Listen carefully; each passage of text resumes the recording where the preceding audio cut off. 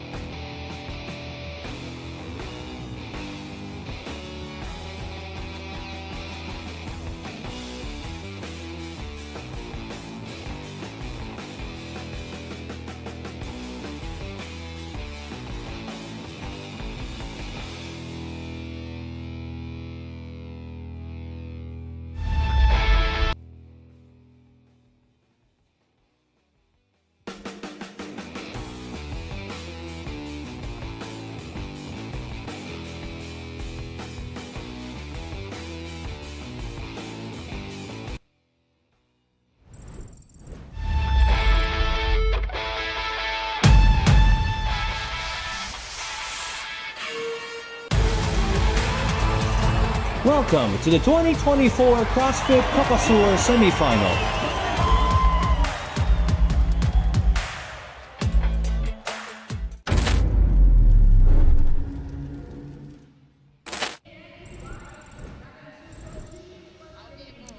Bom dia a todos e todas, estamos aqui diretamente da Arena Carioca 1 no Rio de Janeiro para o COP. I am Lucas Olivieri and I am joined by Kelly Z, who will be commentating. This is the English broadcast. It's also available in Portuguese and Spanish. And it is a chilly day in Rio today. It's 69 degrees Fahrenheit. It's cloudy, which is a great thing because we have 3 team events and 1 individual event. And Kelly, they'll be running outside. They will be running outside today. We have an event that has 5 rounds of 800-meter runs. And honestly, I don't know about you, but when I came, it was drizzling a little, and that might be a good thing to cool down during that event. It might be a great thing. Again, like I said, it is a chilly day in Rio. You might be watching thinking 69 degrees is balmy, but for Rio, it's Arctic conditions. It really is. It really is, but it's definitely going to feel fresh. In the arena, it is warm, and it is about to get heated as soon as we start Team Events 1 today. Lucas, what do we have coming up for us in Team Event 1? What can we expect to see? With Team Event 1, we have 3 heats, each with 10 teams. It's 4 time with a time cap of 25 minutes. It's 30 rope climbs, followed by 120 wall-facing handstand push-ups, then 150 calories on the echo bike, and finishing with a 48-foot handstand walk for each team member. And the athletes that are not doing the exercise have to hold the warm. Now, this is already a very punchy way to start the day because holding the worm is unpleasant to say the least. And this is a very long workout. It's a 25-minute workout. No matter what you're going to be doing, you're going to be holding the worm at some point. And we have 10 teams today. We have 6 teams from Brazil, 2 from Argentina, and 2 from Colombia. So this is going to be a very diverse workout for this first event. You know, when we say hold the warm, people at home might be thinking that's got to be easy, holding the warm, right, Kelly? That's just the rest. It's 3 people. You're dividing the weight over 3 people, but it feels like an NFL athlete on your back. That's right, 365 pounds, which would be the equivalent of the 6th heaviest active NFL player. That is Jordan Mailata, the left tackle for the Philadelphia Eagles, on your back. And we're starting holding that offensive tackle. Athletes are already getting up onto their first rope climbs. Now, reminding we have 30 rope climbs, and athletes can divide this work as they see fit. So we're going to take a look and see how many athletes go unbroken, meaning you don't touch the floor when you come back down from the rope, how many reps each athlete is going to do, because this beginning is kind of going to determine the pace for the rest of the workout. It's also interesting to see the strategies here as they go down from that rope climb because there is no rule. They could just parkour and get the heck out of that top there if they wanted to. Rope climbs are very much a matter of speed and technique, though. If you can quickly come up and quickly come down, it's going to be much easier to transition. However, it is a large volume, and if you do not have good forearm strength, good arm strength, good shoulder strength, and good technique, it can get very exhausting very, very fast. And we have just a lot of just shoulder work in this workout because when we come off of these rope climbs, we're going straight into 120 wall-facing handstand push-ups. And then at the end of the workout, we still have handstand walks for each athlete. So it's very much an upper body loaded workout. That's right. The athletes are still on the rope climb. There are 30 of these. Now, judges are starting to almost raise their hands. I guess that was a false alarm right there. We don't have any hands in the air just yet, but it is going to be interesting to see who comes off these rope climbs first and heads into their wall-facing handstand push-ups. That's right. Now, what would be the strategy here in terms of the pairs, the women and the men? What would you do if it was your team? This is going to depend very much on each of the athletes' capacities and how you want to split this up. If you have an athlete that's very strong upper body, you're going to want to put him where you can get as much volume out of him as you can. So maybe putting him on the rope climbs for a high volume is not going to be that interesting, but then putting him on the wall-facing handstand push-ups could. Because especially handstand push-ups are not a gymnastics movement that many people can call strengths. So if you do have an athlete on your team that can actually call that a strength, you're going to want to use them at that moment. Handstand walking is the same thing. However, handstand walks, it's mandatory for each athlete to do the exact same volume. Whereas for the rope climbs, wall-facing handstand push-ups, and the echo bike, you are going to split that up as the team sees fit. We see athletes starting to look like they're getting a little bit tired with that rope climb. They're either getting a little tired or they're trying to pace themselves. Another thing that you want to keep an eye on is once you start to fatigue, what you really want to be focusing on the rope climbs is getting those feet locked and getting those knees as close to your chest as you can so you can extend up as high as you can.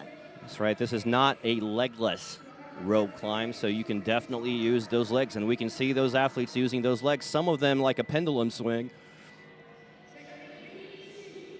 Once with the rope climbs, once your arms start to fatigue, all you're going to have left is your legs to use to swing up. That makes a lot of sense, Kelly. We'll see the athletes switching positions there, holding that lineman or worm, whatever you want to call it. And the curious thing about the worm is the biggest height discrepancy you have in the group, the worse it's going to be because you have an uneven weight distribution. So if you are lucky enough that you have all 4 team members kind of sitting around the same height, it's going to be much easier. If you have a very short athlete like myself and then a very tall athlete, like for example, we have in Heat 3, I think it is, or Heat 2, we have an athlete that's $1.90 m, so it's about 6 foot, 6'1". And if we were to put him and I in the same team with that worm, it's going to be difficult. It's going to be very difficult. It's interesting that you say that. Normally, height is a giant advantage in these competitions, but when it comes to the team workouts and holding the worm... Not always. There's debate over that. There's much debate over that. And you can definitely see that looking at the teams. You can see some worms look like W's. Exactly. The straighter it looks, the better it is. Still in the rope climb here.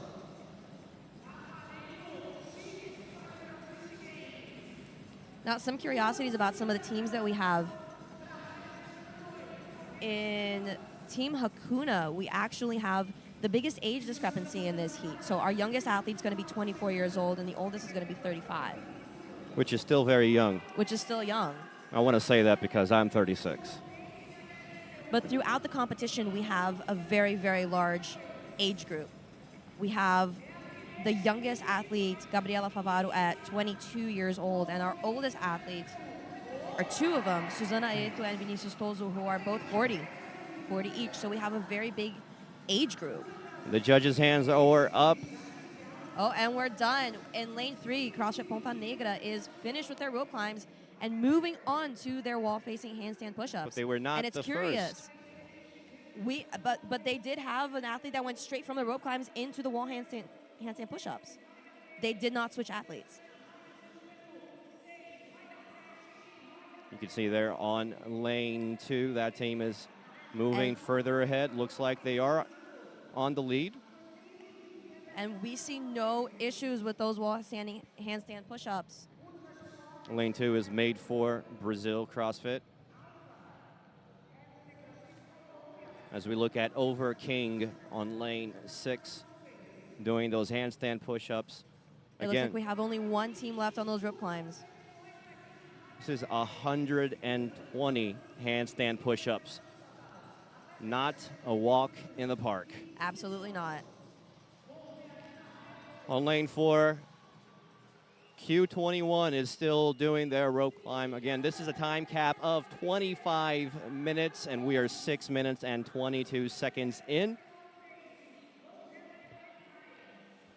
The record on the semifinals for this event, we have Team Invictus at number 1 from the United States, and they had a time of 13 minutes, 20 seconds, which is impressive. And you see athletes starting to switch positions on those worm holds because your back starts to feel it, your shoulders start to feel it, your mind starts to feel it. That worm starts to get very heavy very fast at this point. No, it's meant to be a rest, but it's a CrossFit rest. There is no rest in CrossFit. There really isn't. I like that. There is no rest in CrossFit. You just got to say it in a deeper voice, Kelly. Make it sound cooler. I'm going to leave that to you. You see CrossFit Ponta Negra, they're switching. It is not easy to switch holding that worm. And you can see it in their faces. As soon as they switch and they hand off that worm to somebody else, the relief for a split second, and then you have to get into that handstand position. And it's a split second coming out of the handstand back into the worm as well. But you enjoy that split second. You really do. You really do. That split second is heaven. That's the rest. It's not the worm hold. It's the split second between a worm hold. You have it in transition. It's the transition. That's when you rest.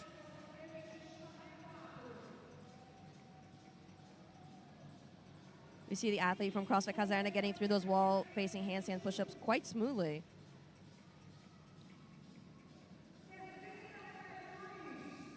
And you can see in lane number 3, that handstand push-up is going at a much faster pace. But you do have to be careful. If you're too fast and you're sloppy, those reps are not going to count. And you definitely do not want to get no repped on a handstand push-up. Especially when your teammates are looking on.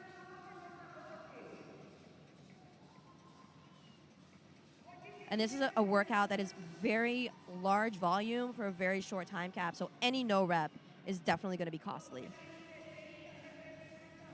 I mean, 120 handstand push-ups followed by 150 calories on the Echo bike and a 48-foot handstand walk for each athlete. And we see a judge with a hand up in lane 6. So we have Over King CrossFit finishing up their wall-facing handstand push-ups. And they'll be proceeding to the Echo bike. We're at 9 minutes and 13 seconds for event 1 for the teams. And Over King CrossFit is moving on to their Echo bike calories. And it's interesting that you mentioned that height difference there, but there isn't that much of a height difference in this team. Doesn't look like it. That worm is straight. And as I say that, it starts looking like a W, but he's about to get on that Echo bike. It was a very quick optical illusion. Optical illusion. It's a mirage is what it is. And you see how athletes are switching up positions to try and find a comfortable way to hold that worm. There is no comfortable way. There really isn't. The least uncomfortable way, I think, is the correct way to say it, Kelly. 150 calories on the Echo bike. That is lane 6, Over King CrossFit from Brazil.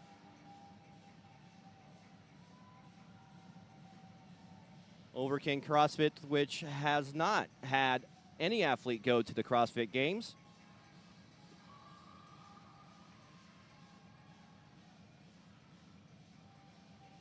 We see Alex Leonardo coming off the Echo bike, finishing his set of calories. And they're leading by a large margin. We don't see any hands up from judges for the rest of those wall-facing handstand push-ups just yet. And that is Jonathan Silveira taking over for... And he's gunning it on that Echo bike. He is saving nothing in the tank.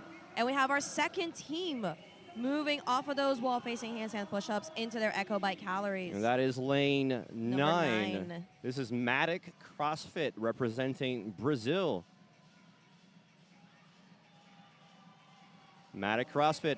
Also, no athletes have gone to the CrossFit Games.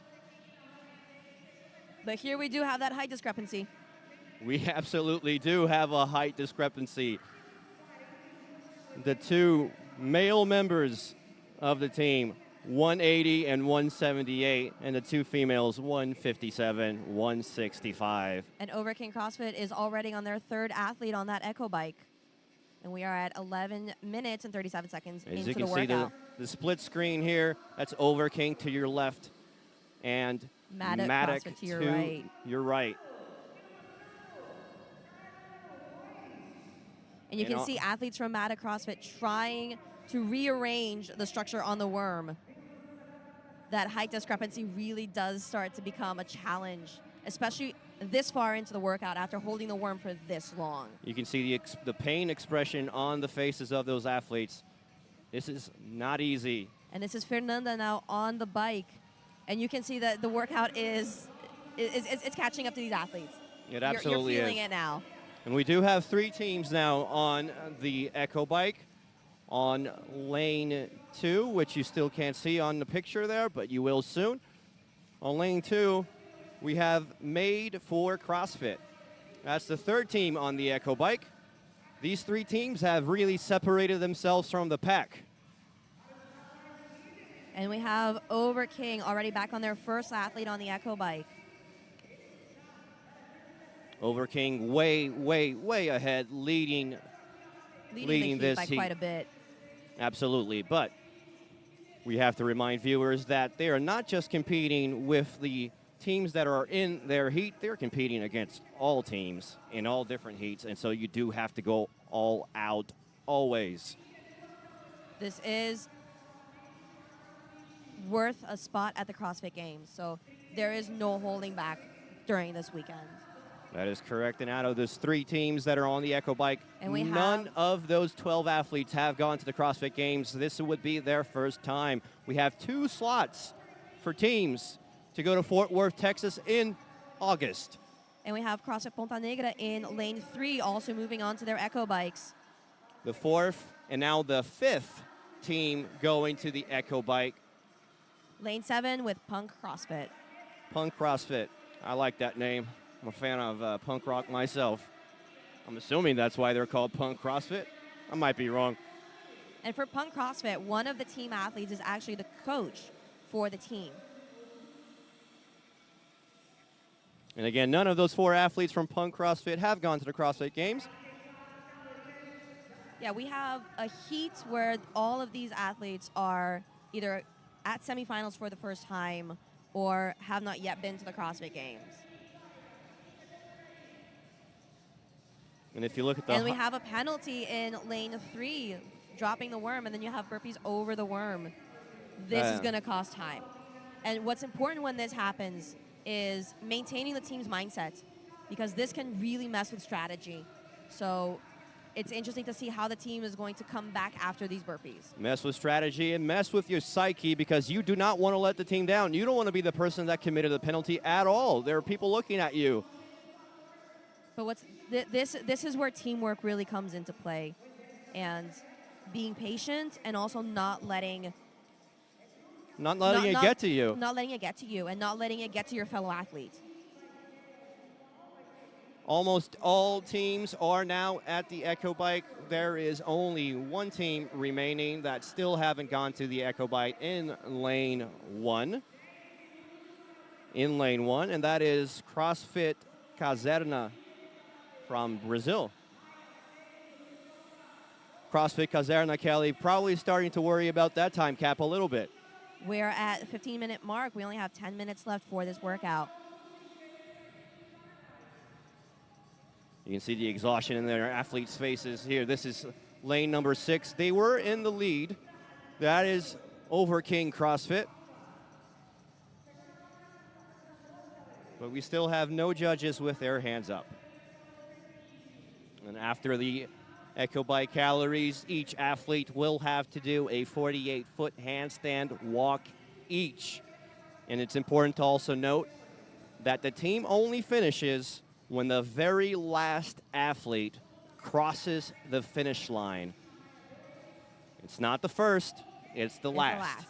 And we see athletes going wild on those Echo Bikes trying to get this done. It's a little bit of desperation, a little bit of exhaustion. And a lot of grit. We don't see any actors here, because some of these are actors, and they're on the Echo Bike just trying to look like they're calm and collected, but we don't see a lot of that. You're the actor, Lucas. You're the actor. I could do that. Believe me when I say the pain you see in those faces are very, very real. We call those method actors, Kelly. I love the wind, though. You can see that there is wind. Cool you off a little bit.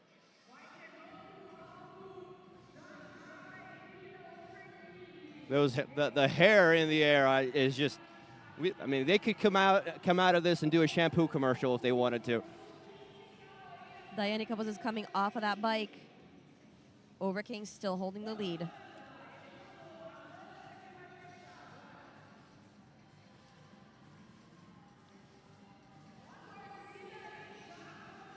No judges with their hands up still.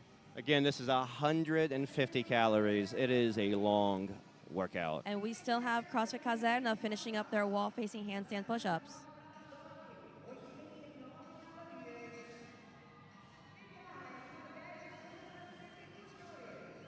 That is right on lane 1, CrossFit Caserna there.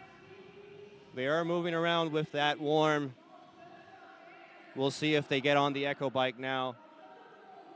But no, they're still doing their handstand push-ups. They're definitely starting to worry about that time cap. Again, 25 minutes, a very long workout. And we only have 7 minutes left on that clock.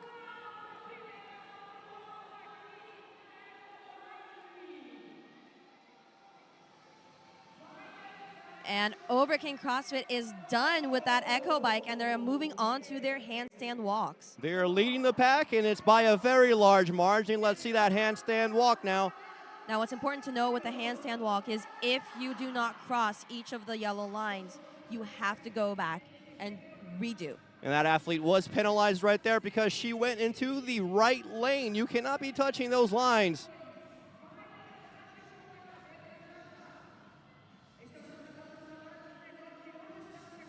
And Over King CrossFit has their first athlete over the finish line. Over King CrossFit, the second athlete now with the handstand walk. They're leading by a very, very large margin. We see no other judges with their hands up at all. Over King is holding steady with that lead, and by quite a lot. That is the They're second gonna finish athlete that well crossed that under finish the line. time cap. Third athlete now, only 2 more remaining for Over King, and they want the crowd to get behind them. That third athlete is taking her time, trying to be very careful not to get penalized here. After all of the shoulder work and all of the upper body work, these handstand walks cannot feel good right now. And the third athlete has now crossed the line. It is the last One more. athlete for Over King. And this handstand walk is absolutely no issue. No issue at all. He has 4 We're legs, gonna really. have And on the second lane, we have the second team. And Over King Over just King is finished with an well unofficial time. under the time cap. Unofficial time of 19 minutes and 54 seconds. On lane 2, we have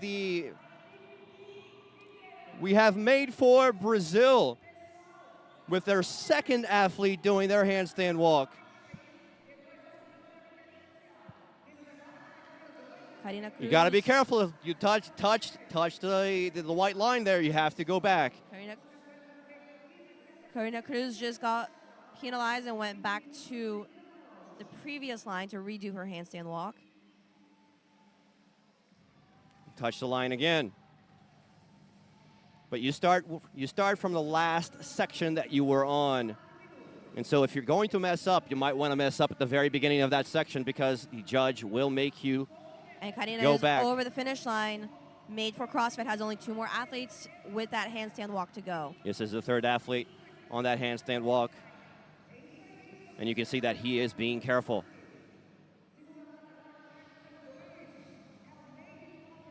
"21 minutes, only 4 minutes left. And there are no other judges with their hands up in the arena for teams finishing that echo bike. Made for Brazil, last athlete on the handstand walk.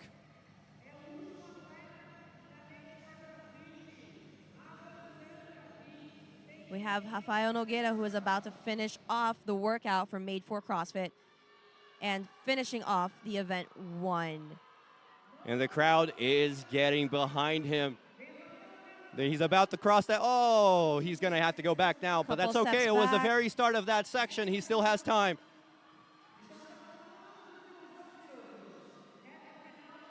Shoulders have to be burning right now.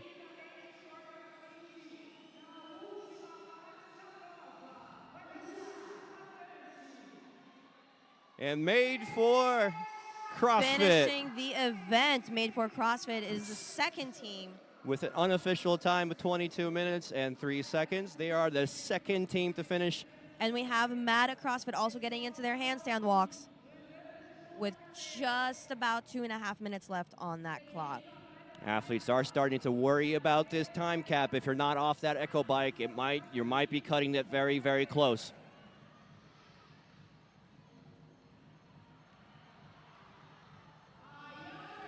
And Fernandez also going back a couple steps to redo that handstand walk.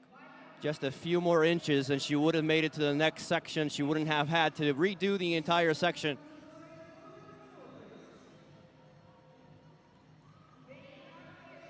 But she turns on the almost turbo, there. gets the second wind. Oh! And another penalty.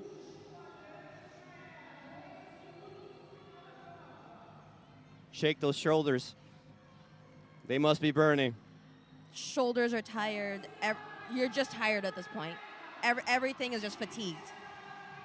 And she's through to the And we finish have line. Hakuna CrossFit also on their handstand walks. And that is not an issue for Hakuna CrossFit.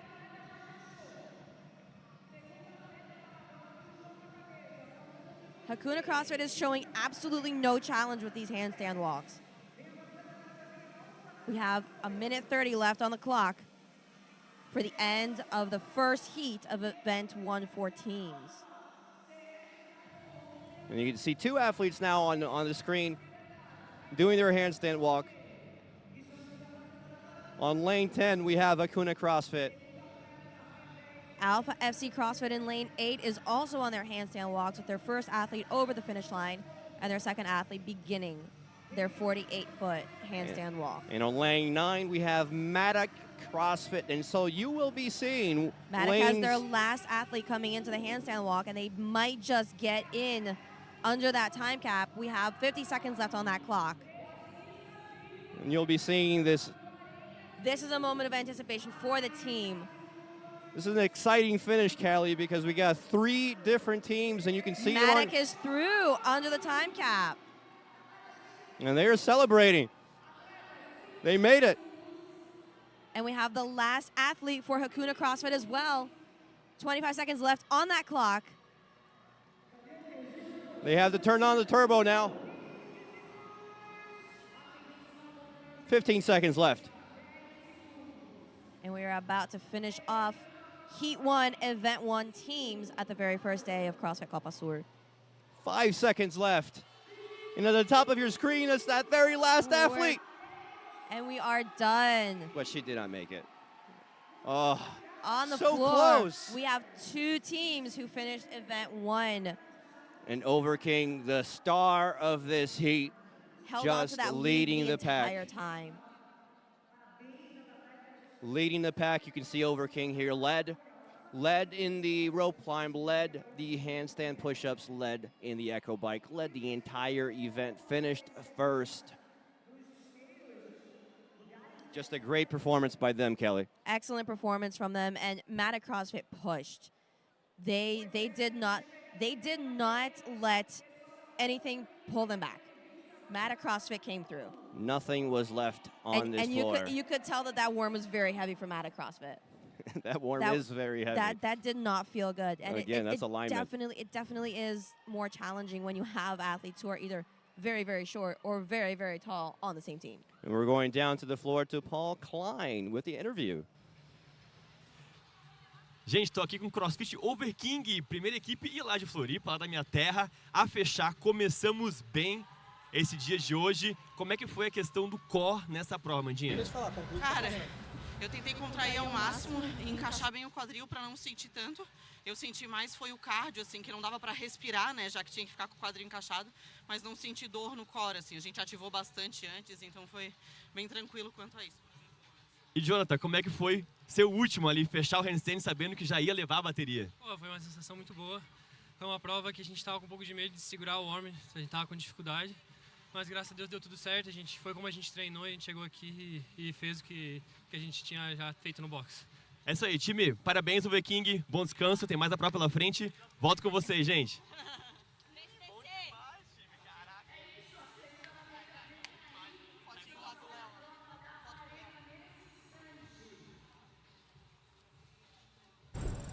Nossa trajetória é agora, é estar presente em todo lugar e inspirar um estilo de vida saudável e seguro, ajudando a cuidar de você. A direção que vamos seguir é nosso, seu e de todas as gerações. Hoje, meu microfone estava baixo? Me falaram que estava estava ok antes. Eu falei mais. Que atendem as mais diversas necessidades. Inovare, presente nos maiores campeonatos de CrossFit do Brasil e da América do Sul. Inovare, presente no seu espaço.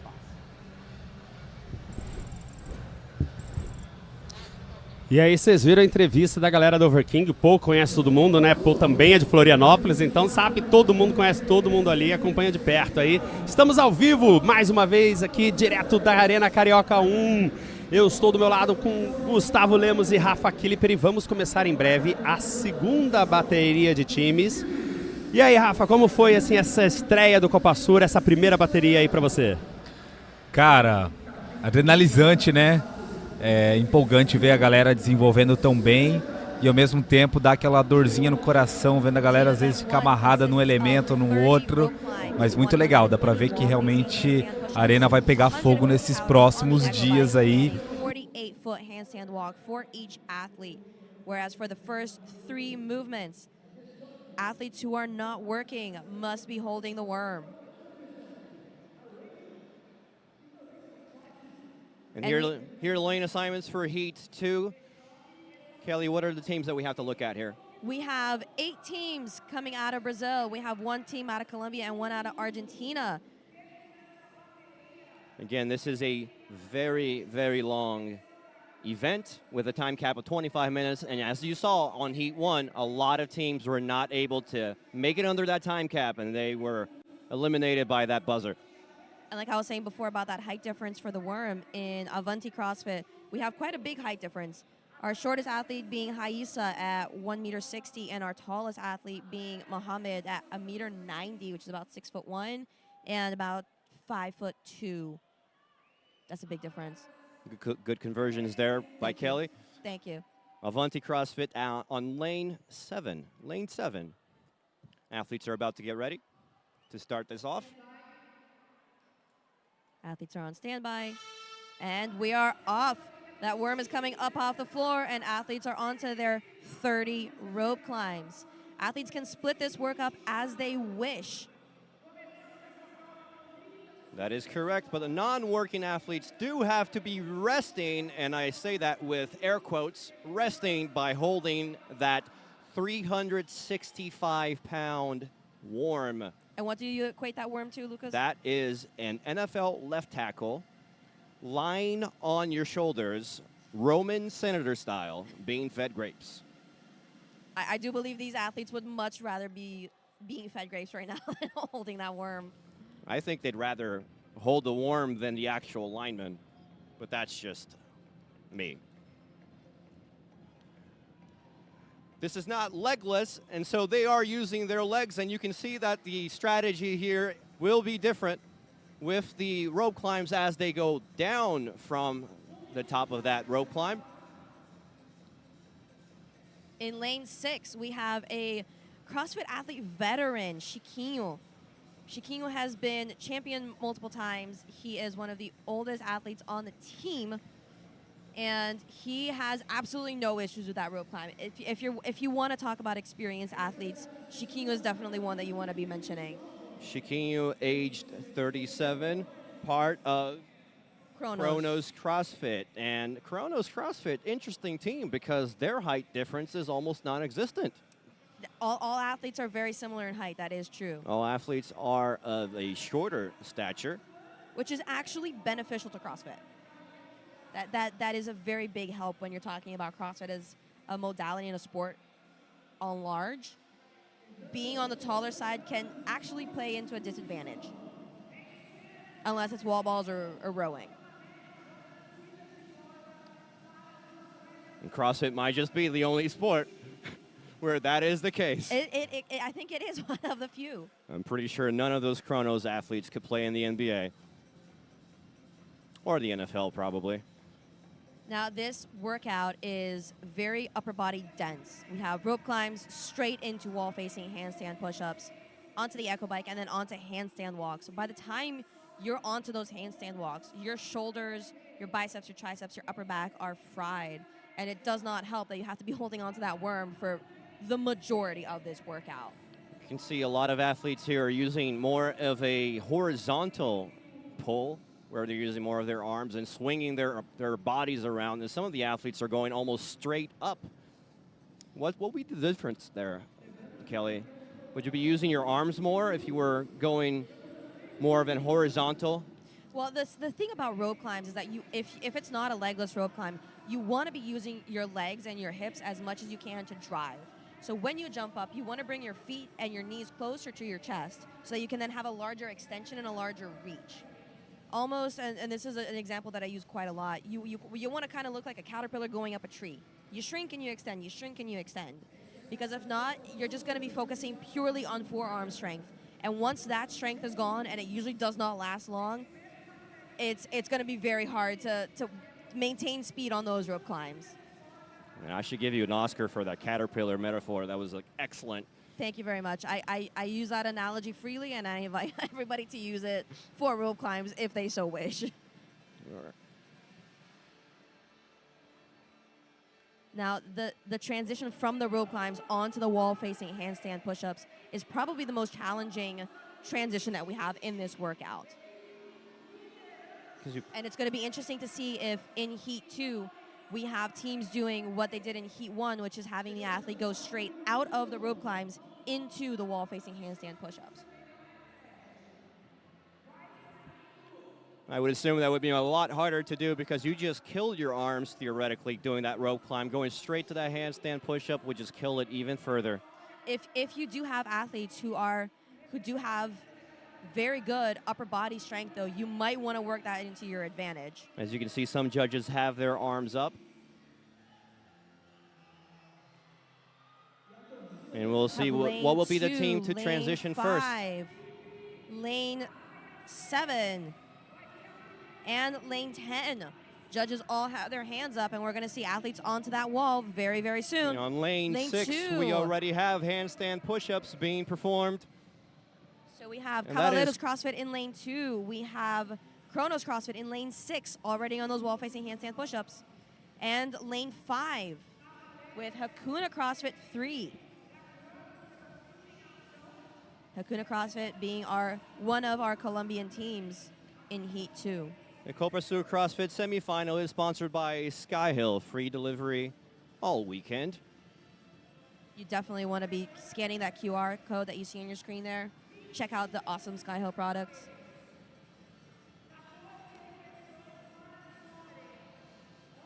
And we have quite a few teams already on those handstand push-ups. We have lane 2, 3, 4, 5, 6, 8, and 9, and 10. We have very few teams not on the handstand push-ups. It looks like lane 1 is the only team that is still doing their rope climbs, and that is CrossFit Le Huit. I believe that's how you pronounce it? Yes, and CrossFit Le Huit, we have actually a games athlete. Susana Eto is a former games athlete. And also our masters athlete on this team. Susana Eto is a very young 40. A very young 40. And extremely impressive. Susana Eto has held her ground when it comes to CrossFit and is a reference in Brazil. Well, 40 is the new 20 is what I always say. It definitely is. Which would make me about 16 years old. You're a minor, Lucas. Should you be here?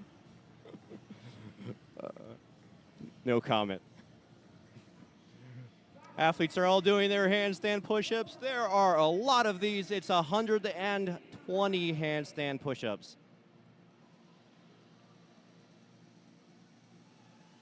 And you can already see athletes holding the worm, feeling the burn, switching positions, laying it on one shoulder, switching to another shoulder, having it across both shoulders on your back. And you're just, it's like trying to find a comfortable position on an airplane in economy. You just keep squirming around trying to find a comfortable spot, and it's just impossible. There is no comfortable position in economy class. No. You can see all those athletes, pretty much all of them, with their hands on their hips as they're holding that worm, quote-unquote, resting. On your hips, on your knees. And we see athletes in lane 5 from Hakuna CrossFit 3 hunched over with that worm, literally across their backs. Now, the thing about wall-facing handstand push-ups and handstand push-ups in general, but definitely wall-facing, is it's pure shoulder work. So once you fatigue, it just becomes very hard to knock out another rep.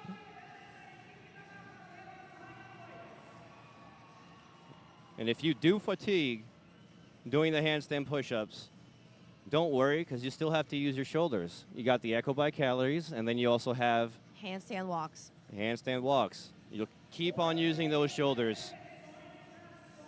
You got to feel the burn, and you got to embrace the burn. You gotta love the burn.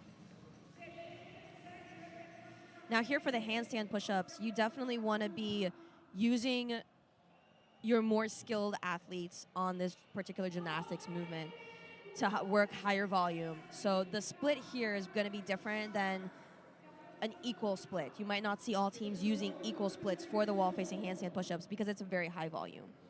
So if you do have an athlete who cannot call that a strength movement, like it's not in their wheelhouse, you don't want to put them to do 30, 40 reps. But if you do have an athlete that has no issue with it, you're going to want to use them a little bit more. And the judges' hands are up there on lane 6. And they are moving. Kronos CrossFit moving that worm out from the back and getting onto their Echo Bike calories. And look how straight that worm is, Kelly. Again, the height difference here. It makes a difference. The height difference makes a difference. The height difference makes a difference. And Chiquinho is going all out on that bike.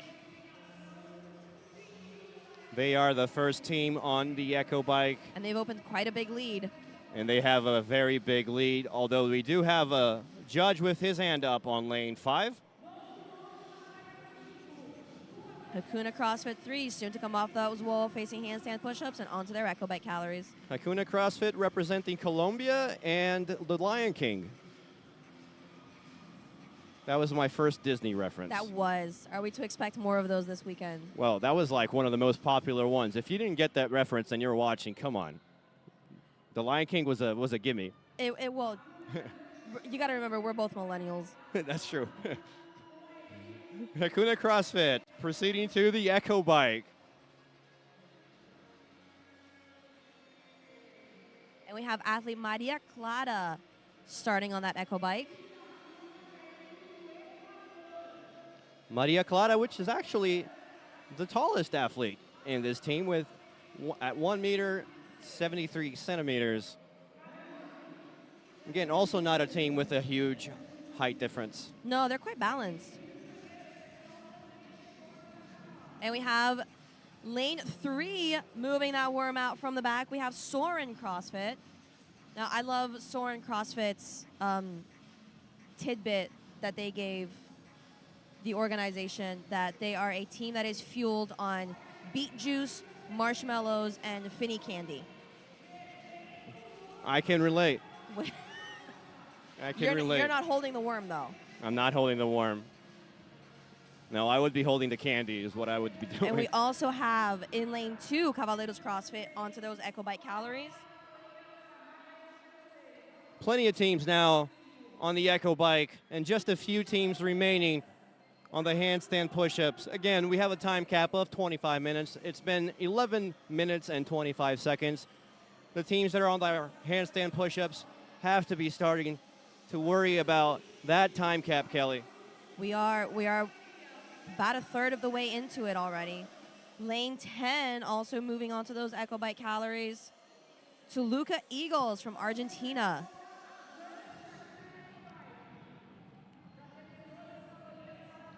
And only 2 teams now remaining doing their handstand push-ups still on lane 1 and on lane 10. Lane 4 moving forward, BRV CrossFit from Brazil.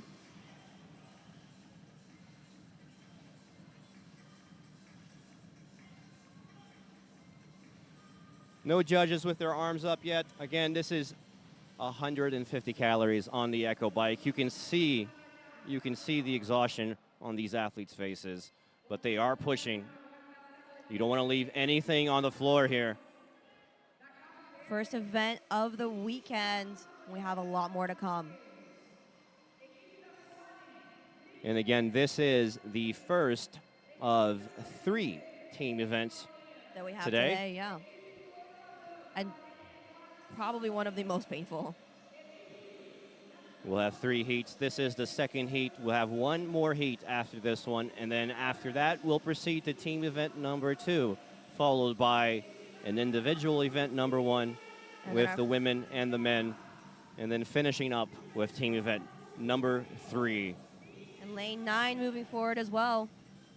So Vitória CrossFit More, also from Brazil.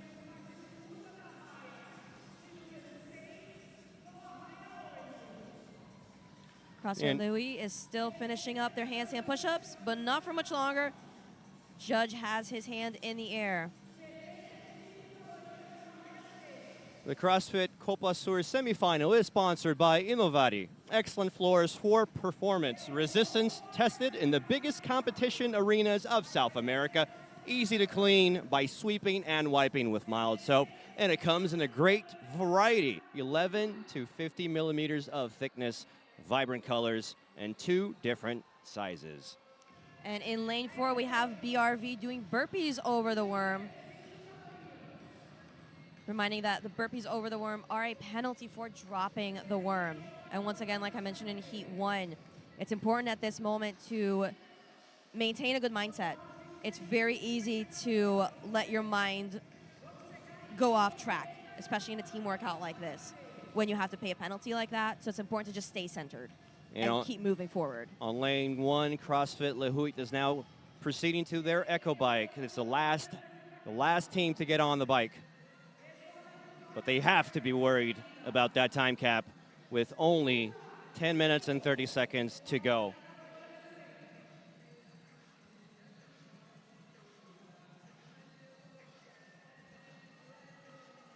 No judges' hands up yet. 150 calories. It's a very long event. And the Echo Bike is no easy feat. The more tired you get, the more the Echo Bike starts to drag, and the heavier it feels. This is the one point in the workout where you're making your legs really do all the work, and it just hurts.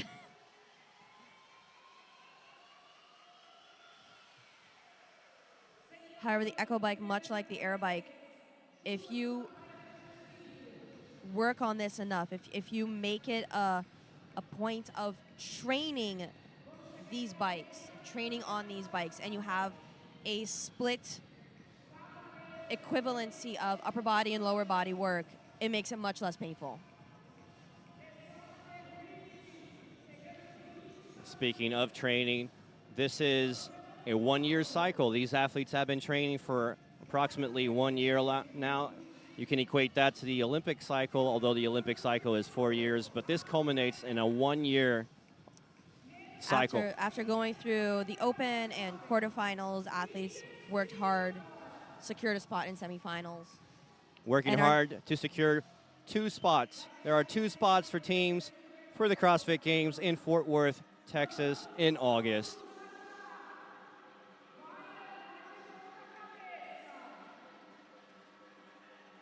We still see no judges with their hands in the air, so teams are still chasing those 150 calories on the Echo Bike. And again, the record for this team event, Event 1, belongs to Invictus from the USA with its astonishing 13 minutes and 20 seconds. In Heat 1, we had 2 teams close out the event. Overking finishing with an unofficial time of 19:54. Again, no judges, no hands are up yet. That is the time to beat so far.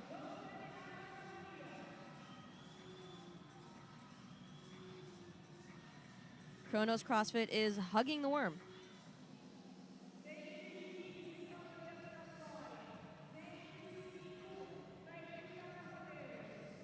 They have to be starting to get concerned with this time cap of 25 minutes as we are approaching 18 minutes on the event time.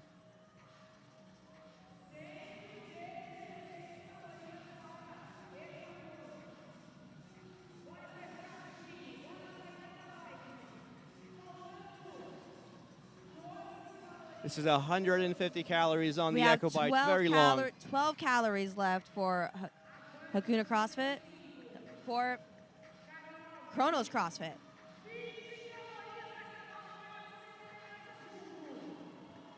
$20 calories left in lane 8. And I can see a judge with the hand up. And Shiking was calling the crowd. Shiking was calling in the crowd. Kronos CrossFit is about to move on to their handstand walk. And the crowd is giving him the support that he wants. And that support makes a difference. It definitely makes a difference. Does. And First athlete is on his handstand walk. And Brazil is known for having a very supportive crowd. That is true. First athlete there on the handstand walk, getting very, very close to that white line. You cannot touch that white line. They will make you go back. Jackson, and he's about to cross that line, and he's the first one to cross the line.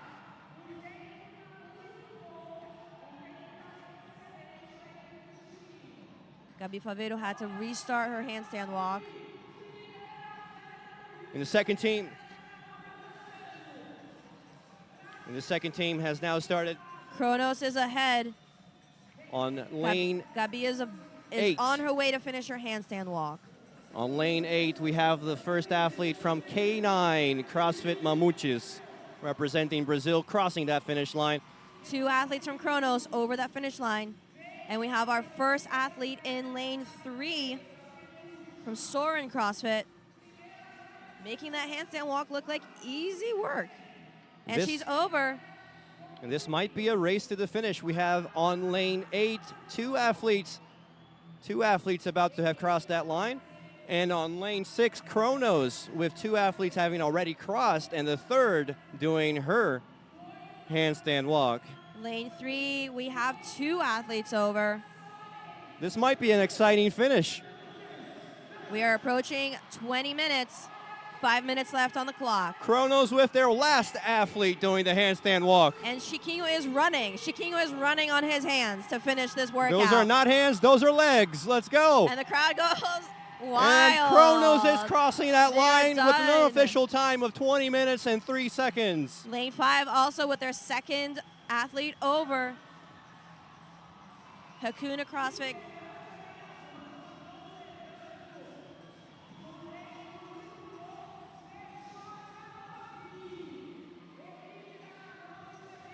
We have lane 7. On lane 8, K9 is also done.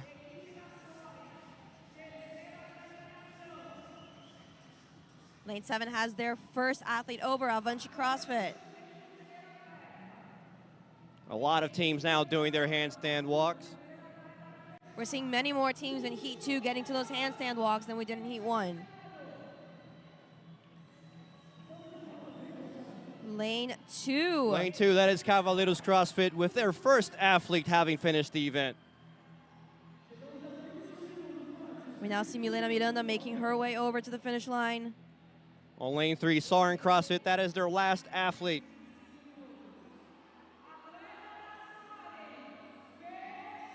And Soren CrossFit is through with an unofficial time of 21 minutes and 15 seconds. And we still have 3 teams working on that Echo bike.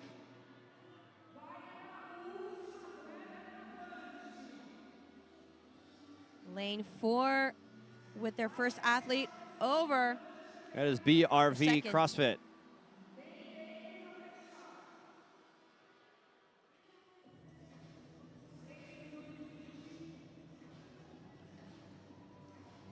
And we are coming up to 3 minutes left on the clock to finish off Heat 2, Event 1 here at CrossFit Copa Sur. And on lane 4, that is the athlete from BRV CrossFit. About to finish her handstand walk. And she is through. We have 3 teams left on the Echo bike in lanes 1 with CrossFit Lehui, in lane 9 with Vitória CrossFit Moore, and lane 10 with Toluca Eagles. And you can see there on the corner of your screen, the athlete is just trying to rest from Cavaleiros CrossFit. And this is lane 4, BRV CrossFit. With their third athlete through, 1 more to go, and they're also going to come in under the time cap. Only 2 minutes and 20 seconds left on this event. BRV about to finish. And they are through with an unofficial time of 22 minutes and 50 seconds. Cavaleiros CrossFit. Good strategy there by the athlete. Cross the yellow line. And so you don't have to backtrack all the way to the beginning of that last section. You can start from the beginning of this section. And in lane 9, our first athlete is going on to his handstand walks. This is Milena from Cavaleiros CrossFit, and she is struggling with only 1 section left, but the crowd is getting behind her. Oh, and she's got to go back.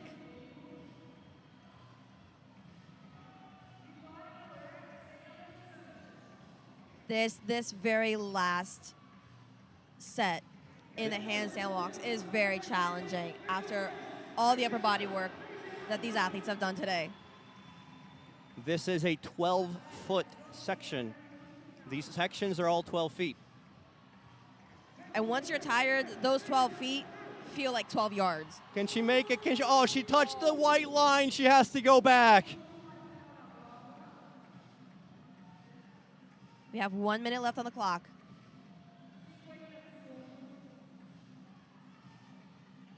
And this team still has 2 athletes to do their handstand walk, and so they're not going to make it.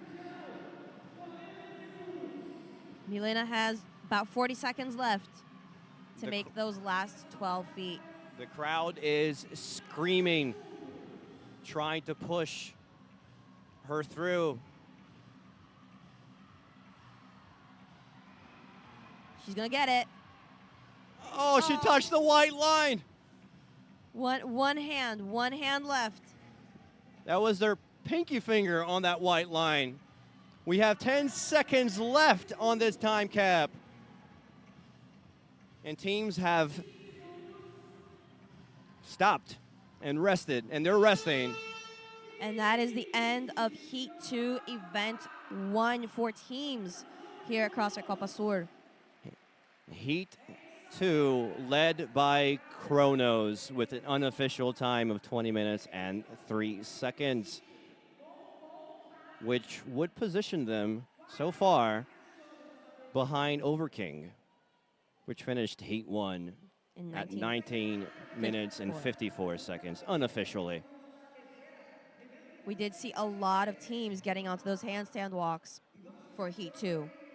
Many more than we did for Heat 1. This was an exhilarating heat. This definitely was.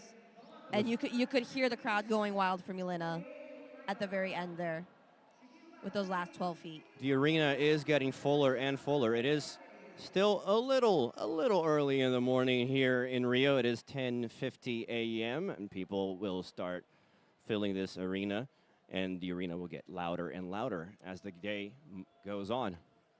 You can definitely feel the energy. And we're going to the floor with Paul Klein. E olha com quem que eu tô aqui, vencendo a bateria, Chiquinho Tim, galera da Kronos. Primeira pergunta, eu sei que é uma prova que dependeu muito dos 4, principalmente quem estava trabalhando, os outros todos segurando a warm. Como é que foi isso para vocês? Nossa. Nossa, essa é a resposta. A gente treinou muito essa prova, a gente repetiu várias vezes quem ia ficar em tal lugar, mas chega aqui é tudo diferente. Cabeça, quem tá aguentando mais, sobra muito nas costas, sobra muito na frente, mas foi cabeça, exato, força de vontade de ganhar. Chiquinho, última bike, faltando poucas calorias, chamou a galera, eu jurava que você ia sair e pegar o recente volta, tá? Aí você olhou, não, calma, vou fechar a prova. Como é que foi isso? Experiência, né, cara? Toda a estratégia. A gente tem 4 bons atletas. Eu podia sair em primeiro, por quê? Se eu podia ir mais lento. Deixa eles irem que estavam descansados do cardio, eu vou por último. Eles fizeram a parte dele, e aí eu fechei correndo, vamos dizer assim. Esse é o negócio. Galera, parabéns, essa foi a equipe Kronos, eu volto com vocês lá em cima. É com muita alegria que a Brave é a patrocinadora oficial do Copa Sul 2024. Estamos muito felizes com esse feito e queremos que você desfrute de uma experiência inesquecível.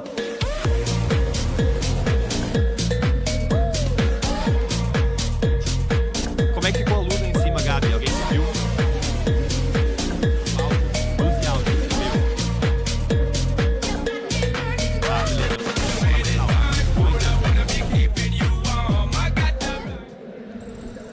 E estamos de volta agora, vamos ter a última bateria aí, os times mais bem classificados após as quartas de final. Vocês viram aí o Chiquinho falando, né? Então estou um berro no nosso ouvido, mas animado aí com o primeiro resultado. Olha, Leina Seinemann para vocês, na raia 1, CrossFit Medeiros, na raia 2, Bustido CrossFit, raia 3, CrossFit Toluca, raia 4, Vitória CrossFit. Raia Vitória CrossFit Centrum Força, raia 5, a R1 CrossFit Mayhem Unit, raia 6, Vitória CrossFit Centrum Movimento, na raia 7, Q21 CrossFit, raia 8, Temple SA CrossFit Blast 21-23, raia 9, Vitória CrossFit Team Hungry, na raia 10, WTC CrossFit Black Team. E aí nessa bateria que nós teremos aí a bateria principal, nós temos o time que é o time a ser batido, que é o time que vai estar na raia de número 5, a R1 CrossFit Mayhem Unit. É o time que ficou aí na 3ª colocação no mundo nas quartas de final. Então é um time que apesar de ser, né, o time argentino, é um time que só tem uma argentina, que é a Melina Rodrigues, mas tem o tem o Santi Comba, o Piero Gorichon e a Maria Camila Quinteiro Sepúlveda, cada um de um lugar da América do Sul. Né? O Santi Comba, ele é uruguaio, o Piero Gorichon é chileno e a Maria Camila é colombiana. Então eles se juntaram aí para fazer que de fato é o super time da América do Sul. E aí, Rafa, pode ser até uma injustiça, né? Porque fica difícil competir com um time desse nível e desse porte. Mas nós temos bons times, fala aí. Cara, a gente tem excelentes times, né? A galera do Brasil vem desenvolvendo um senso de produção de atletas cada vez níveis mais altos. A gente vê times aí já mais experientes também brasileiros, que já tem aí uma boa consistência, equalizando bem suas habilidades, né? Os treinadores muito bons. Então a gente vai ver uma briga muito boa aí, né? Vamos acompanhar que vai ser uma briga excelente. E esse destaque desse time, todos os atletas já competiram no CrossFit Games e eles ficaram top 3 mundial nas quartas de final, né? Então são favoritíssimos a uma vaga esse ano. Então vai ficar de olho, a gente também tem na rede número 8, a gente tá vendo o Fábio De Kik, do Team Blast. His legs at all almost at the bottom there. Well, rope climbs have different strategies. If you can jump high enough and catch that rope in the middle and then just finish it off, it makes it 10 times faster. Make it a jumping exercise. Absolutely.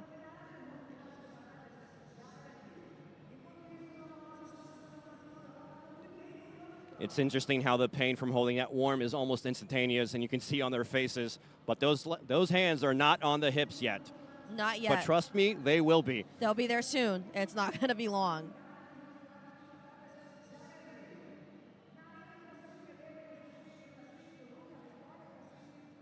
We see athletes getting through these rope climbs so far with no issues at all. They're starting to switch. Warm starting to bother there, switching that head position. And again, when it comes to rope climbs, you definitely want to be using the height to jump up onto the rope and also be using your legs. The closer you can lock your feet and bring your knees into your chest, the more you can extend and the quicker you're going to get up that rope. And again, you can get down from that rope as however you wish. Pablo Chalfun there on the corner of your screen, making his way up that rope in 2 pulls.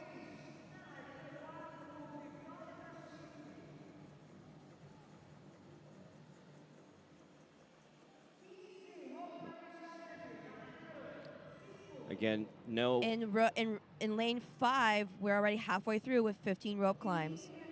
But no judges have their hands up. Again, this is a very long event.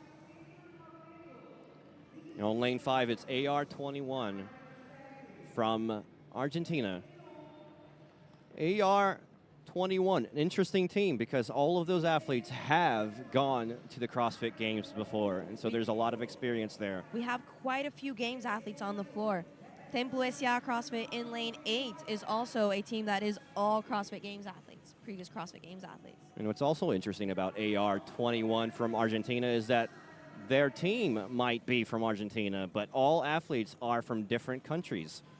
We have Melina from Argentina. We have Santiago from Uruguay. We have Piero from Chile and Maria from Colombia.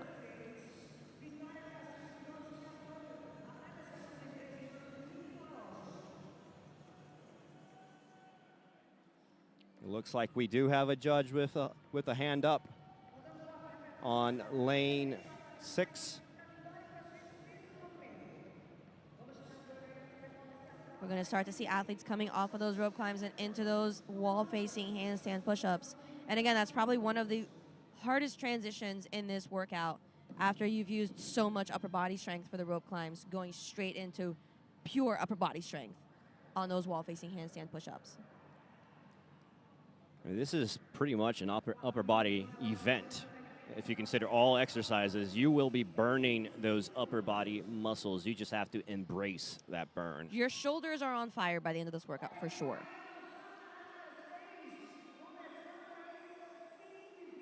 And in lane 6 with Vitória CrossFit, we have those handstand push-ups underway. And this is one of the Vitória CrossFits because there are so many of them.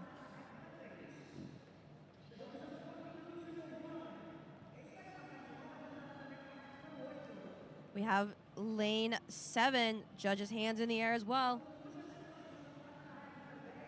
And Q21 CrossFit starting their handstand push-ups, as well as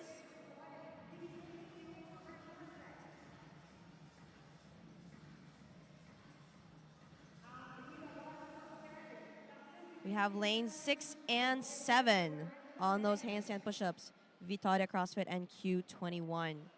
The Copa Sur CrossFit semifinal is sponsored by Skyhill. Free delivery all weekend.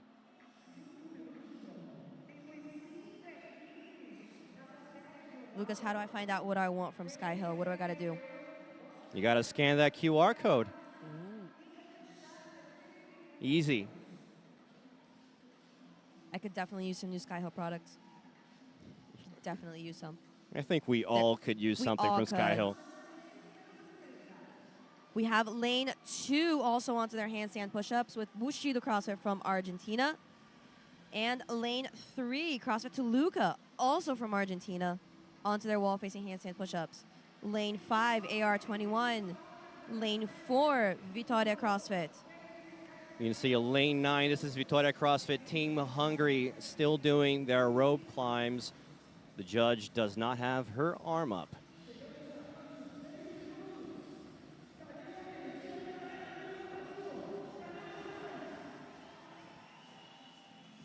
Skyhill, free delivery all weekend.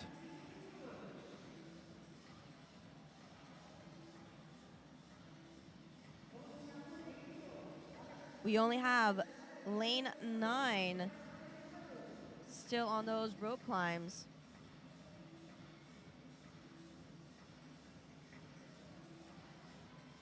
Lane 9, Vitória CrossFit Team Hungary, one of the teams from Vitória CrossFit. And there are many of them. And they are also now onto their wall-facing handstand push-ups. Athletes have 120 reps to complete of wall-facing handstand push-ups. And you definitely want to be using your strongest athlete in handstand push-ups for this portion of the event. Because once you fatigue, and it's very hard to knock out another rep. All teams are now doing their handstand push-ups. You see here on the screen, Vitória CrossFit Team Hungary, WTC CrossFit Black Team, Q21 CrossFit, and Tempo SA Blessed 2123.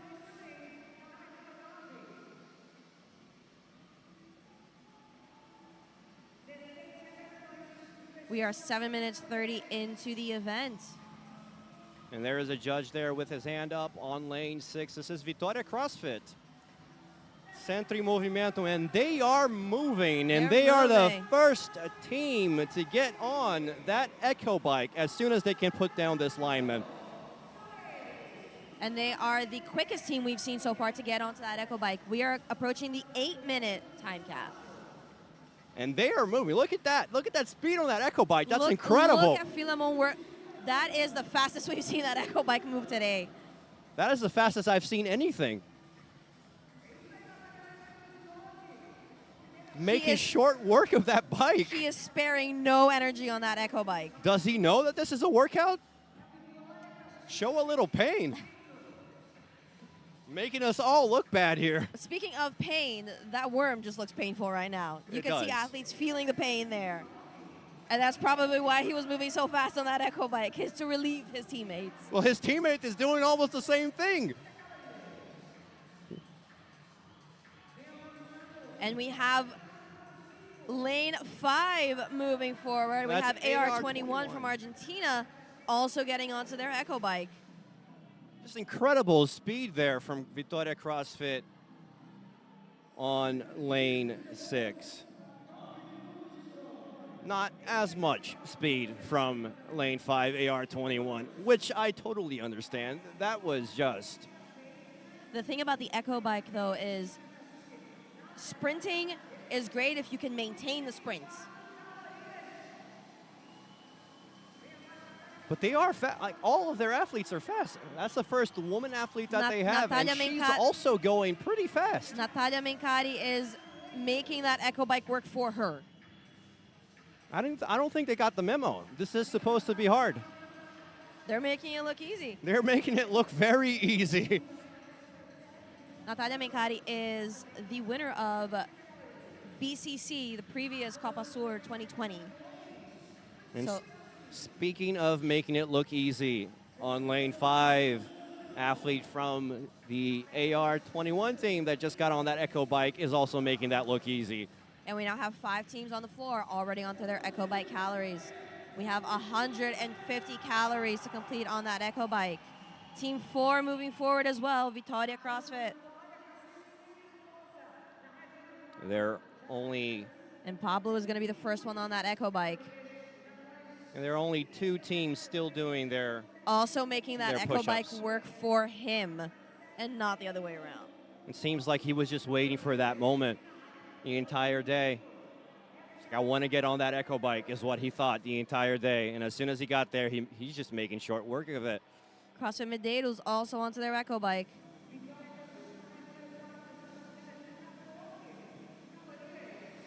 And when you're coming out from under the worm, you definitely want to make sure all your teammates are sturdy and structured with that worm so that you do not drop it. Because if that worm does get dropped, you do have to pay a penalty of synchro burpees over the worm. And this is a very large volume workout for a 25-minute time cap. You do not want to be wasting any time having to pay that penalty. That is the least thing you want to do, is add burpees to this already very, very long event. That worm is definitely, literally and metaphorically, weighing on athletes.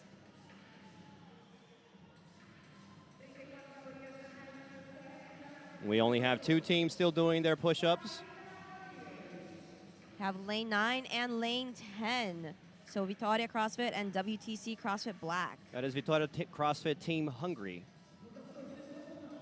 And on lane 10, WTC CrossFit Black Moving now forward. moving to their Echo Bike. And we see their Filemon back on that bike. It doesn't look as smooth as it did the first time. It does not. It does not. He did rest a little bit there on that bike at the very end. I saw what he did. That's good strategy. But he did lose a couple of seconds, but that's when you rest.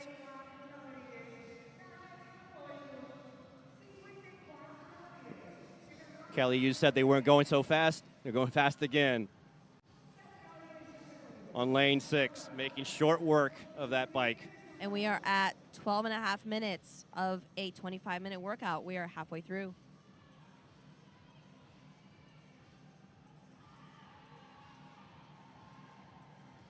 The crowd is starting to make a lot of noise here. But judges do not have their hands up yet.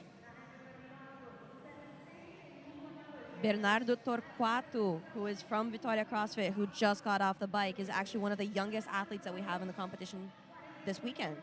He is a mere 20 years old and already showing what he came That is to do. incredible. If he goes to Fort Worth, Texas, there will be no drinking. There will not be any drinking, that is correct.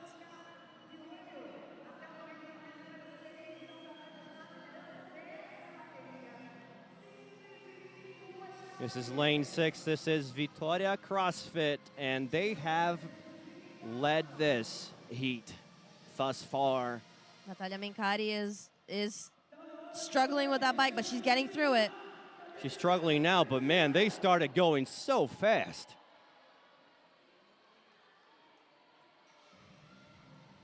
Sprinting on the Echo Bike is definitely a feat. It is not an easy thing to do. The Echo Bike gets very heavy, very fast.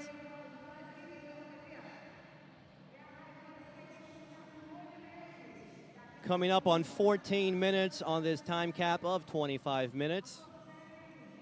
All teams are on the Echo Bike, and no.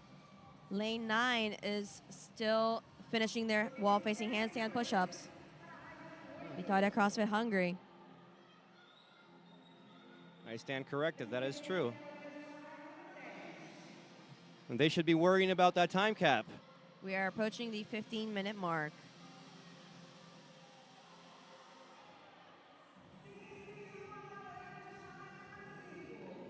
You can see as soon as those 100. athletes get on that bike, they are looking at that little screen there. And we're past 120 calories in lane 5 with AR 21 from Argentina. From Argentina, but really from South America, as they represent so many different countries, each athlete representing a different country. True enough.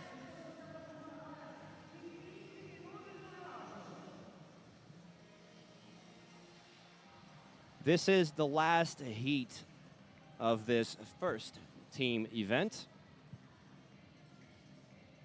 One of the longest events that we have in the Copa Sur semifinal. 25 minutes to 25-minute time cap.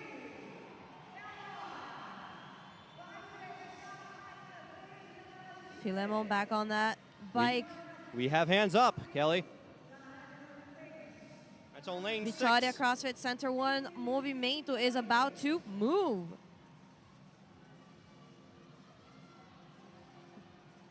And there was Setor 4, one of our youngest athletes this weekend, 20 years old, onto his handstand walks.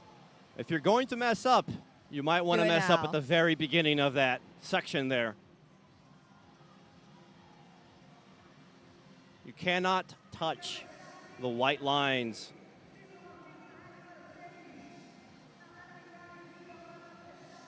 Seems like she got away with something there, because I did see a little touch on that white line. She did not have to go back. And she's through. And she is the first one through. The Copa Sur CrossFit semifinal is sponsored by Skyhill. Free delivery all weekend. And also amazing CrossFit equipment.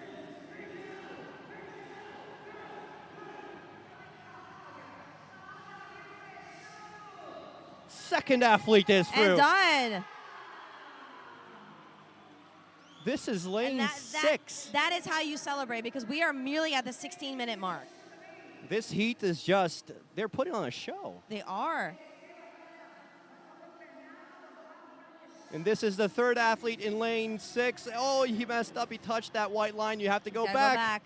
You have to go back. Have athletes in lane 5 running through that handstand walk. Lane 6, that's the third athlete. That's Melina Victoria Rodriguez is CrossFit. through. Melina Rodriguez, our winner of BCC 2020.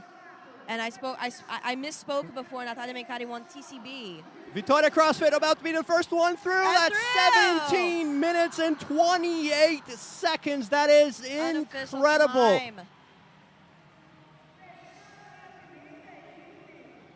Leaving every other team in the dust. This is lane 5. This is AR21, the multinational team.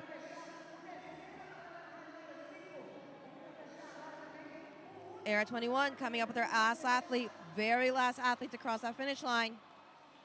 Again, making these handstand walks look easy.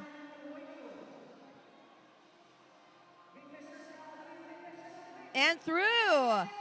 AR21 representing South America. South America represented with an unofficial time of 18 minutes and about 13 seconds. And we had 2 athletes there in lane 8 and 7 crossing the finish line at the same time.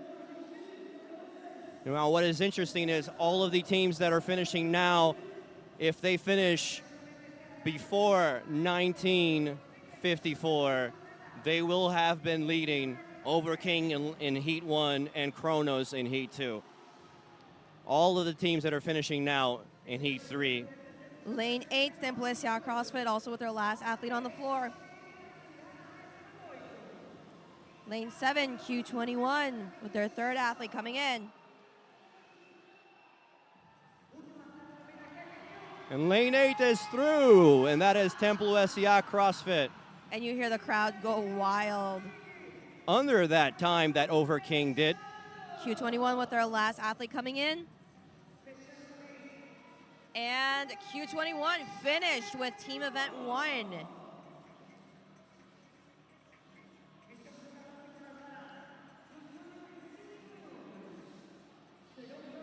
All of these teams that have Athletes finished from on CrossFit. Heat 3 right now, they would be placing against themselves and not really against the other heats, as they are below the time pre-established that Over times. King performed in Heat 1.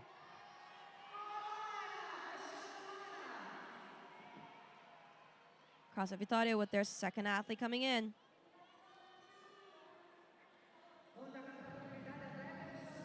We are at the 20-minute mark of a 25-minute workout.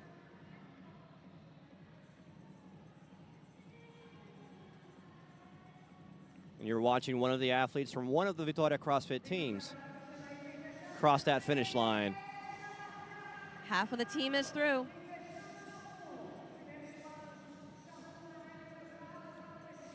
Exhaustion taking over. That's when you rest. That's Kelly? when you finally rest. Yeah. That's when you rest in CrossFit, and it still doesn't feel good. It's part of the event there. Pablo Chalfun being sent back to start again on this 12-foot portion of a 48-foot handstand walk. He has to be careful with that right hand there, getting very close to that white line on the right. And he's going to get through. Only one athlete remaining. Last athlete to come through now. This is lane 4. One of the Vitória CrossFit teams. Mateus Gomes making his way to the end to finish the workout for Vitória CrossFit. More reps. And through. We have the first athlete from Bushido CrossFit about to finish her 48-foot handstand walk. Bushido CrossFit representing Argentina. And none of those 4 athletes have been to the CrossFit Games. There is a bit of a race there between 1 and 2. That is Thomas Bushido Arroyo CrossFit. is through. Bushido CrossFit and CrossFit Medeiros on lane 1. Both with 2 athletes through. You see Paula Martinez making her way. You're watching Bushido CrossFit on lane 2. That is the third athlete. Paula Martinez is through. Bushido CrossFit with their last athlete on the floor. Luis Dota making his way to the finish line.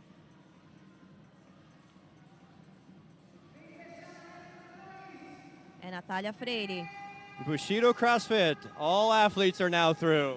Natalia Freire from CrossFit Medeiros on her way through. She has to repeat that last section. Last quarter. Each one of these sections are 12 feet long. And if you're going to mess up, you might want to mess up at the very beginning there. We have just over 2 minutes left on the clock. This is lane 10, WTC CrossFit Black. From Argentina. And the last athlete from CrossFit Medeiros. CrossFit Medeiros about to finish at Eduardo Queiroz is going through, and they're done. unofficial time of 23 minutes and 10 seconds. We have just over 1 minute and 30 seconds. CrossFit Toluca is about to get off of that echo bike and onto those handstand walks as well. Judge has his hands in the air. And they are done. Minute 30 left on the clock. And CrossFit Toluca is starting their 48-foot handstand walks. And on lane 9, we have a penalty as they are doing their burpees. That is Vitória CrossFit, Team Hungary. And this is lane 3. Toluca CrossFit. Toluca CrossFit from Argentina. Crossing that finish line. That is their first athlete. Only 50 seconds left. No issues here with the handstand walk for CrossFit Toluca. We're focusing now on lane 3. This is CrossFit Toluca because they have 35 seconds to get 2 athletes to cross that finish line. And Frederico Martin is running on his hands. He's got jet engines there, making short work of the handstand walk. And he is through. 20 seconds CrossFit left for that Toluca with their last last athlete. Delfina Cohen making her way to the finish line. You got to be careful with that right 10 hand. seconds left. Will she make it? 5 seconds. 2 seconds. 12 more feet to go. So close. So close for CrossFit Toluca. Just an incredible heat 3, exhilarating from start to finish. Absolutely. Led by Vitória CrossFit, one of the Vitória CrossFit teams, with an unofficial time of 17 minutes and 28 seconds. Blazing CrossFit fast. Center 1 force. Blazing fast. Overall leader so far, I would say, unofficially. Unofficially, our Event 1 team champion. And then followed by AR21, representing almost the entirety of South America. Each member coming from a different country. All Spanish-speaking countries, with an unofficial time of 18 minutes and 13 seconds. Just a great heat. It was a very exhilarating heat to watch. Vitória CrossFit Center 1 force. We have Pablo Chalfun with one of our first CrossFit Games athletes to represent Brazil. Luana Soares, who is also a veteran with incredible Tô aqui com o performances Vitória over the CrossFit last year. levando a bateria, Paul 4 Klein. atletas super experientes. Eu sei que essa prova consumiu o core de vocês, mas vocês dominaram a prova desde que entrou rope climb, face wall, bike e handstand walk. Como é que foi isso, Claudinha? Foi muito legal, a sincronia desde o princípio. Elementos muito bons para o nosso time. O time está bem sincronizado e viemos para brigar. Próxima prova, gente, prova que depende de todo mundo, provinha de carga para os times. Como é que tá a expectativa, Filemon? Tô sabendo que peso alto vem, né? Cargas altas vêm, mas a gente está preparado, a gente testou todas as provas. O nosso time também está muito sintonizado, a gente está um pelo outro, está curtindo o momento, na verdade. Momentos como esses são únicos e a gente vai aproveitar cada pedacinho alegremente e dando o nosso máximo. Último momento, deixa um abraço pra galera que tá assistindo vocês em casa, continuar assistindo, torcendo pra vocês, estamos só começando o Copa Sul. Bora, galera, ó, assistindo a gente até amanhã. Domingo ainda tem o individual, né? Então, torcendo aí, assistindo pela live, assistindo pelo YouTube, acompanhando o nosso Instagram. E também, quem é aqui do Rio, chega pra cá assistir na arena. Mandou o recado, gente. Obrigado, esse foi o Vitória CrossFit, eu volto com vocês.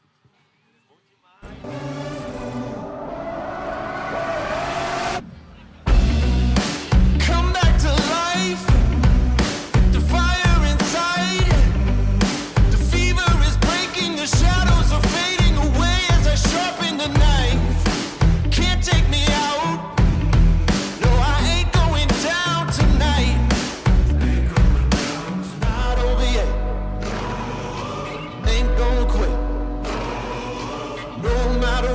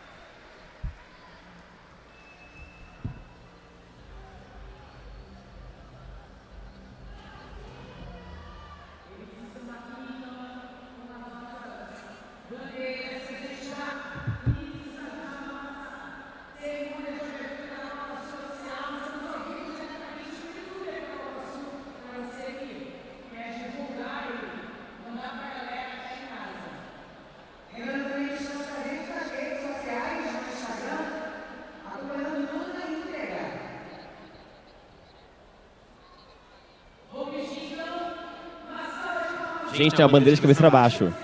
Tem uma bandeira de cabeça para baixo. Do lado da gente.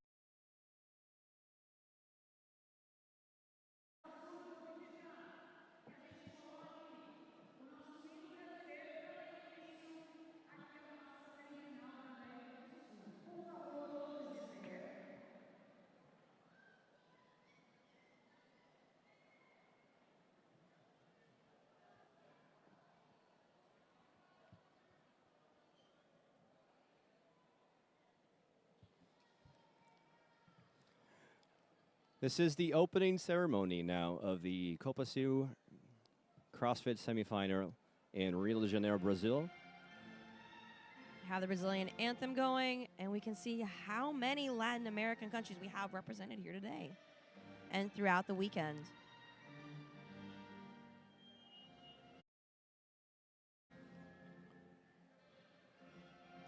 This is the Arena Carioca in Rio de Janeiro, Brazil. This is actually the Olympic Park where Rio held in 2016 the Summer Olympic Games.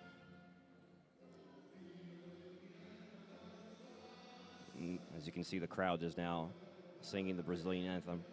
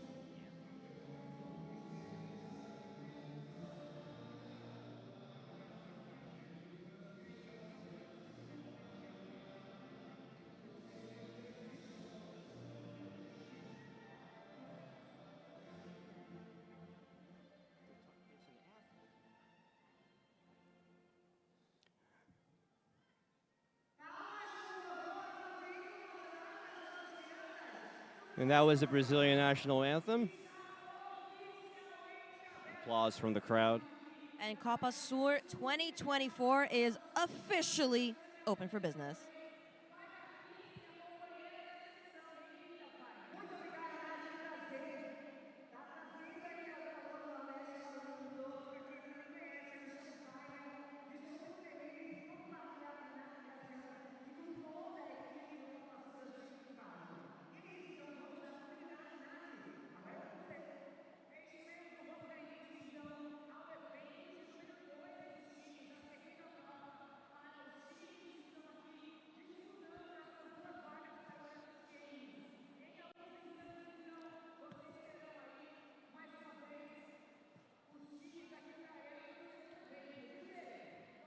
We just had a great team event one to start the Copa Sul Semifinals 2024 here in Rio de Janeiro, Brazil. We had 3 different heats. The first heat led by Overking, the second heat led by Kronos, and the third heat, exhilarating third heat, led by Vitória CrossFit. And now we are going to start to see those barbells come into the arena for team event 2, which is a max load complex of 3 cleans, 2 front squats, and 1 jerk. Come back to life. The fire inside. The fever is breaking. The shadows are fading away as I sharpen the knife. Can't take me out. No, I ain't going down tonight. Not over yet. Ain't gonna quit. No matter what. Never lay down, never give up.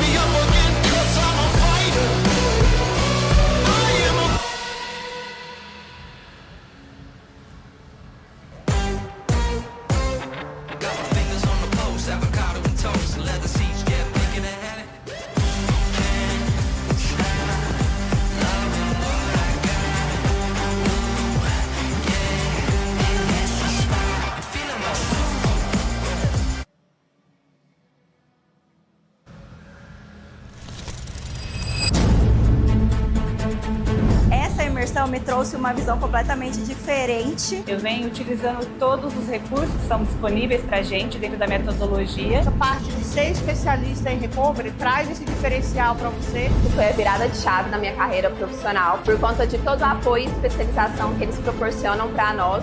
E com certeza hoje foi uma das melhores escolhas que fiz na minha vida. É com muita alegria que a Brave é a patrocinadora oficial do Copa Sur 2024. Estamos muito felizes com esse feito e queremos que você desfrute de uma experiência inesquecível.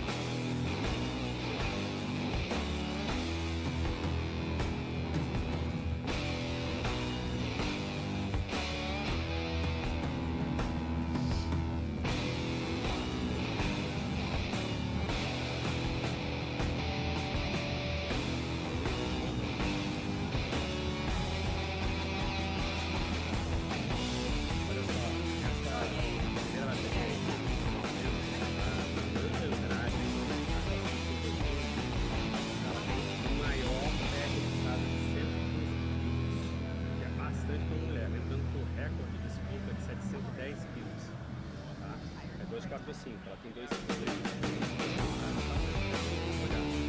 Interessante das mulheres aqui que tem bolsa, tanto também passaram a bem, né, bem alta, e a alta é de ser a cabeça da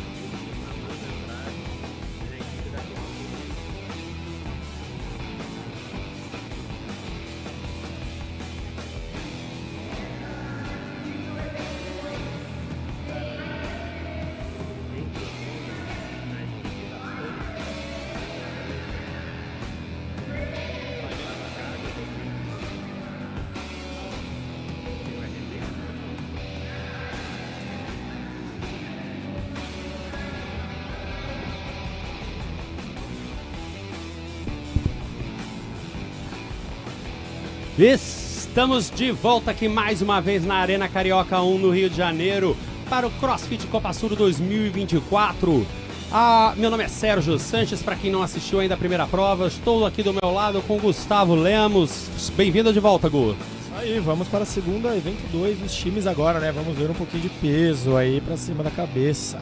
O que, obviamente, todo mundo gosta de ver é grandes levantamentos, grandes cargas. Kelly Z commentating, and we have Paul Klein on the floor doing interviews.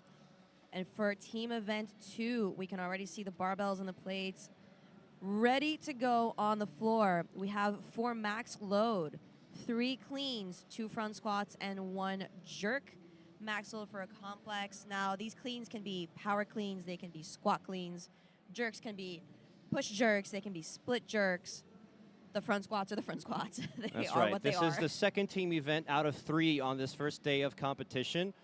And the women will start and have a 7-minute window.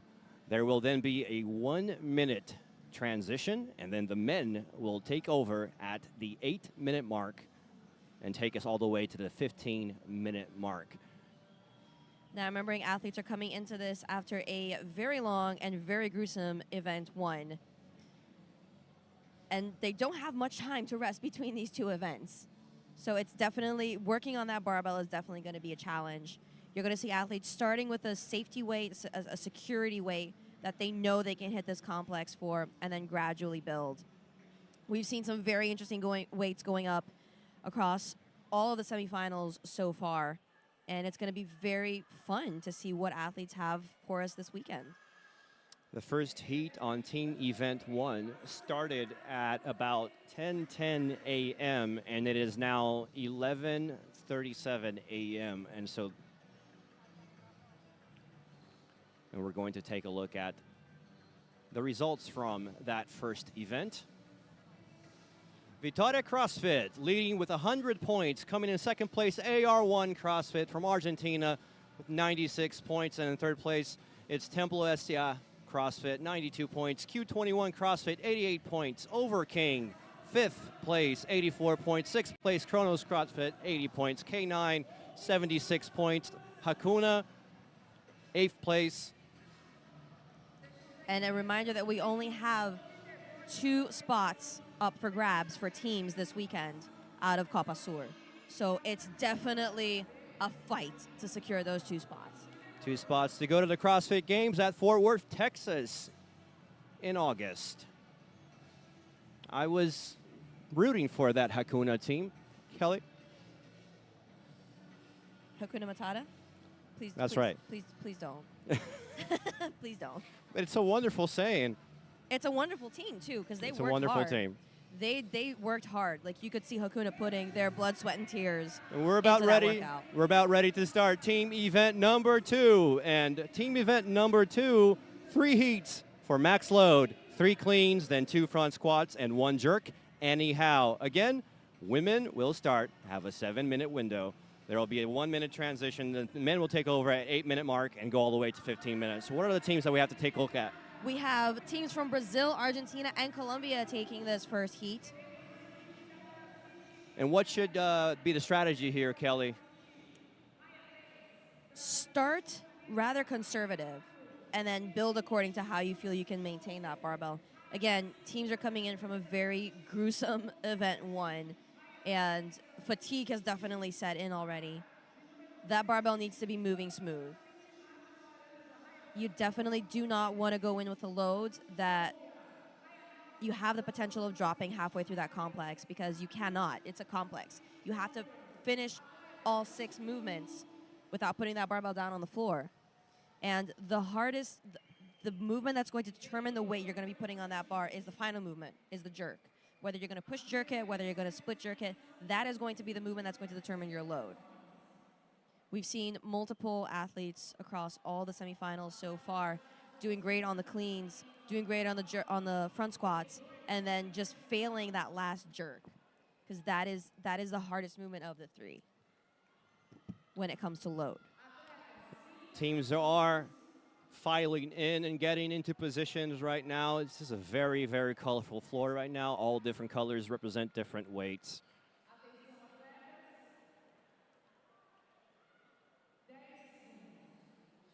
We got 10 seconds to start this event. Right now, you see all barbells set up with 125 pounds on the bar, 2 45-pound plates. And we are off. Athletes are setting up their bars. We see a lot of green plates and orange plates being picked up. You're looking at lane 8. That was Alpha FC CrossFit.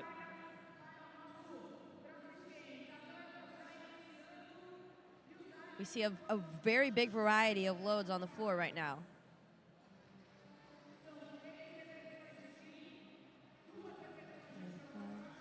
We see barbells loaded with 175 pounds, 165 pounds, 185 pounds. 185 pounds made to look easy from CrossFit Q21. 175.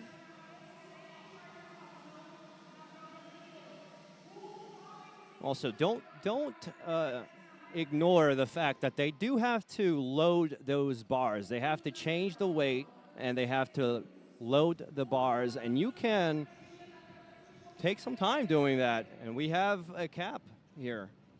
This is why it's very important to go into these workouts with a structure and a map of what weights you're going to do.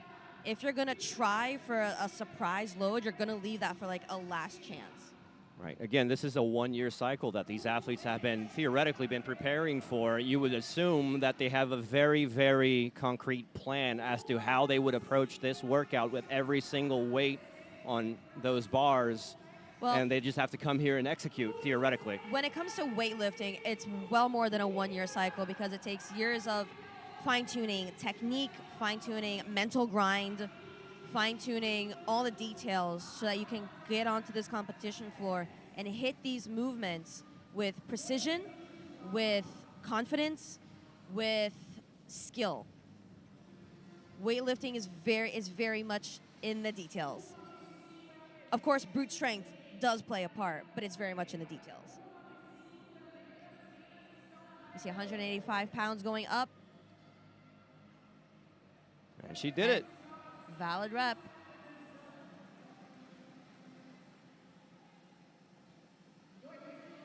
So far, athletes are making it look easy. We still haven't had 185 pounds for Made for CrossFit.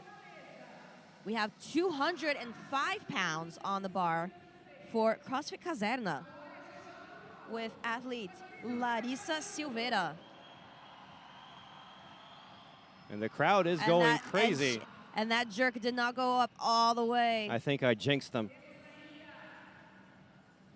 We see 195 pounds from WTC CrossFit Wolfpack from Argentina.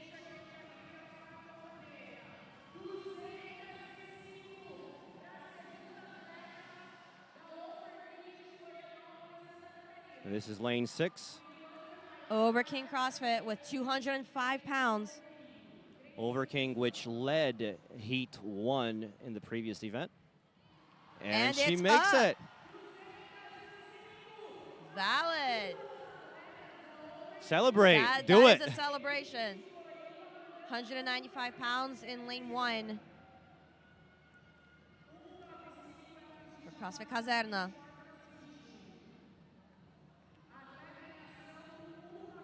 Marina Fernandes onto her jerk. That was very close. Just missed it. The CrossFit Copa Sur semifinal is sponsored by Skyhill. Free delivery all weekend.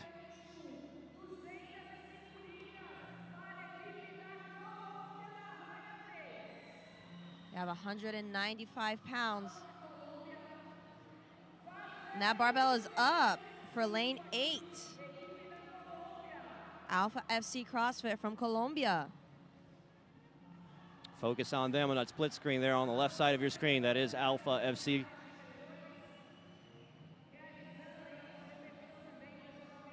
And now on both sides of the screen, because why not?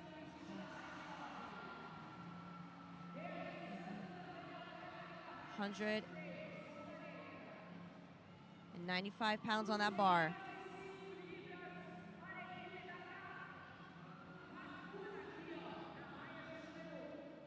We're approaching the 5-minute mark. 165 pounds.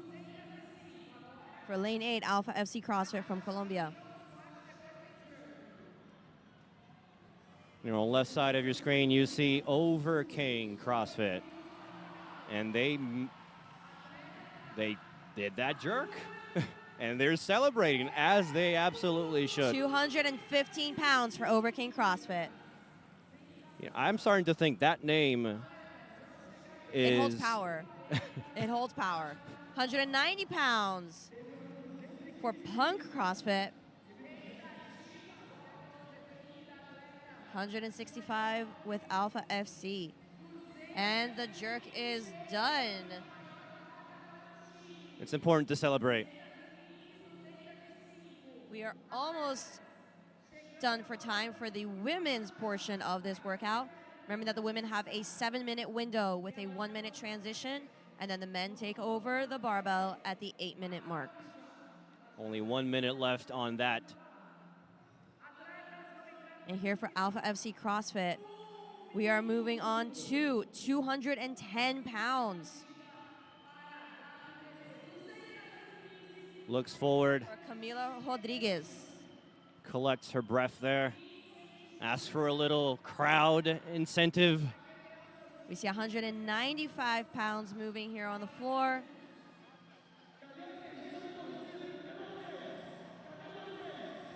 $215 for Q21 CrossFit Monster from Argentina. And the jerk is up. 215 pounds. 215 pounds. You have to celebrate that extra hard. We see WTC CrossFit Wolfpack from Argentina on the screen. There are 15 With seconds 195 pounds. 10 seconds left. That was a good effort. That was a good effort. 5 seconds left. 3, 2, 1. And the now women are done. We have a we're- 1-minute transition time for the men to take over at 8 minutes. That's right. What are the loads that we're expecting now, Kelly? Anywhere from 255 upwards, probably. I would say a minimum of 225. So we're looking at 100K there. But we have very strong athletes on this floor. We have very strong athletes on this floor.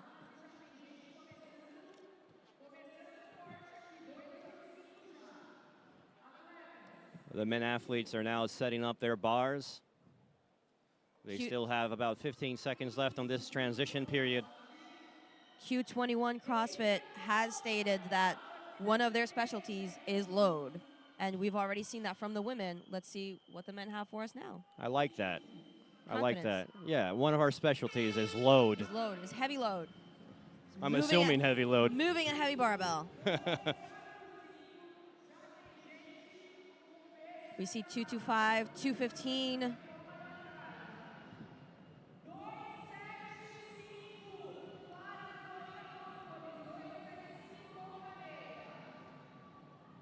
We see these barbells moving smooth so far. That is Lane. That's Over King at 275. Just starting off as kings. As kings. The name holds power. It does. We see here lane 6, Over King dominating the floor. Lane 5, WTC CrossFit getting ready with the second load. WTC CrossFit Wolfpack on the right of your screen. And CrossFit Ponta Negra on the left. With 275 pounds in the air. They looked at the kings and said, I'll do that too. 265 for WTC CrossFit Wolfpack from Argentina. And that barbell is moving very smooth. There were no issues with those power cleans. WTC CrossFit Wolfpack has not gone to the CrossFit Games yet.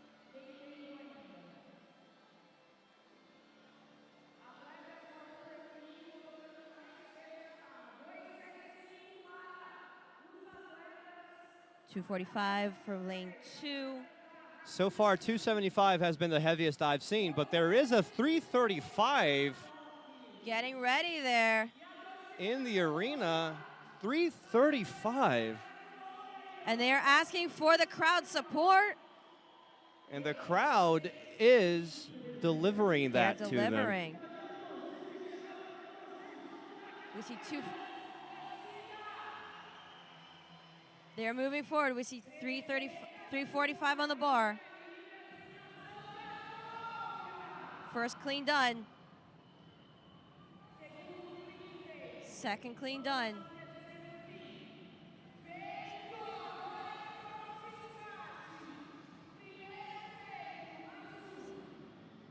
On your screen, we see 345 about to go up into the air. And he does it! Does it! Wow. That is Alpha FC, FC. CrossFit. From Colombia. And they saw that 275 over Kings. They said, hold my beer. Hold my protein. Hold my protein shake. Hold my protein. I apologize. The beer is only after the weekend. Is after there everything's there done. no whey protein beer? No, there is Well, not. maybe there should be. There should be. I think we should call upon our I'm- viewers. I might just have given the internet my $1 billion idea. And we see 295 on the left of your screen in lane 1 with CrossFit Caserna. We see Matheus Goma.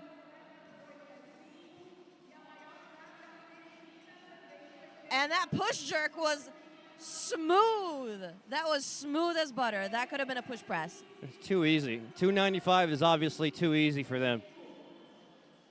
Approaching the 12-minute mark. We see 235 on the left of your screen. Again with Alpha FC CrossFit.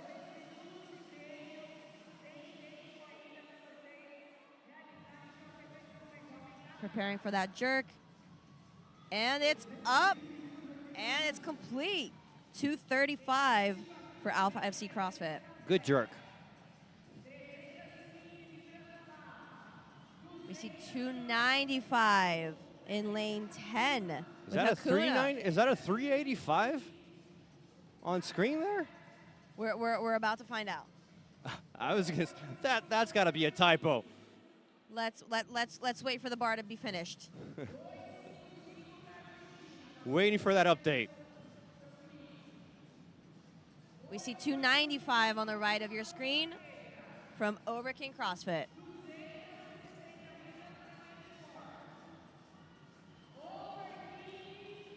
Alex Leonardo on the And right of your screen. And on the left side, it has been updated. It's actually 280. One more front squat done, and now we're waiting for that jerk. And it's up and secured. Celebrate hard. You got 2 minutes left. We have Q21 CrossFit from Argentina on the left of your screen. With 255. 330 on the left of your screen from CrossFit Caserna. Wow. Oh, that could have been a push press too. That was way too easy for a push jerk. There are no issues with the barbell coming from CrossFit Caserna. And we have 360 moving on the floor with Alpha FC CrossFit. Oh. That is superhuman. 1 minute left for athletes on the floor. 275 out of lane 5 with WTC CrossFit Wolfpack. And it's done.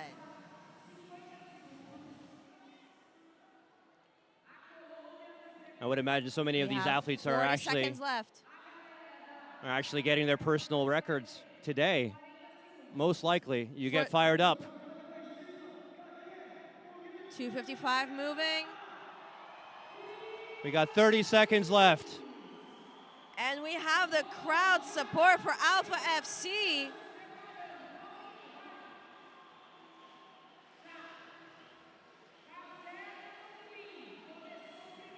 That is CrossFit Kaserna. Oh.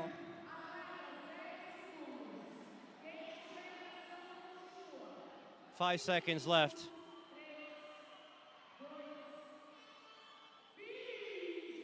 And that is the end of Heat 1 on Team Event 2.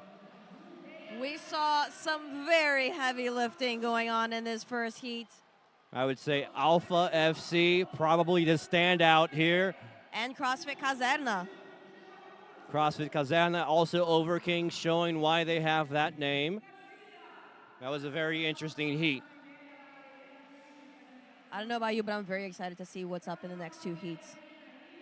If it's anything like the first event, with Heat 3 just putting on a show, This is going to be a lot of fun to see. Barbell workouts are always a blast to watch because you get so much support from the crowd as well. You have support from team members, you have support from the crowd, you have support from team members from other teams because it's such an effort and it brings a community together. There's something about a barbell that brings communities together. there's something about a barbell is the start of a novel. Could be a new TV show. So, there's something about a barbell. There's something about a barbell. Is that the CrossFit version of There's Something About Mary? It could be. I might have just given away my $1 million idea. I would watch that movie. I would too. I think it might be better as an HBO Max miniseries, though. Instead of hair gel, chalk. Chalk.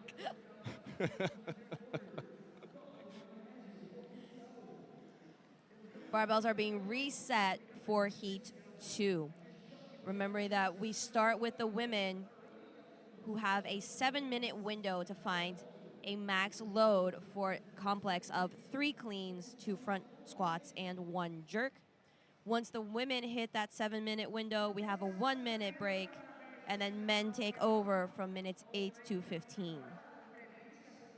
We're going down to the floor to Paul Klein. Estoy aquí con Colombia, la mejor carga que tuvimos hasta ahora, Alpha FC. ¿Cómo se fue eso? Hola chicos, ha sido un placer. Hemos trabajado muy duro en equipo. Las cosas se dieron hoy. Estamos muy contentos de eso. Y nada, nos vemos pronto. ¿Cómo se siente ahora para las próximas pruebas? ¿Están prontos aquí en Río de Janeiro la primera vez? ¿Cómo se siente para las próximas pruebas? Estamos cumpliendo un sueño acá, entonces por Colombia y por toda la gente que nos ha apoyado. Ahora deja un abrazo a tus hermanos en casa para continuar asistiendo y torciendo para ustedes. Estamos aquí con toda nuestra familia, estamos con nuestros amigos, pero a los que no vinieron les mandamos un abrazo enorme, un beso enorme. Gracias por hacer que este sueño sea realidad, y de verdad estamos metiéndole mucho corazón y alma a esto. Los amamos a todos. Los parabenizo. Gracias, gracias chicos. Essa foi a equipe da Colômbia, maior carga por enquanto na prova do RM. Great thoughts not only need wings, but also some vehicle to land on.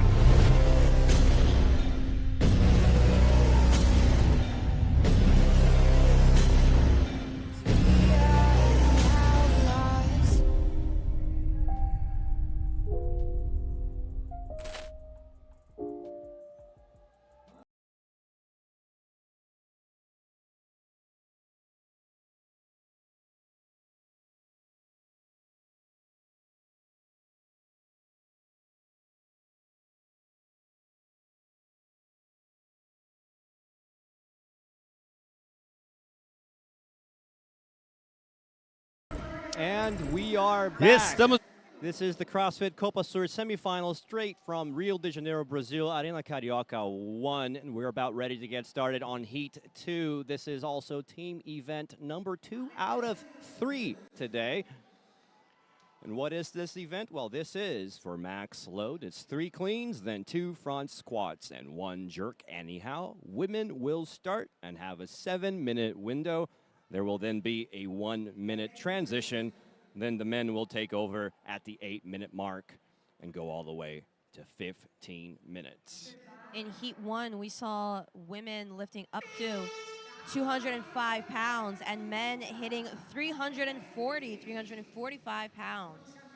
It's going to be very interesting to see what athletes have for us now in Heat 2. The determining movement out of the 3 that we have here is the last movement, which is the jerk, which you can either push jerk or split jerk. But that is going to be the determining movement for the load you are going to have on the barbell. Now, our cleans, we're going to see power cleans and squat cleans. And you're looking at Kronos CrossFit there on lane 6. They had a strong showing in our previous event. Definitely. This is the English broadcast of a CrossFit Copa Sur semifinal. There is also a Portuguese broadcast and a Spanish broadcast, so whatever language you speak, as long as one of the 3. We have it for you here today. You are covered. You are covered. We see 155 on the floor, 175, 170. Here we have lane 5 with Hakuna CrossFit from Colombia. You see on your screen Maria Clara with 180 pounds on the barbell. And it's up. Maria Clara, a taller athlete at 173. We see 195 moving in the back. With Vitória CrossFit, more reps. Always more reps. And done. That jerk was smooth. And that was Vitória CrossFit. 185 in lane 2. Cavaleiros CrossFit. You see Milena Miranda. Onto her jerk. That was a very easy push jerk.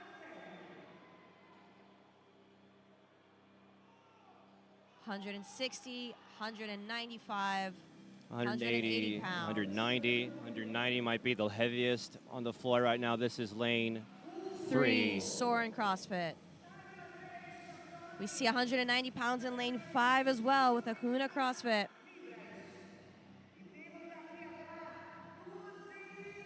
Camila Cartagena. There's also a 210. Kronos Gabi Favaro. 210 pounds for Gabi Favaro. Oh, that looked like they and slipped. It slipped. The barbell came right out of her hand.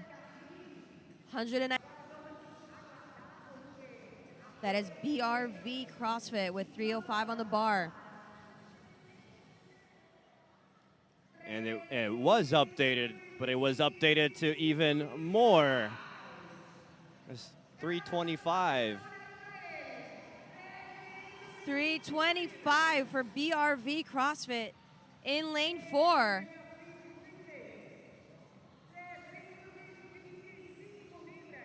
$270 on your screen. This is Kronos CrossFit.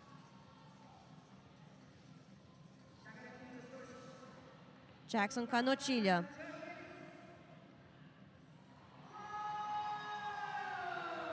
Good jerk. Very easy.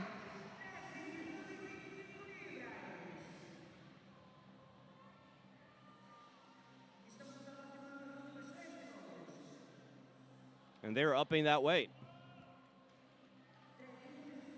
Right now on the floor we have 285, 305, 300 pounds. We have 300 pounds in lane 3 coming up. This is lane 5, and this is Hakuna CrossFit. With 305 on the bar.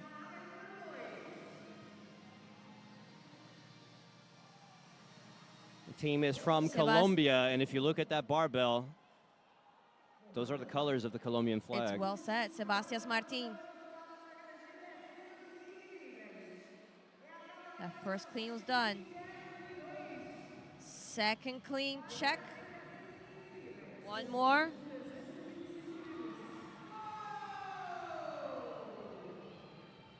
£315 on lane 2, and that is Cavaleiros CrossFit from Brazil.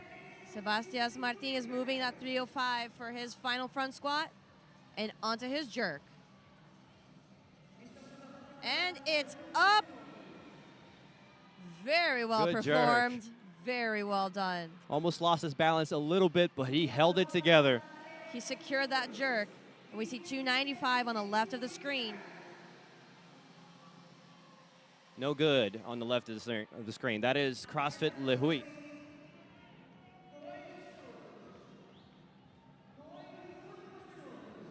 We have just about 1:30 left on the timer for the men. You're looking at Kronos CrossFit celebrating.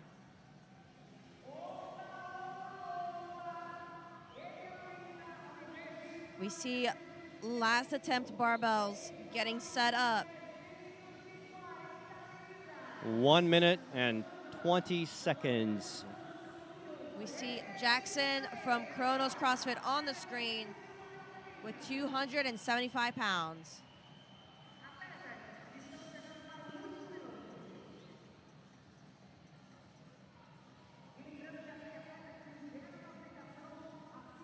We see 335 coming from BRV CrossFit in lane 4.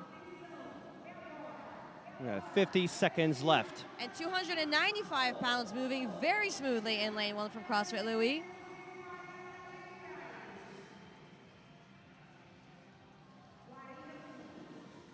$290 in lane 5. 30 seconds on the timer. And that 295 there on lane 1 at CrossFit Le Huy. That jerk did not count. 340 pounds in lane 7 from Alvanti CrossFit. 15 seconds to do this. It's just not going to have enough time. Or 10 seconds left on the clock. Mohamed El Kadi moving that barbell 5 seconds with left. ease. Power cleaning, 340 pounds. Time. He keeps Finish. going, though. He can finish. He started under the time cap. He is allowed to finish. One more front squat and one jerk left from Mohamed. The crowd is going left. crazy. The energy in the arena is lit.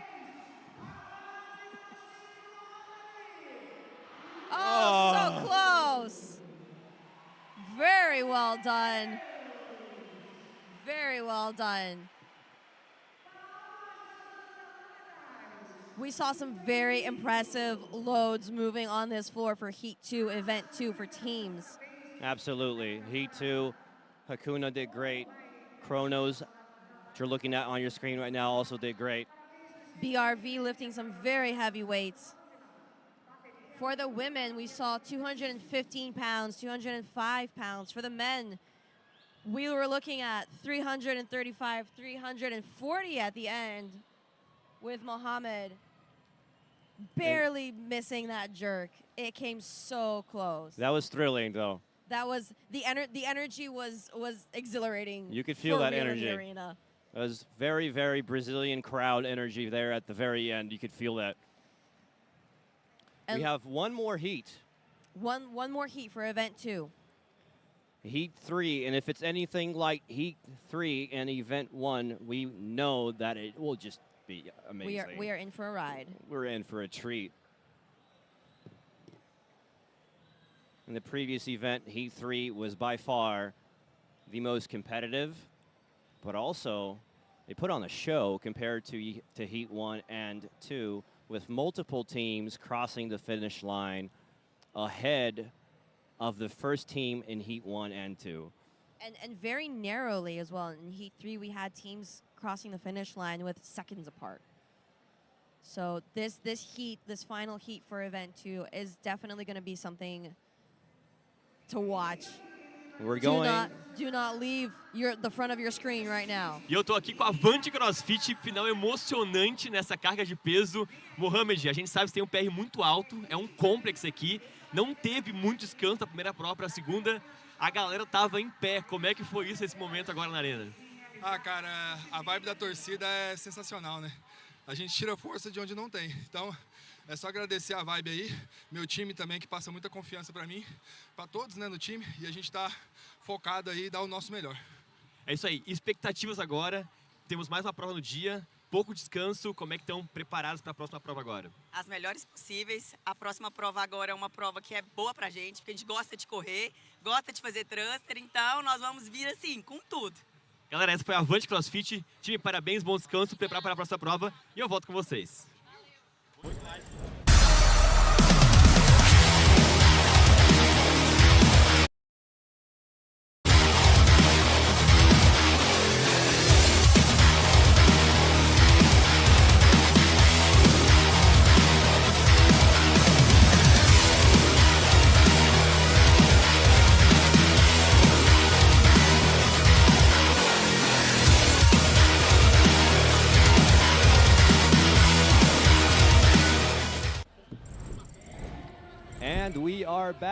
E estamos de volta aí, agora é a terceira bateria.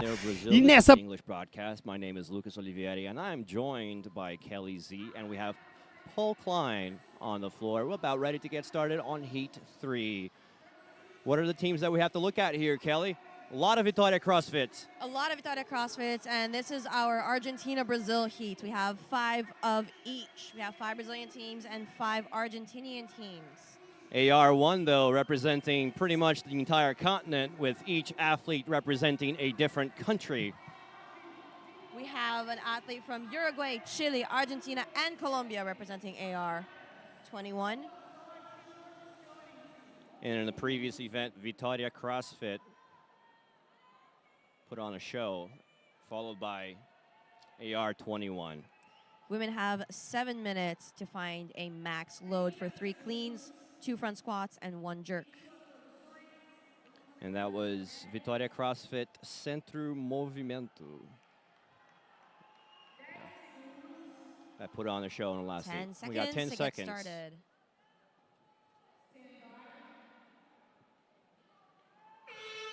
And we're off. Women are setting their barbells for the first attempt to load. We have 125 moving on the floor. Again, they have to do for max load 3 cleans, then 2 front squats, and then 1 jerk. Anyhow, women have 7 minutes to do their exercises. And then there's a 1-minute transition period, followed by the men that will take over at the 8-minute mark, go all the way to the 15-minute mark, the time cap. You see 160 in lane 2 with Bushido CrossFit from Argentina. We have Luana with 235 pounds on the bar, making it look like paperweight. Luana is known for moving a barbell with ease. They're calling for the crowd support. Have another front squat. That rep did not count. You have to go lower. No rep. She's being called out for no reps on depth in those squats. 2 extra squats. That was a 4 squat complex. And that jerk is up. Does the jerk anyway. That is nothing short of impressive. I'll do 2 more reps and I'll do that jerk. Thank you very much. 180 pounds moving for Bushido CrossFit.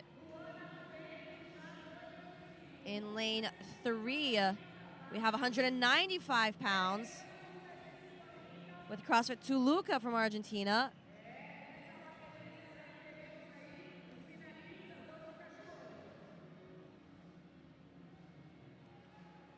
Well, that jerk comes up. off. 190 moving for CrossFit Medeiros Team VPP. On your screen, we have AR21 with 200 pounds going up.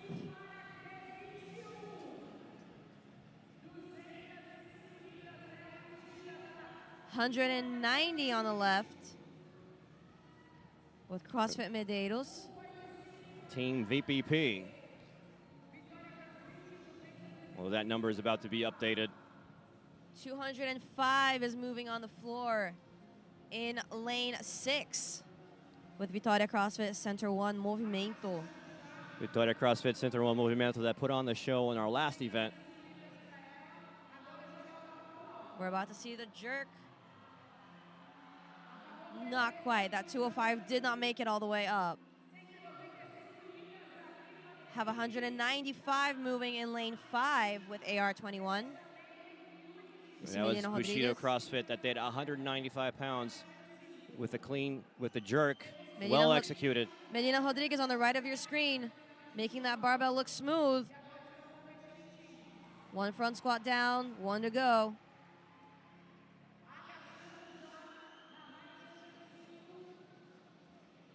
And a jerk to finish off.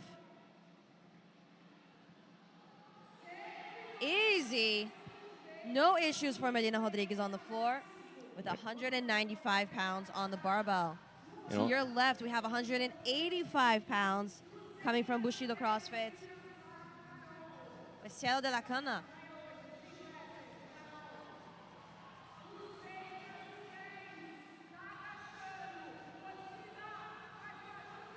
Executes that jerk.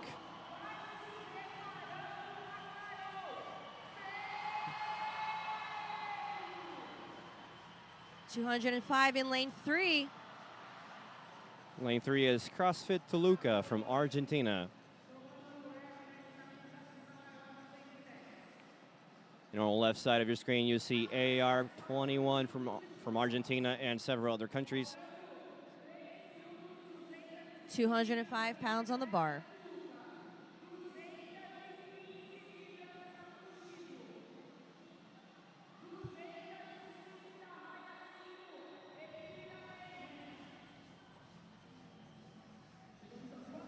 CrossFit Toluca reloading that bar there. That was a bit too heavy. 215 just came out of Q21 CrossFit from Argentina. We're approaching the 5-minute mark. Women have 7 minutes. 215 is also on the barbell in lane 2 with Bushido CrossFit.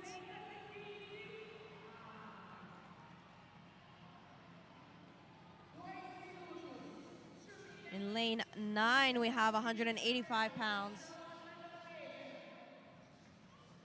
The Copa Sur CrossFit Semifinal is sponsored by Skyhill. Free delivery all weekend long.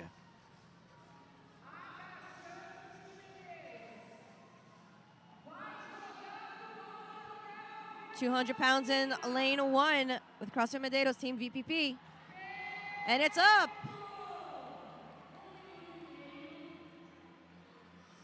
And on the right side of your screen there, lane 4 is Vitória CrossFit Centro Força. Reloading that bar. We have just over 1 minute left for the women. And that is lane 10 on the right side of the screen, and that's WTC CrossFit Black Team.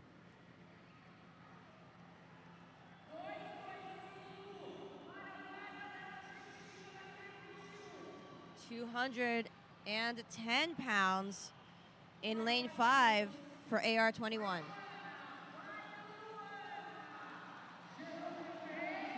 So close. You also have 210 on the left.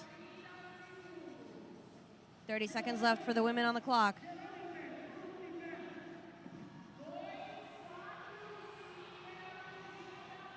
£245 for Luana in lane 4. Power cleaning. Power cleaning, 245 pounds, making it look easy. 1 front squat down. The crowd is going crazy. 2 front squats down. All she's got left is the jerk. It's done. This crowd is going wild. That is worth the celebration for sure. That was extremely impressive. Very impressive indeed. And now there's a transition period of what's now 40 seconds for the men to set up their bars. Brazilian crowd is starting to show why they're famous all over the world. For their enthusiasm. 245 pounds, Kelly? 245 pounds. Sheesh. It's a lot of weight. That's a lot of weight. We're about to get ready to start the men. 10 seconds left on the transition period. Gotta set up that bar correctly. On your screen, you have Pablo Chalfun getting ready. Starting with 245.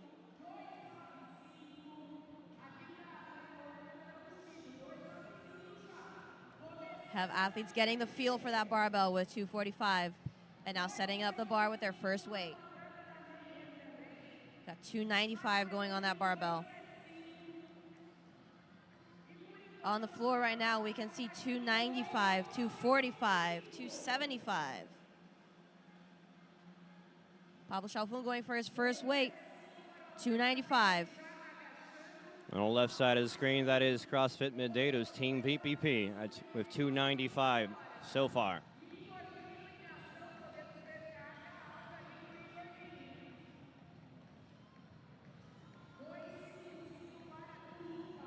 The men from Vitória are warming up their weights yet. That is the first 300 on the floor. Lane 1, CrossFit Medeiros Team VPP. 300 pounds.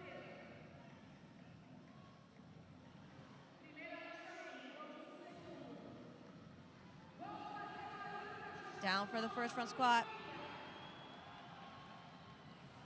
Nice, and that jerk is done. 300 pounds for CrossFit Medeiros Team VPP in lane 1.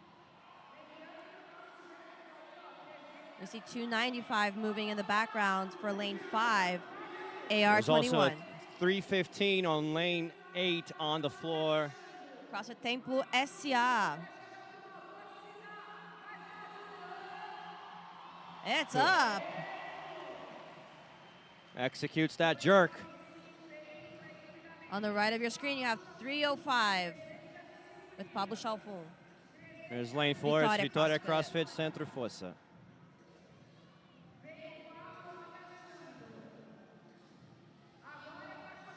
$265 on the left of your screen.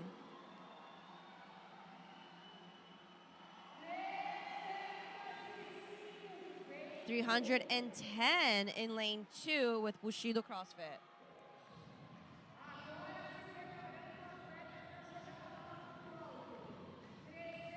$275 complete in lane 1 for CrossFit Medeiros.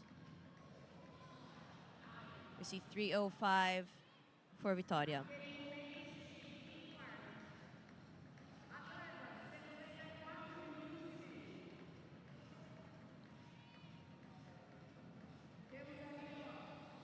Executes the jerk on the right side of the screen. Smooth.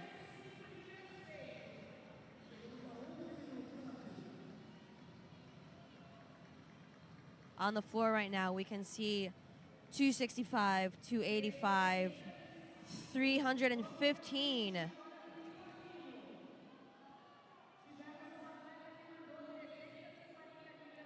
$260 on the left of your screen in lane 2 for Bushido.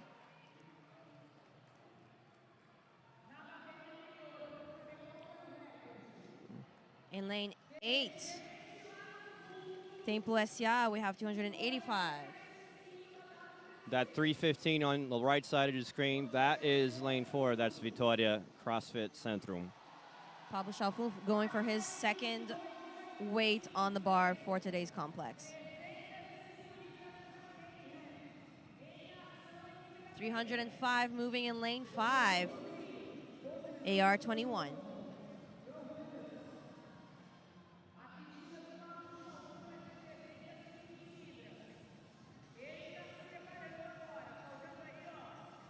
AR21 with a second squat.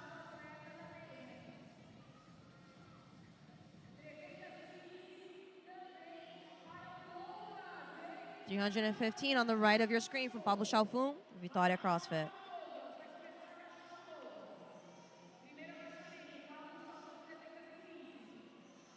Oh, that jerk was so close. That was incredibly close. That was excellent effort. Pablo Chalfun 315 about to going execute his jerk. Oh.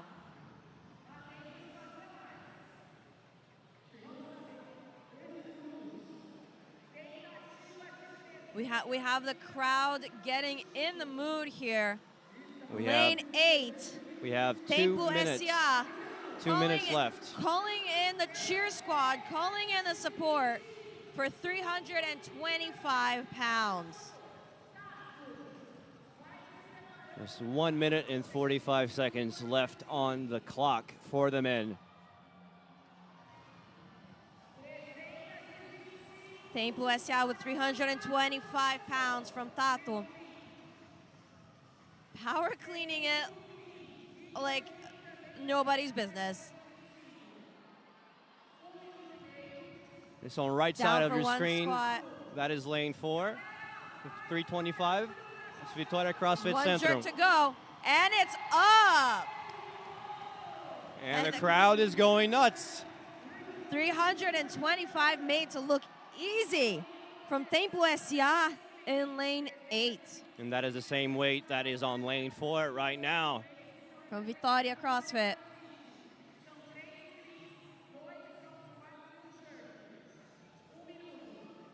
That is a third clean. Got 2 squats and a jerk to go.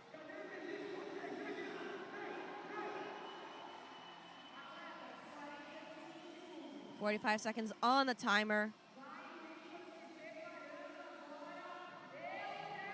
One jerk to go. It's And he pulls it up! off, and the crowd is wild. 325 for Vitória CrossFit Center Force in lane 4. With about 15 seconds to go. We see 300 in lane 6 with Vitória CrossFit,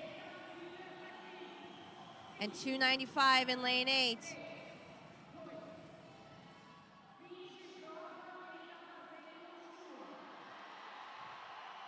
And that's the end of Heat 3, Team Event 2. They're right, there are still people on the floor executing their... Lane 1 is gonna finish off. CrossFit Medeiros, Team VPP, 310 pounds.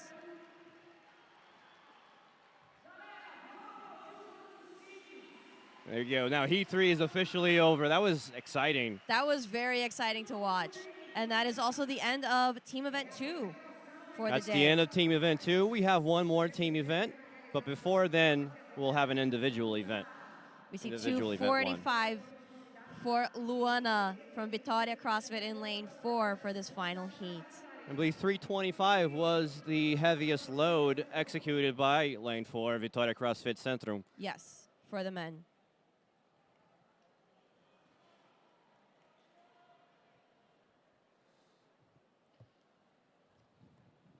That is the end of Team Event 2. 3 events total this first day of competition. And we And have like- one individual event coming up. That's coming up. And so the teams can actually rest a little bit. A little bit. Have Just some a lunch. little bit. Have some lunch. Yeah. Refuel. Not too much. Not too much. We don't want to be too nice. Right? Not really. Not really. Not really. No. But these athletes have definitely put in the work this morning with 2 back-to-back events for the teams. You can see that 325 right there on your screen. That's the replay of that flawless execution. From lane 4, Vitória CrossFit.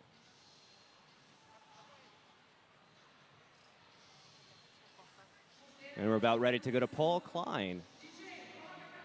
Tô aqui com Vitória CrossFit Centrum, provinha de carga. A gente sabia que a gente tem aqui excelentes atletas de peso. Cara, menos mesmo com dor na lombar e machucado, que a gente sabe. Você quase não veio pra cá.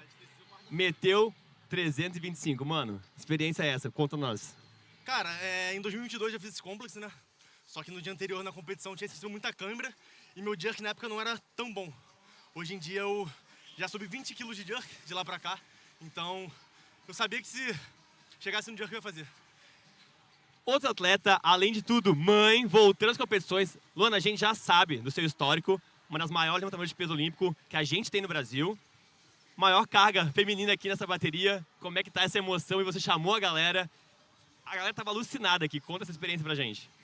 Foi sensacional. A galera sempre espera assim, muito da gente quando a gente pega peso. A gente fica com aquela ansiedade, aquele nervosismo na barriga.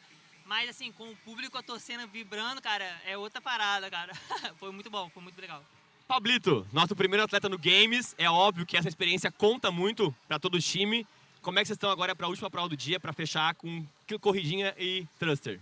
Cara, eu acho que os erros que a gente tinha que ter cometido, a gente cometeu na primeira prova. A primeira prova era para ter sido uma prova muito melhor do que foi pra gente. Um pouco de nervosismo também, um pouco de um reflexo do que foram as nossas últimas semanas como time. Mas eu acho que essa prova chegou num momento bom, sendo a segunda prova do dia.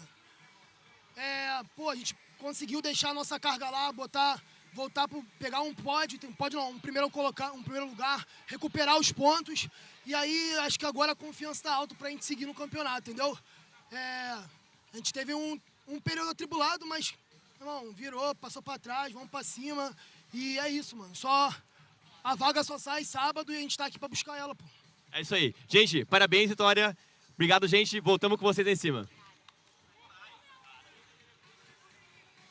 And that was the end of team event number 2, heat 3, with Team Vitória CrossFit Centrum Força putting on a show. An absolute show, with Luana lifting a max load of 245 pounds, and then the men each with 325. And we're getting ready to transition to our first individual event 1 of this semifinal. It is 73 degrees Fahrenheit in Rio right now. It is overcast, and I say this because it is perfect conditions for athletes to run outside, which is exactly what they will be doing, Kelly. For its individual event 1, we have coming up 5 rounds for time, 800-meter run, and 10 clean and jerks with a time cap of 30 minutes. Women's barbells are loaded with 125 pounds, men 185 pounds. We'll have 2 heats each, with 2 heats for women, 2 heats for men. How many athletes in each heat, Lucas? With 20 athletes on the floor. Excellent. Per heat. That's going to be a lot of people to watch. That's a lot of athletes. It's a barbell party. It's a barbell party in the arena, and it's a running party outside. And it is definitely the perfect temperature today.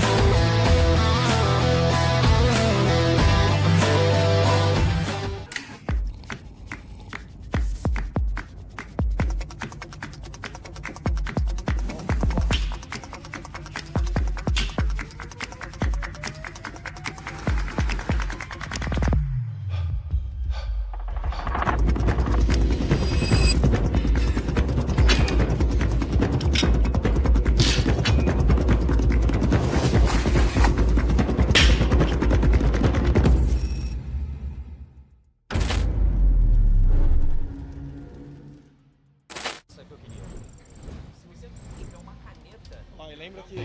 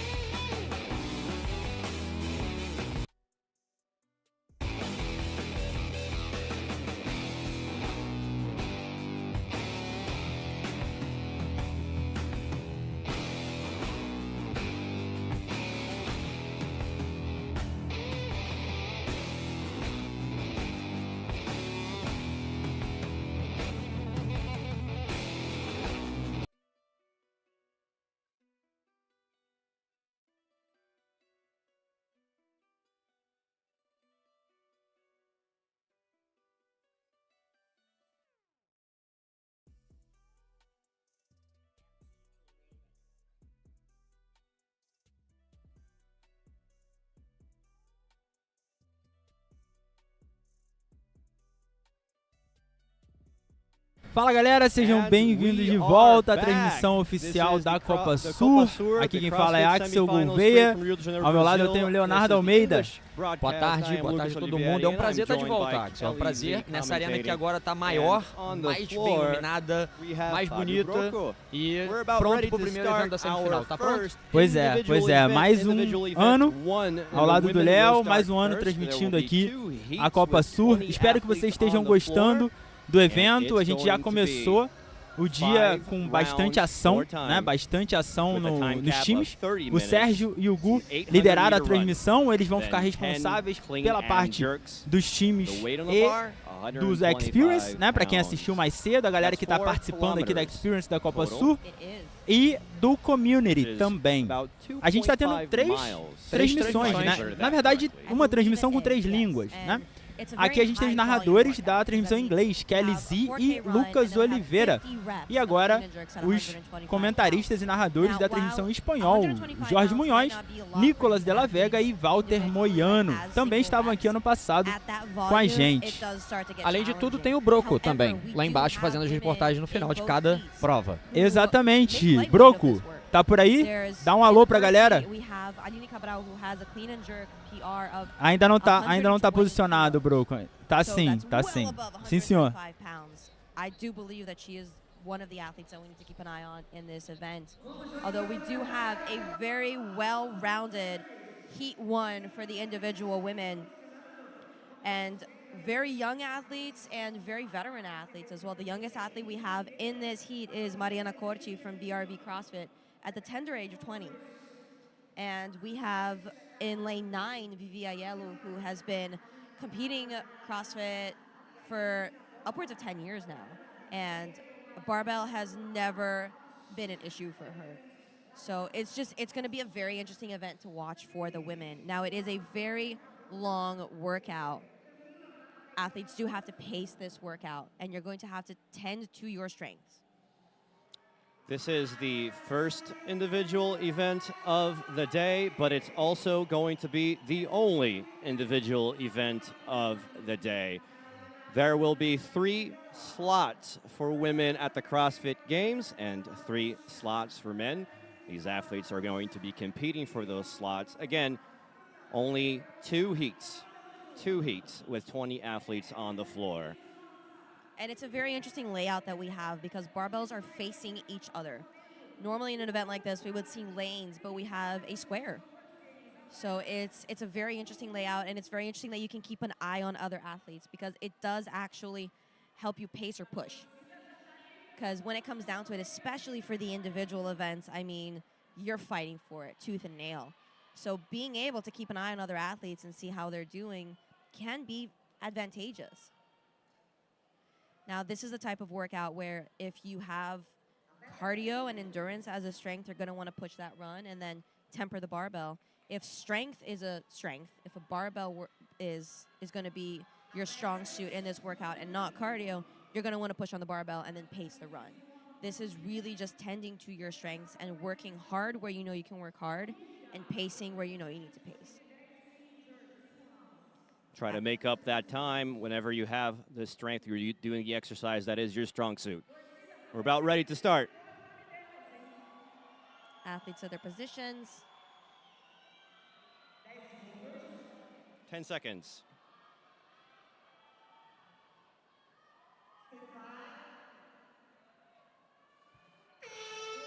And we are off. This is the first individual event, the Women Heat 1. And they're going outside of the arena to run in what is near perfect conditions here in Rio. 73 degrees Fahrenheit, which is chilling cold for Rio, but quite comfortable, I think, to run in. And it's overcast, so there isn't even going to be sun in their faces. This is great. It is honestly the perfect condition for a 4K run. It is quite comfortable outside. And by probably round 2, these athletes are going to be feeling the heat. You can see our shots here from the outside of the arena. Hopefully we get some cool shots of Rio de Janeiro, the beautiful city of Rio de Janeiro. But this is actually the Olympic Park. These stadiums were used in the 2016 Olympic Games, and some of them were repurposed as schools, and some of them are still being used as events, as venues to hold events such as this one. We do have a very well-structured arena for these sorts of events. And getting around the stadium for this run is honestly kind of a straight shot without being straight, because your athletes are going out through the left, going around the arena, in between two of the arenas, and then back through. And just look at the this right. drone shot, Kelly. This Is amazing is work from our high media production value. We are tagging along. We are tagging along without doing the work. We should just shut up, Kelly, and let the image speak for itself. They're going outside of the arena now. You see that they did a little bend into the inner workings of the stadium, but now they're outside again and just getting away from the pack there.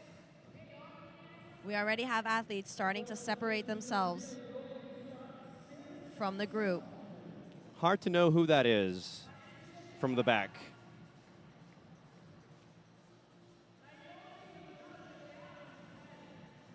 Taking a left turn there. That drone shot is just, it's almost a video game. It is. And they are heading back into the arena already. Just a sensational run. Making it easy for the drone operator because there's no one behind her. And she is heading back into the arena. What a drone shot coming Very, into the arena. Very impressive. To the roar of the crowd. That is a very impressive time for an 800-meter run. We are under 3 minutes, and we already have our first athlete back at the barbell. And a good chunk of athletes for Heat 1 already coming into the arena. So that is lane 11. That is Laura Gonzalez representing Peak 360 CrossFit. What a performance so far. That barbell is moving very easily for her. So far, we see athletes all doing 1 reps. We have yet to see any barbell cycling on the floor. Almost all athletes now on the floor. And those barbells moving like a wave. And Laura Gonzalez is back on her way out for round 2. Putting on a show and giving the crowd a little hang loose with those fingers. Just incredible. That barbell wasn't 125 pounds. That was 25 pounds for her. And just now we have the second, third, fourth, and a couple. Athletes are not gonna make this easy for each other. Absolutely not. Again, you are competing against all heats. We have 4 more athletes left on the floor at their barbells. And the Copa Sur CrossFit Semifinal is sponsored by G-Shock, the absolute resistance watch. 50 years since the first Casio watch. Strong and brutal, like CrossFit athletes. As we can see here, drone is following Laura Gonzalez. And then Laura is brutalizing this event right now. What a performance so far. We are at the 5-minute mark, and all women are already on their second round of 800 meters. You see more of a wide shot now with groups of athletes, little clusters. But undoubtedly, Laura, and there she is. And she's smiling. She's smiling at the camera. This is easy. This is relaxing. Good times. It's almost like taking a run on the beach in Rio on a Friday.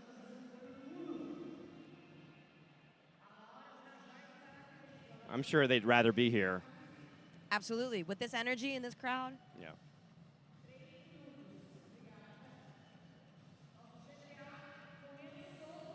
You can see the outside of the stadium here, the stadium grounds, and this is Laura again. Heading back in a few seconds. Getting all the airtime in the world because she is destroying this event. She is definitely leading the pack by a very large margin. And look at this shot. There's no one. Oh, there you go. Where is Laura? Athletes are holding the pace on the run. You don't see anybody speeding up. I don't think Laura has any weaknesses, Kelly. It's all strong suits. This event definitely does not seem like it's going to be too much of a problem for her. No. Athletes are about to finish their 800-meter runs. Their second round. Laura Gonzalez heading back in.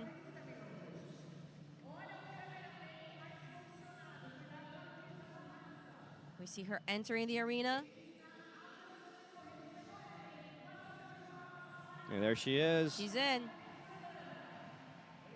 To the applause of the crowd.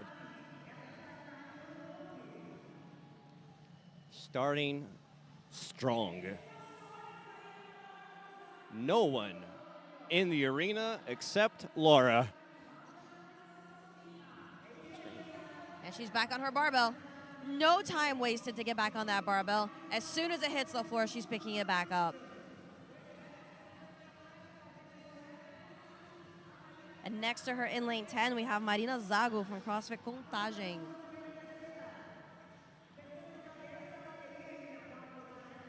No sign of exhaustion yet. Whatsoever. Child's play. That barbell is not an issue for her. She's an issue for the barbell. In lane 7, we have Isadora Marques moving that barbell with quite a bit of ease, too. The majority of the athletes are now on the floor doing their clean and jerks. And Laura is out one more time, starting her third round of 800 meters. They're sensational. It's not even a competition workout. It's just a training workout she's for her. competing against herself. Which is essentially what CrossFit is. She's taking it to heart. It's you against you. I want to see her Instagram follower account after this event. Marina Zago also heading back out for the run, as well as Isadora Marques. Some athletes that were still running or have now filed into the arena. And no one but Laura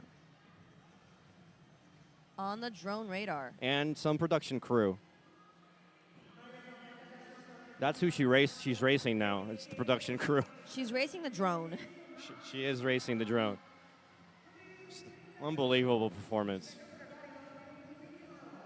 Check. Taking a look behind her to see who's behind her. Marina Zago is a ways behind her. Laura is still holding a very wide lead. Very wide lead, although I think it is getting a little bit smaller. Just a little bit. It's starting to shorten by a hair. By a hair. Literally a hair or figuratively? Figuratively a hair. Okay. You see a big group of athletes.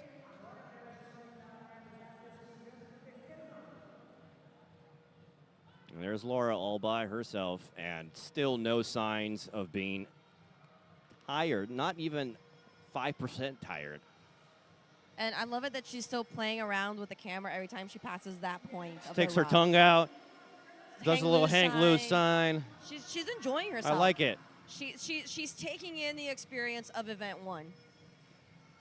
It's what that is a performance. It really is. That really is. You got to cater to the audience.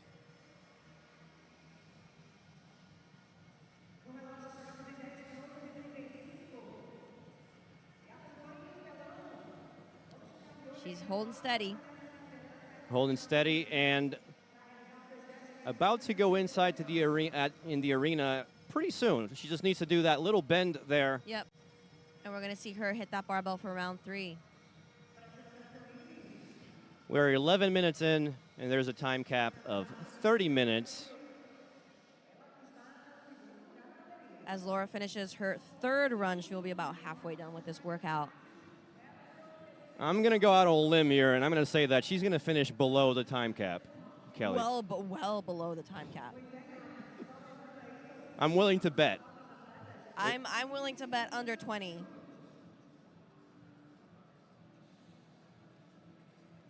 Whole group of athletes there bunched together. It's funny what usually happens psychologically when you have people running and they bunch together like that. Usually have one person setting the pace, and you kind of like satisfied with just keeping the pace. Not the case for Laura. Laura's keeping pace with her. Laura doesn't care. Well, there she is. She's coming into the arena for round 3 of 10 125-pound clean and jerks. And the crowd is cheering. As they should. This is crazy. She's putting on a show. Again, no time wasted to get to that first rep. Unbelievable. I don't even know, is she even sweating? I am convinced that barbell weighs 85 pounds to her. That's not a barbell, it's a Q-tip for Laura. Basically, and Marina Zago is right behind her, though. It is basically a one-person race for first, but then also just a one-person race for second.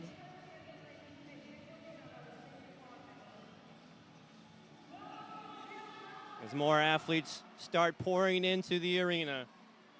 I believe that is that little group that was running together. The Copa Sur CrossFit Semifinal is sponsored by Rain, Total Body Fuel. And she's out for round 4.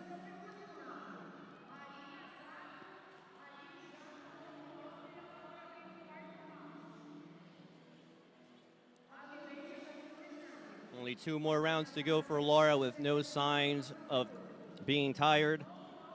1,600 meters to go and 20 clean and jerks. We are at 13 minutes 30. And Laura has just gone out for her 4th round of 800 meters. Forcing our camera operators to put a side-by-side camera shot of the outside of the arena. Marina Zago also heading out for round 4.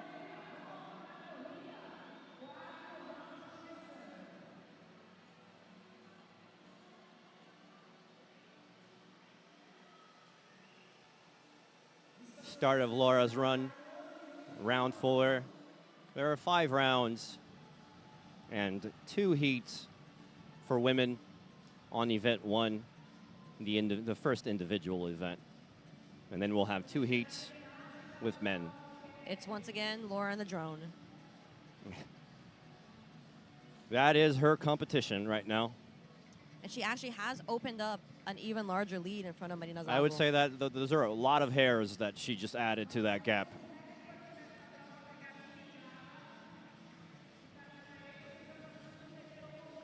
We might actually have a situation where Lauren is in the arena and some athletes are still doing their clean and jerks from round 3.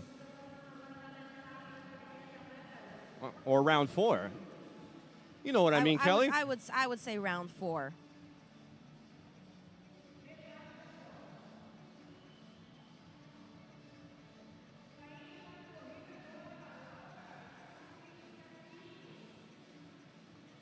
These athletes have just started their running on round 4. And we have a few athletes on the floor finishing their clean and jerks from round 3.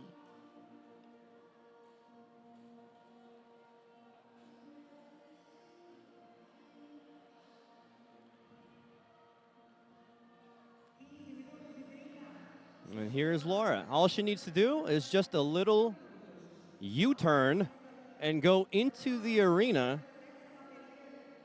to start her clean and jerks around 4. Thus far, she has held a very impressive lead from the get-go. there might still be athletes doing clean and jerks in the arena when she pours in. We still have 3 on the floor finishing off their clean and jerks from round 3. Have lanes 12. As you get Agostina Corandini and lane 5 with Larissa Tramontin. A great shot of the Olympic Park that held the 2016 Olympic Games.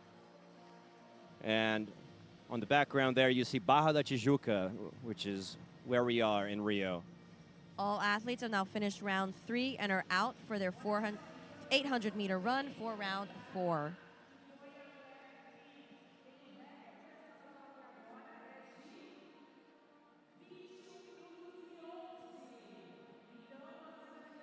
And we are waiting for Laura. And she's Back in. in the arena. She's in, and she signs to the crowd. And the crowd cheers her on, as they should, because this is unbelievable. She's about ready to start those round 4 clean and jerks. We are at the 17-minute mark. And then we'll see if she breaks a sweat this time. Nope. No hesitation to get to that barbell whatsoever. Lifting it up like it is nothing. All eyes on Laura as she is the only athlete at the moment. She literally has at the 2 barbell. cameras on her. You can see that on the shot right there, as she should. Marina Zago pulling around the bend as well. Getting ready to start her 4th round. 4 of 10 reps. Clean and jerks. 4 reps for Laura. 3 more. It's a little bit of a sign of exhaustion there, just a little one. 2 more reps. Not much left to go for this workout for Laura. She will be on to her last round of 800 meters. Last and rep. 10 clean and jerks. And Laura is off. Last round for Laura, who is just starting to show a little sign of being just a little tired, just a little tired. She looked up a little bit. That's what she did.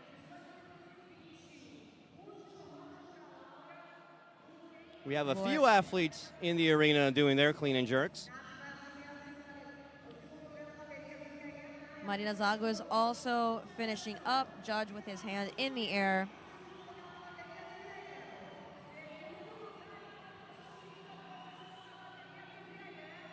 Just a few more clean and jerks for Marina Zago, who is unofficially 2nd place right now.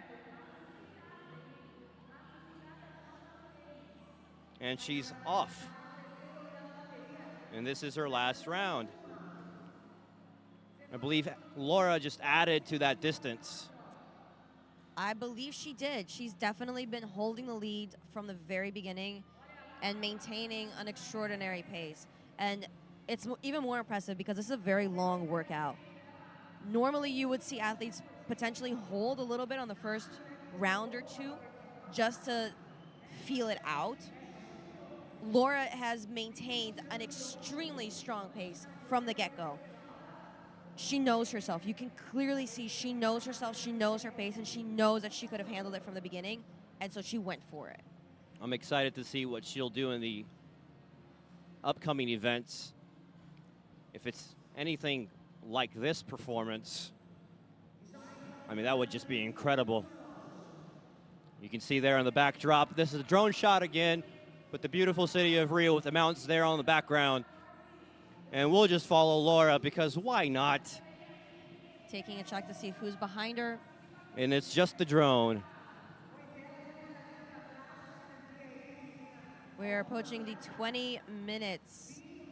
Just hit 20 minutes on the 30-minute time cap for event 1 for women. 5 rounds for time, 800-meter run, 10 clean and jerks.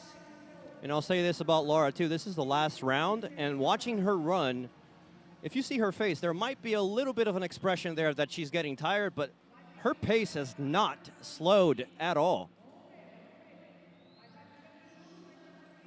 She's matching up with athletes who have just left the arena. And we still have athletes in round 4 doing their clean and jerks in the arena, we might have the situation where she pours into the arena and there are still people doing their clean and jerks. Judges have their hands in the air.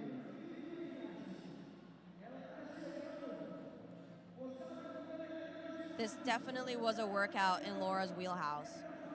She dominated from the beginning, she held on, and she's about to come into the arena for her final round of 10 clean and jerks, 125 pounds. It's one last right-hand turn. And the crowd will cheer for her. Let's see the crowd's response as she comes in.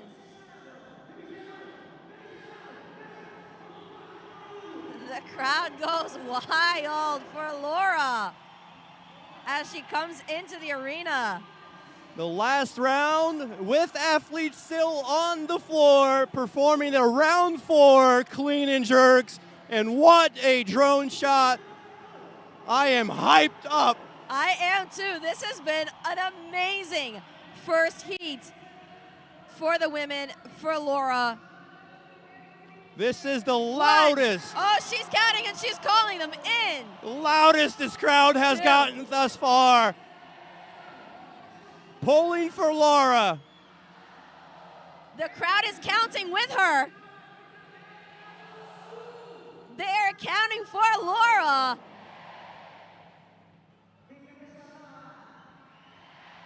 Three more reps to go for Laura.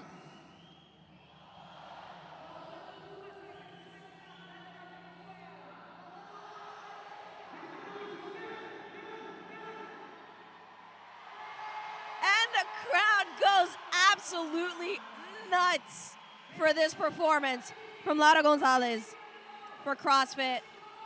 Peak Sensational 360. performance from Laura. Groundbreaking performance. She can just sit and watch now. Unofficial time of 22 minutes and 42 seconds with so much time to spare. All the drone shots in the world and deservingly so.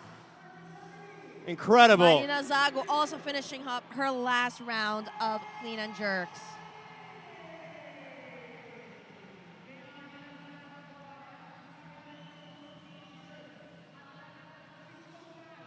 Marina Zago from CrossFit Contagem wrapping up.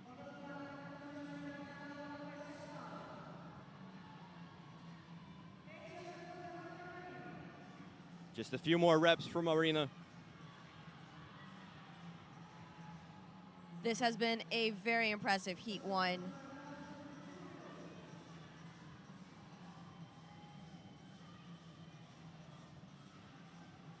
One more rep.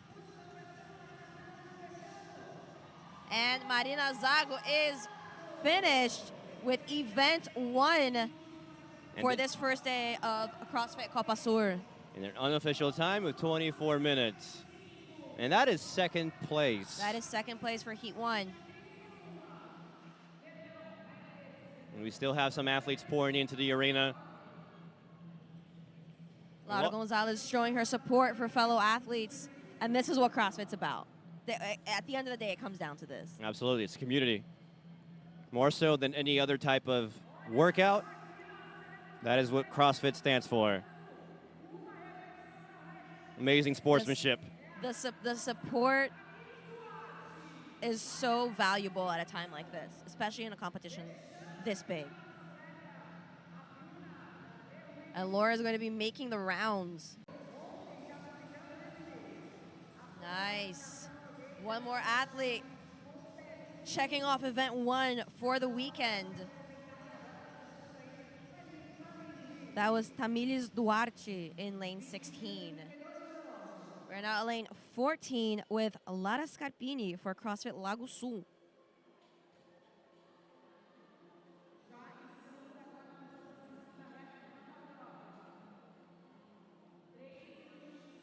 Hand is up, 5 reps.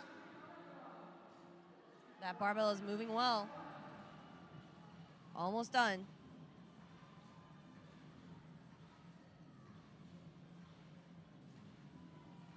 Laura in the corner, counting off the reps left to go.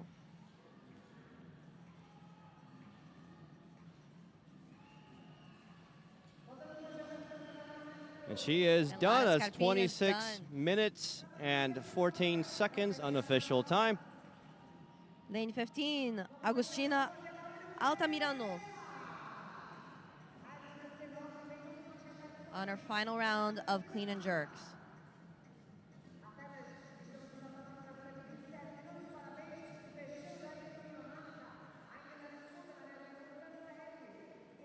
Now we have 5 reps to go. Got just over 3 minutes left on the clock for the end of event 1. Getting close to that time cap, and we still have some athletes that are pouring into the arena after their run.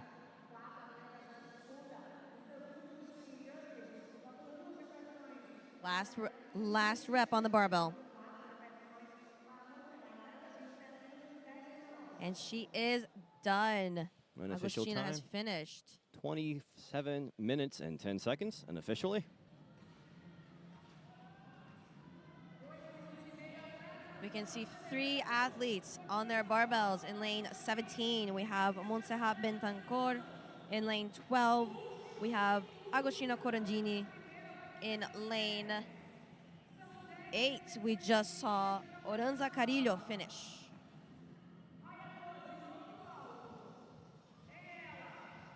Two minutes and 15 seconds left. In lane 5, we can see Larissa Tramontin from CrossFit Criciúma finishing up her reps.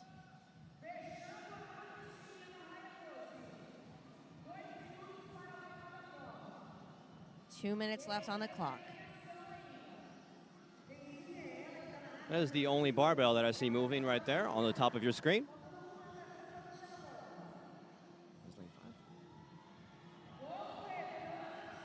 And all athletes appear to have finished event 1 for the weekend.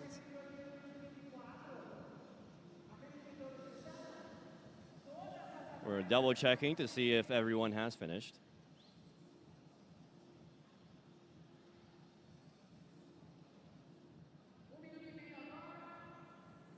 There's still 1 minute left, 1 minute and 20 seconds left.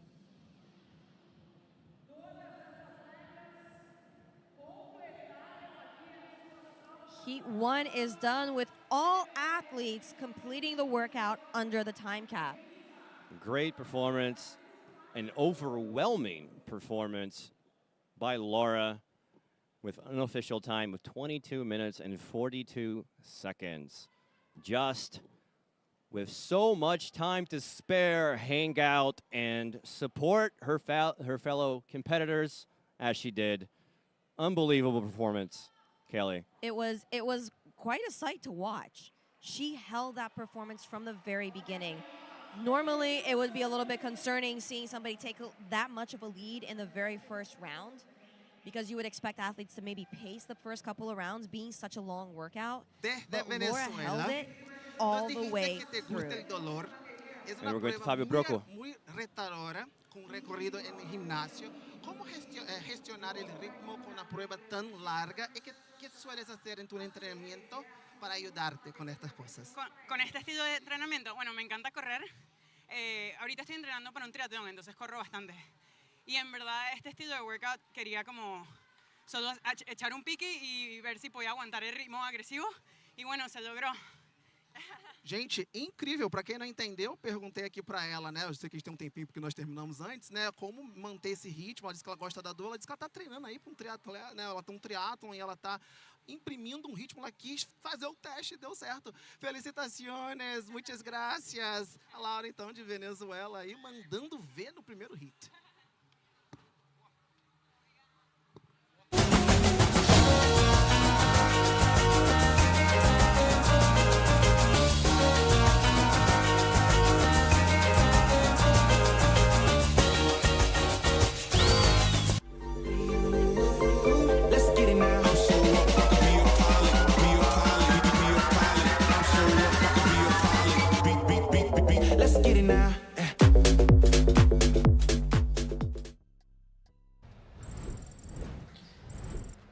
Estamos de volta e começamos muito bem, Léo, categoria individual. Axel, eu vou pegar o gancho no que ela falou, no que a Laura falou. Ela não só estava treinando para triatlo, mas commentating, and we have Fabio Broco on the floor interviewing the athletes. We're about ready to start Heat 2 on the first individual event with women. 20 athletes on the floor. There are only 2 heats, coming off of an incredible Heat 1 performance by Laura. And these are the athletes that we will have competing. Who do we have to watch out for? Kelly? We have quite a few. Julia Cato is known for being very well acquainted with the barbell. Lilian Nagão is also one we want to be watching out for. Gabriela Luque, Vitória Campos. Yadira is also, it's a very strong group of women that we're about to see for Heat 2. Everybody in this heat is just very well accustomed to this load, this volume of workout, and it's just going to be very impressive to watch. Heat 1 finished with all athletes finishing under the time cap with a little time to spare, and we'll see if Heat 2 can do the same. As a reminder, this is 5 rounds for time with a time cap of 30 minutes, 800-meter run, then 10 clean and jerks. The weight on the bar, 125 pounds. 4 kilometers total, about 2.5 miles. In perfect running condition. It's a very long workout. It's a very voluminous workout. It's a lot of running. It's a lot of clean and jerks. You have 50 reps total of 125 pounds. I do not believe we're going to see anybody suffering or struggling too much with that barbell. If anything, we're going to see athletes pacing the run a little bit more. But I do believe we're about to be in for a treat. As the athletes start pouring into the arena to get into their positions, 20 different women athletes are going to compete in this heat. There are only 2 heats for women, only 2 heats for men. The athletes are now getting introduced in the arena for the support of the crowd.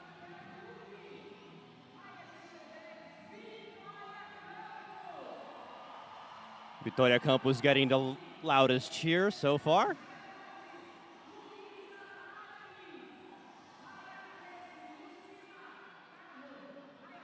We can see the arena is quite full for this second heat of women's individual event 1.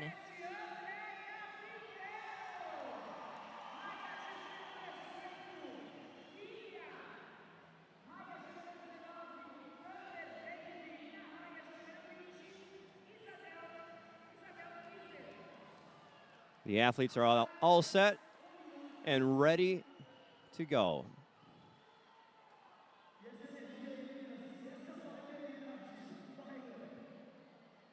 Getting any doubts out of the way with their judges. Put some chalk on those hands, on those bars.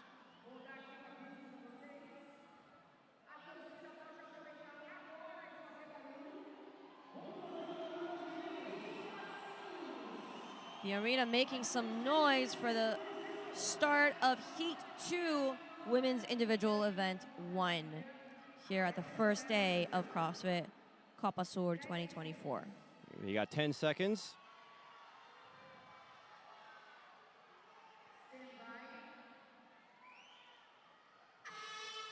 And we're off. This is the start of Heat 2, Event 1, Individual Event 1, the women.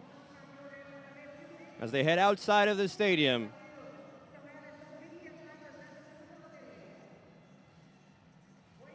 We'll see who separates this time.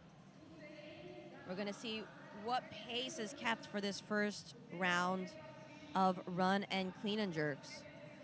All athletes are now out of the arena. And the arena has gotten plenty full compared to when we began. And they're loud. The arena is showing its support. It's going to be a very energetic weekend here at Copa Sur, for sure. I should also say that this is a Friday, and it is a business day in Brazil. It is, and yet this is a this is a very full arena. This is a full arena. For this first round of 800 meters. We got our first shots from the outside of the stadium.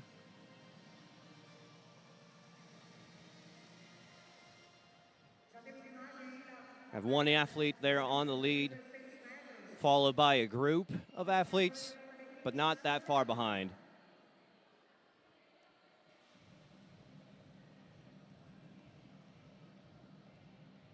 People on the outside cheering them on.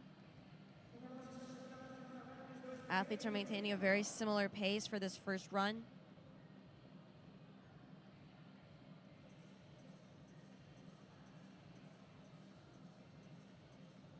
And that is the leader of the event so far, followed by a small group of athletes. And they're about to do that U-turn to then make a right turn into the arena. But they are packed together. They're not that far off. They're that far apart.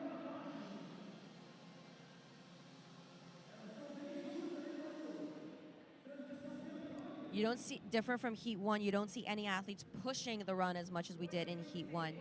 But they also are maintaining quite a good pace.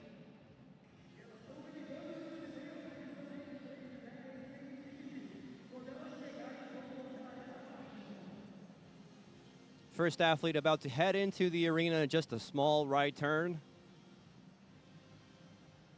About to be welcomed by the crowd. Pouring in. Most of the athletes for Heat 2 are coming in together. Yeah, this is so far pretty different from Heat 1. Athletes are in, and we're going to see those barbells start moving.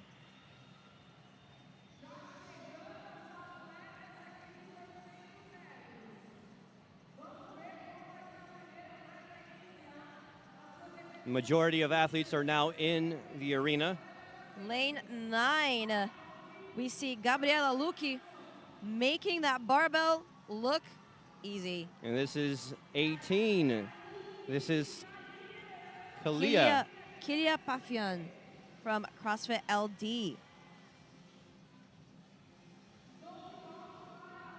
Most athletes are on their barbell.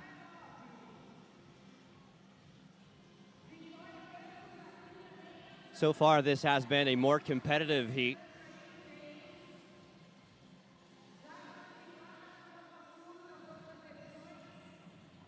Many hands in the air already. This is going to be a very competitive heat. We see Gabriela Lucchi already out for her 800 meters. Kylia as well.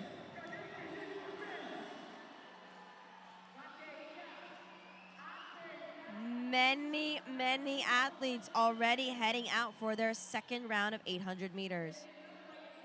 This heat is quite close, quite competitive. It's going to be a very, very interesting 25 minutes left to this event. There's only one athlete doing clean and jerks still, and she's off to run. You know, everyone on the outside of the stadium. And once again, we have our drone shot. With multiple athletes in the shot this time around. Just a lot more competitive. Kylia and Gabriela Lucchi looking much closer to each other than they did in the first round of 800 meters. Again, this is a very long workout. You have to know how to pace yourself. The Copa Sur CrossFit Semifinal is sponsored by Rain, Total Body Fuel. Final athlete leaving the arena now for her 800-meter run. We have Yadira Alba Castaño from Bullbox.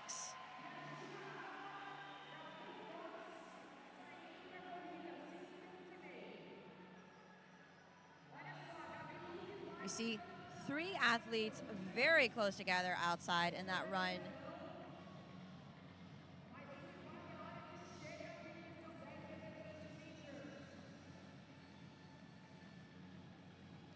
We might see the first athlete start to pour into the arena right after that U-turn and the right-hand turn. This is towards the end of that 800-meter run.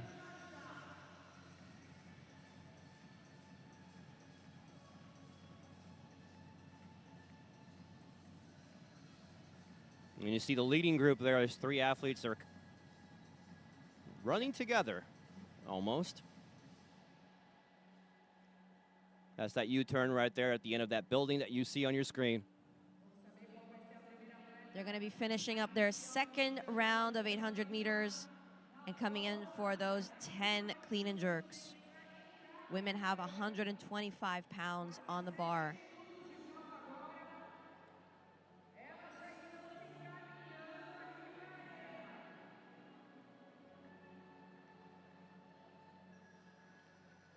You can clearly see the conditions today.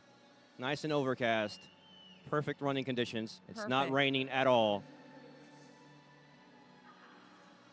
Just a short right-hand turn, and we'll start seeing those athletes pouring into the arena. It is much tighter than we saw in Heat 1.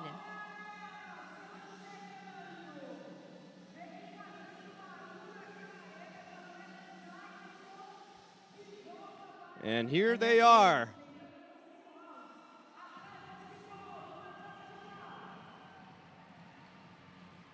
And the crowd definitely gets excited to see these athletes coming back into the arena and heading straight for their barbells. Fabiane Carvalho going straight to that barbell with absolutely no hesitation on rep 3 already.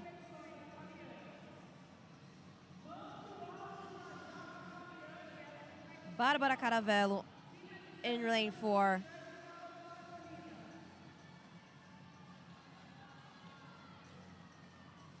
We already have a hand in the air for Fabiane Carvalho. And for Just Barbara 2 more Caravello. reps. 1 more rep. And they will be heading out for their 3rd round of 800 meters. And she's off. Leading the pack now. All by her lonesome. With the support of the crowd.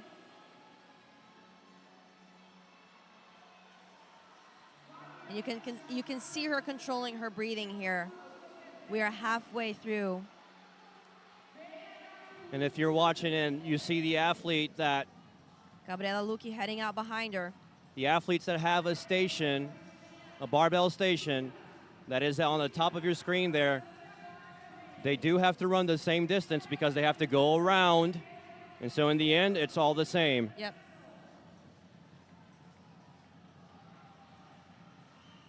On your screen, you can see Fabiane Carvalho. Feeling what Laura was feeling. Total isolation. Great performance so far. She's holding steady with that pace. Her run has been very consistent.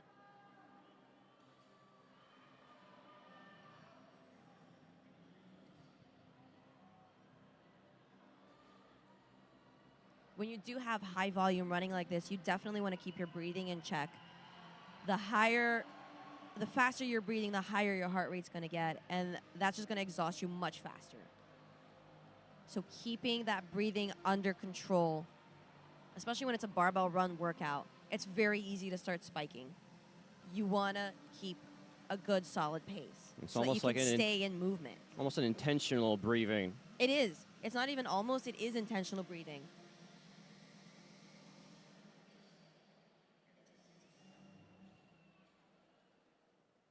You see on your screen, Yadira Alba Castaño on her barbell reps.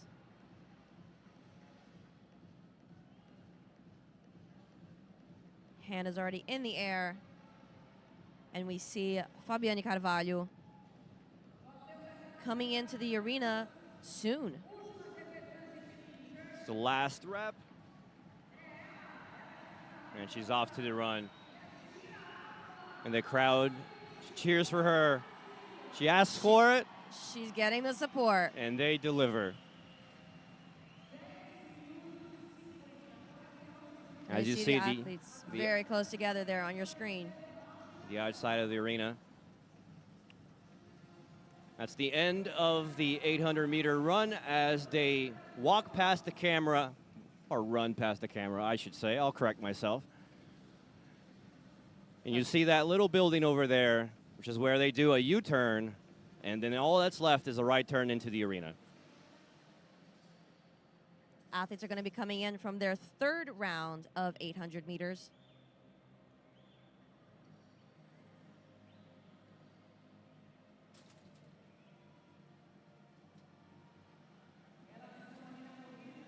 And this is definitely much different than we saw in Heat 1. Heat 2 has been much more competitive, much grittier, and athletes are maintaining a very small lead ahead of each other. And it's been switching around much more than Heat 1. It has been more competitive than Heat 1, although I believe we still do have a clear leader. It's just not as clear as Heat 1. We've had 3 leaders so far in this heat. And we still have 2 more rounds to go after this round of clean and jerks. So it all could change. We might have some surprises. We are right now sitting at 12 minutes, 20 seconds of a 30-minute workout. And there's your first athlete. Fabiane Carvalho coming back in. And a large group of athletes behind her. Straight to her barbell and straight into the air. And she gets rid of that little windbreaker that she was wearing. Again, making that barbell look like it weighs 85 pounds and not 125.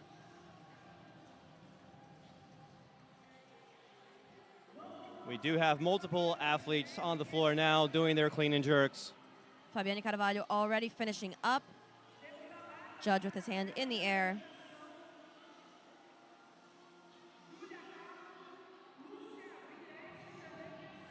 It's the last rep for Fabiane Carvalho. Most of our athletes already back on the floor. And Fabiane Carvalho is off for her 4th round of 800 meters. Going around the floor on the outside of those boxes. And she is pacing that run.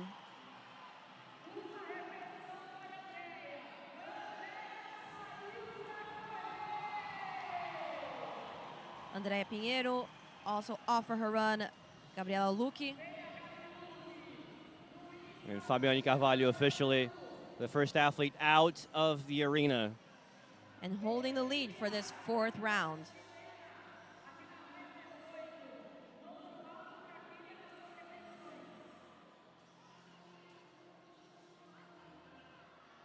The arena is already once again half empty, as about 50% of our athletes are already out for the 4th round of 800 meters, while we still have other athletes finishing up their 3rd set of clean and jerks. Well, Kelly, it looks like we have a new leader. Andrea Pinheiro taking the lead from Fabiane Carvalho on the run for the moment. This is very competitive between those 3. This heat is definitely switching up much more than Heat 1. Absolutely. We're going to have to keep our eye on multiple lanes for the finish. Absolutely. Shaping up to be a thrilling finish for this first event, first individual event, heat number 2, 15 minutes in on a time cap of 30 minutes. And the only individual event we have today. After this heat, we'll have the same event, but Heat 1 for men, followed by the second heat. And then we'll finish the first day of the Copa Sur semifinal with the 3rd team event. And Yadira Alba Castaño coming in for her 3rd round of clean and jerks.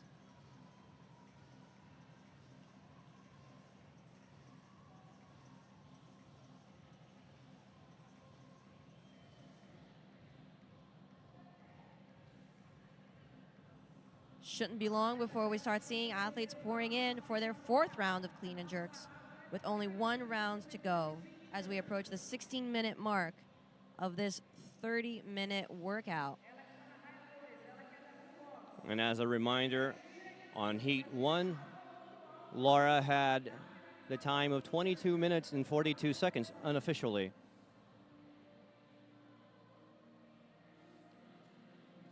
And this is the leading pack. They're about to do that U-turn. Andrea Pinheiro holding steady.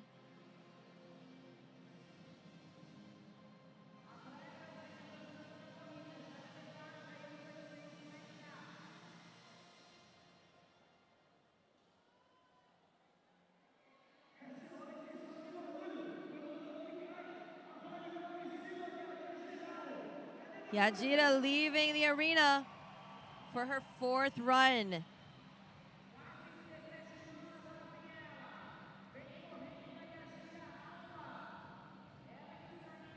And we are about to get the leaders of this heat in the arena. Andrea Pinheiro turning the corner.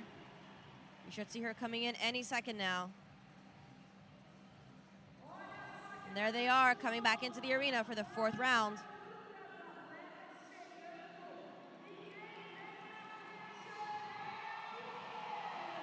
It's a new leader for the crowd as they saw a different leader walk out of the arena.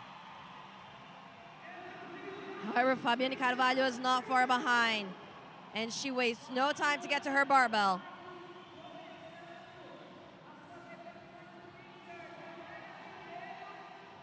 Andrea Pinheiro getting to her barbell.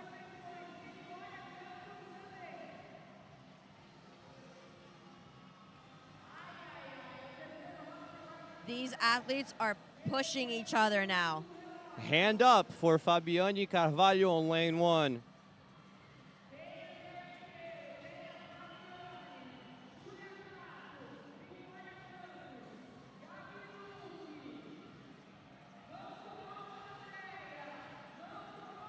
Vitória Campos already with her judge's hand in the air. So Andrea Pinheiro with 3 more reps to go, 2 more reps to go. 1 left. Oh, we have Fabienne Carvalho and Andrea Pinheiro dropping their barbells at the same time. We are in for a treat for this heat.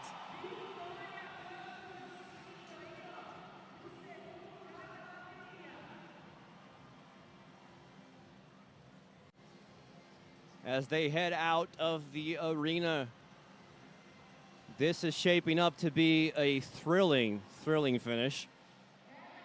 We've had a very interesting second heat for Very event competitive. win.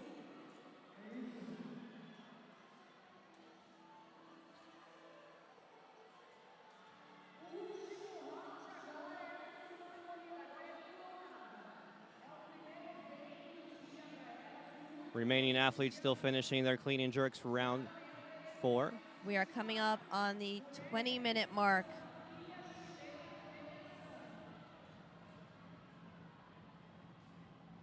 Athletes are out for their last round of 800 meters and 10 clean and jerks at 125 pounds.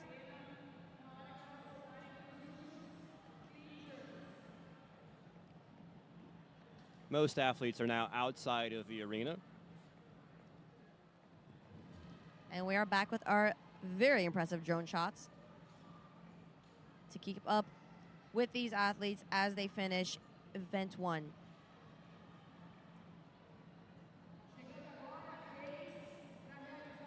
The CrossFit Copa Sur Semifinal is sponsored by Anjos do Waj, official recovery of CrossFit and exclusive methodology. Find out more during the commercial break.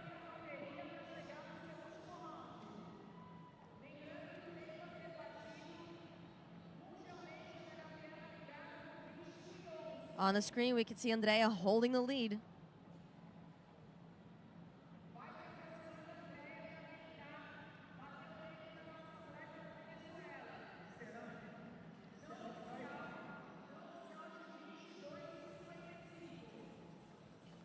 She's holding her pace. And we'll see her coming back into the arena soon for her final round of clean and jerks. Beautiful blue skies now. We started overcast a little bit, but it has certainly cleared up. Still perfect weather for these runs, though. I mean, it is uncharacteristically cold in Rio today.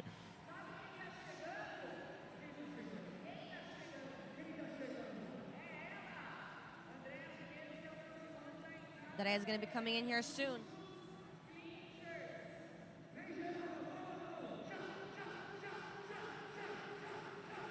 And the crowd is already starting to go wild in the arena as she comes in. And we'll follow her all the way into the arena. All she needs to do is that little right turn.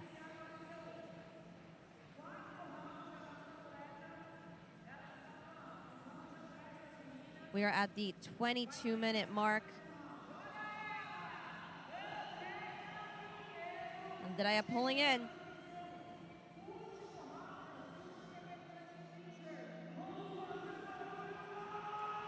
And she's in, and the crowd goes nuts.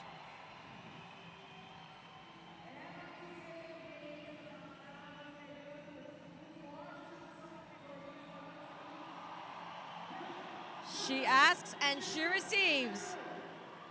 The crowd is very ready to see her tackle her final 10 clean and jerks for event 1. You see, it looks like she is the leader, and she most definitely probably is. And but she needs to run around the floor to start her clean and jerks. And we also have in lane 5, Lucia Viretti right behind her, getting to her barbell with no time wasted. This is going to be a photo finish, as we have multiple athletes doing their last clean and jerks.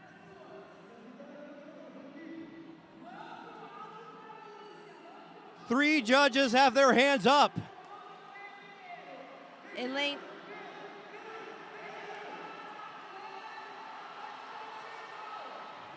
Two left for Andrea. Two left for Lucia. Last rep for Andrea. Oh, touch and go!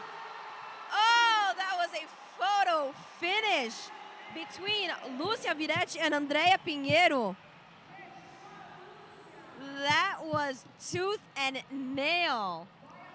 Unofficial time with 23:29. That would place them second and third, considering that first heat.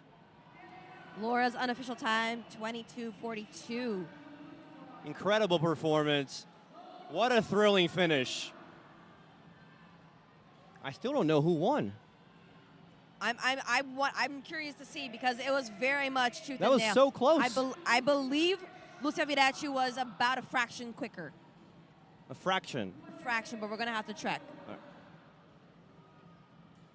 Incredible performance by both athletes. You can see the last athletes pouring in from that run. There are 5 minutes and 30 seconds left on the timer. We see multiple athletes already finishing, and we are just now approaching the 25-minute mark.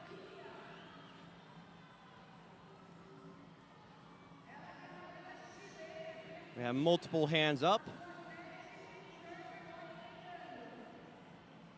Athletes are now starting to barbell cycle this last round. You see that? Lane 15, Victoria Monge just finished. Lane 20, Isabel Davis done after barbell cycling her entire set.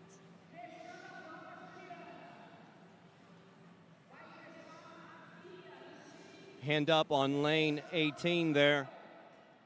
That is Kalia. Our initial leader, just about done with her first event. It's like you said, Kelly, it's about the pace and about controlling that pace. This is a very long event. Jessica Matos in lane 3, also close to finishing.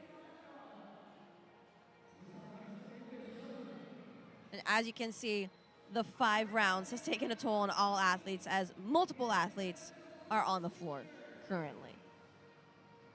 This is a very high volume workout. as they finish their clean and jerks and collapse.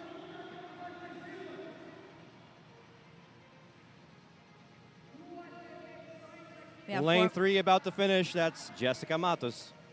We have 4 minutes left on the clock.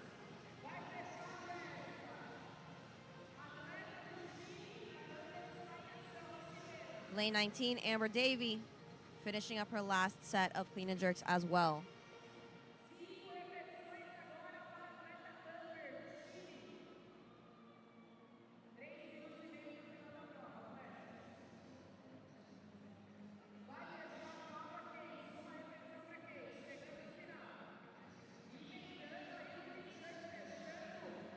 Carolina Martinez just finished in lane 7. Amber Davey also done.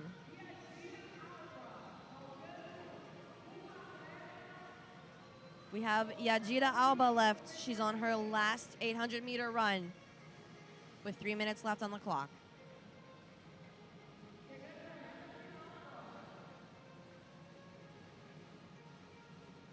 But as soon as she gets into this arena, she'll get the support of the crowd, as she has gotten with all the other rounds. Absolutely.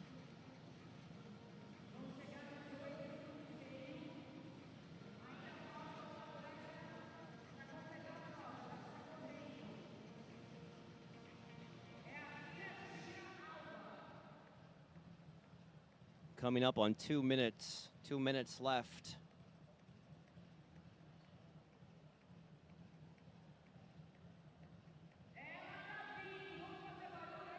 She's coming in for her last set. Yajira Alba. And she's in, and the crowd is warming up to welcome her back into the arena floor. Her last set.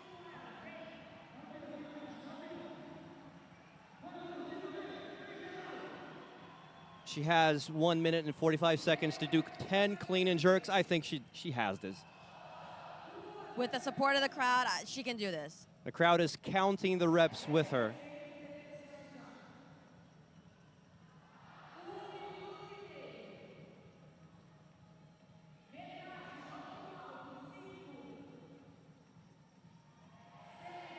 Halfway through.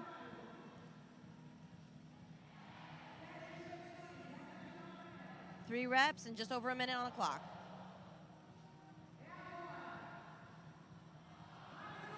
Last rep. Last rep. And she is done with 1 minute to spare with the support of the crowd, counting the reps with her. What an incredible heat, too.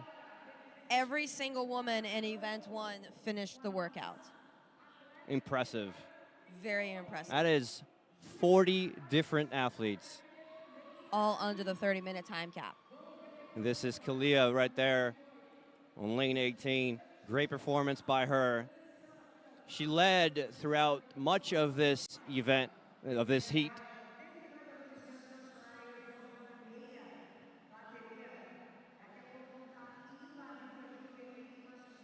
Oh, sorry.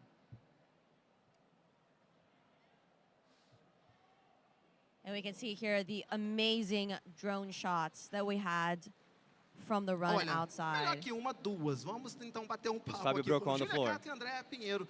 A gente sabe, né, a gente teve aqui uma confirmação não oficial. Júlia Cato fechou, mas é uma prova com um pouco de pegadinha, porque você tem que fazer aquela volta ali.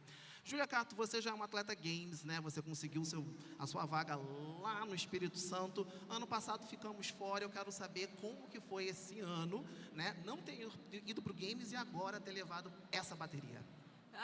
Eu posso dizer que foi bom para mim não ter ido para o Games ano passado, porque eu estava com algumas lesões, alguns problemas pessoais também. E esse ano eu vim muito mais feliz para cá. Eu acho que eu treinei muito mais feliz do ano passado para cá. É isso aí. Andréa Pinheiro, nós já temos uma vaga para o Games, né? Master, primeiro lugar, desde já, parabéns. De repente você já vai fazer história, se você conseguir a vaga aqui pela semifinal, você vai poder competir 2 vezes nos Games. Você já fez as contas dos dólares que você vai ter que gastar. E me fala qual foi a sua estratégia aqui, porque você tá bem tranquila, sinto isso, mas compartilha pra gente aqui o que você pensou durante a prova. O que eu pensei é que minha tarefa de casa foi muito bem feita. A gente treinou muito, eu estou muito preparada. Então eu só fiz o que eu tinha que fazer. E os dólares interferem, né? A gente está querendo os dólares, na verdade. É isso aí. Andréia Pinheiro e Júlia Cato para vocês aí.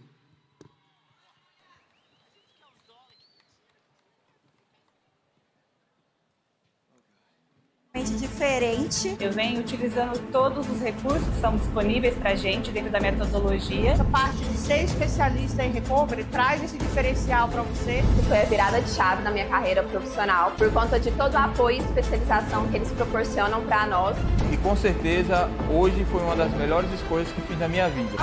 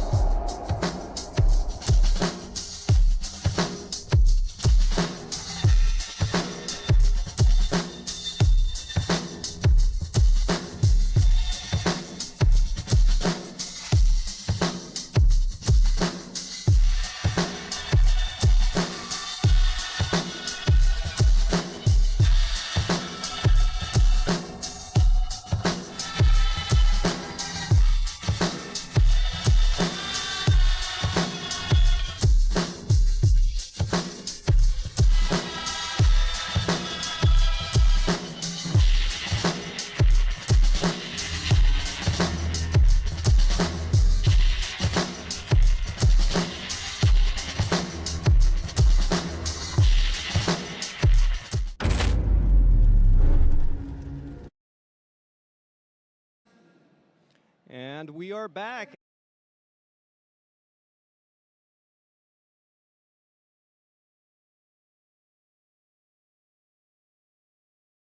And Fabio Brocco is on the floor interviewing our great athletes. We just finished Heat 2 of the first individual event with the women, and we are prepping the arena for that the same individual event for the first heat for the male athletes. We'll have 2 heats of 20 athletes each.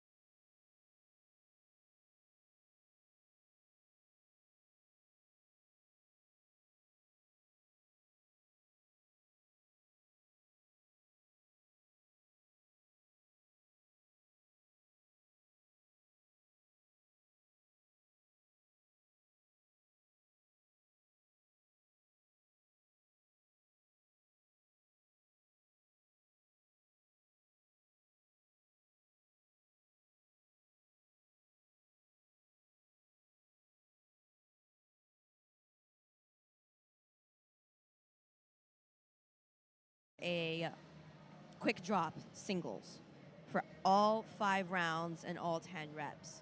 It's going to be very interesting to see what the men have in store for us with these barbells, if they're going to stick to the same strategy of quick singles or if we're going to be seeing any barbell cycling or touch and go.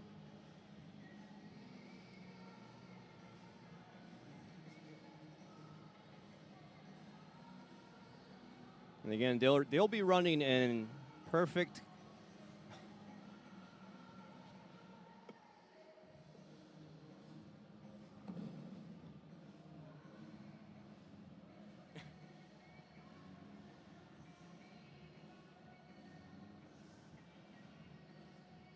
Oh boy.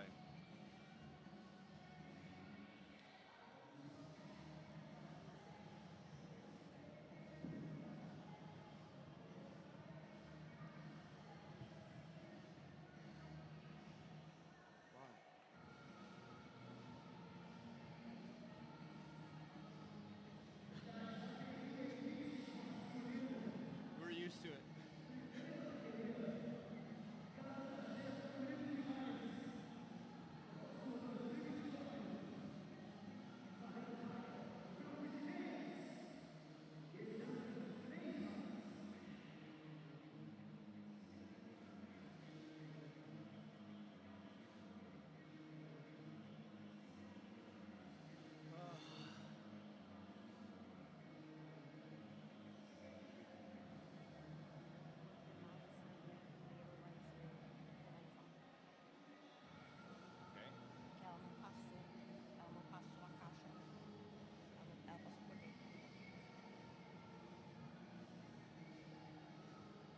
Qual é a penalidade?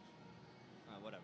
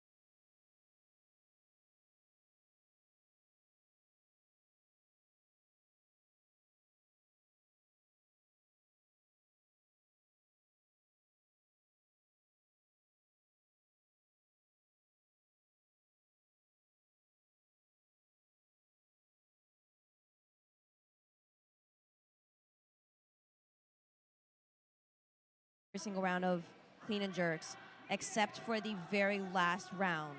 It's going to be interesting to see what the men have, if they're going to be opting for the same strategy or not, or if we're going to see any clean and jerk, touch and goes, or barbell cycling. And the athletes are starting to pour into the arena to get into their positions to start this event, the only individual event of the day.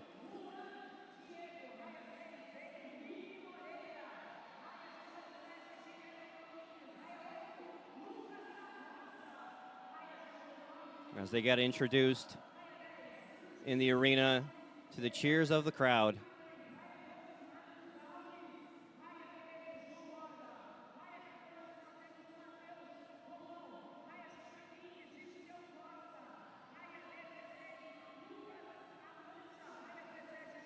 As the athletes start and come back from their run, they do have to run outside of those 4 black boxes that you see on the corners, the 4 corners of the arena floor. And that is very important. Athletes are getting hyped up and ready to start. The last thing you want to do is go on the inside of that box and be penalized for it.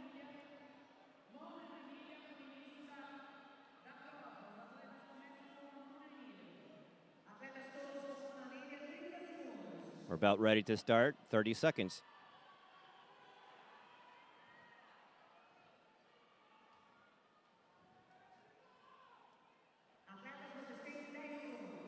10 seconds.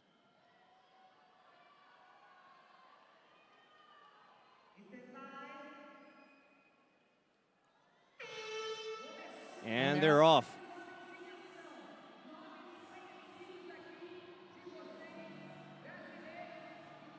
And again, this workout is about pace. It's a long workout. You want to keep your breathing under control so that your heart rate does not spike. If you go out too hot, that can definitely play as a disadvantage to you. In Heat 2, we saw a lot of changes happening in the leader and paces changing. If you know you can maintain a good pace on the run, push the run a little bit more, but just keep in mind that this is a 5-round workout of 800 meters. All athletes are now outside of the arena, and we should be getting that outside shot at any second now.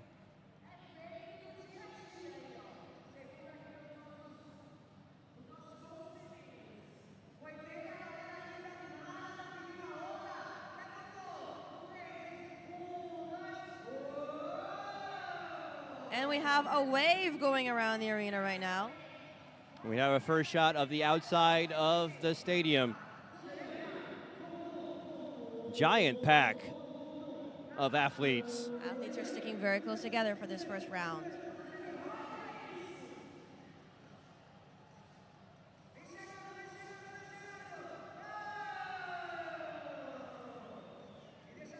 This crowd is having fun. You can't see it, but trust us. They're doing the wave over and over. Lucas Lahoz is another athlete you want to watch out for in this heat. And they're about to do that U-turn, followed then by the right turn into the arena. Just a large group of athletes in this first 800-meter run. They're definitely keeping a more conservative pace for this first round. It's going to be interesting to see how the athletes separate themselves over the course of the workout.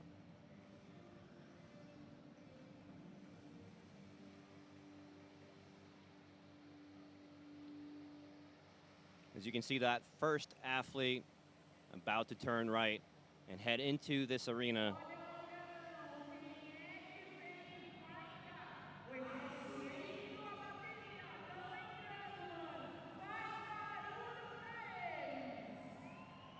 And he's in.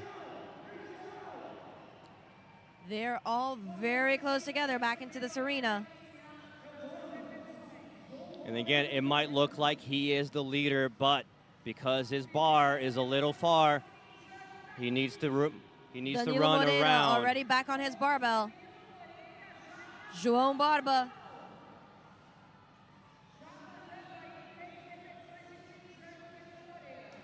João Barba on lane 13. That's it. That's the left side of your screen. Again, we have 185 pounds on the bar.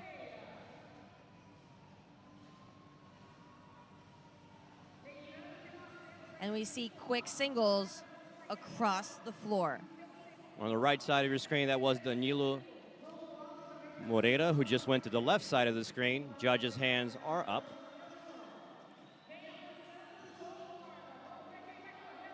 And we have our first athlete heading to the round 2 800-meter run.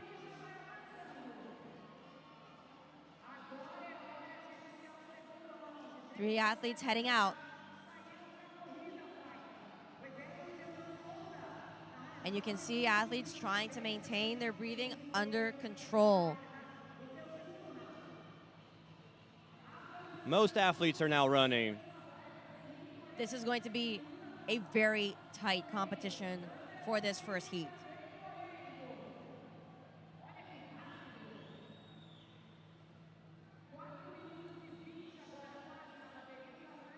This is the outside of the arena. It looks like we have a clear-cut leader, but again, when they pour into the arena, they have to head to their bars, and that might be the difference in the end.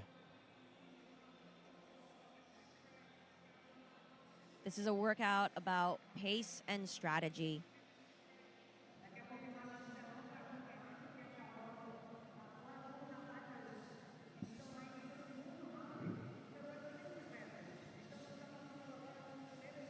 All athletes are outside running.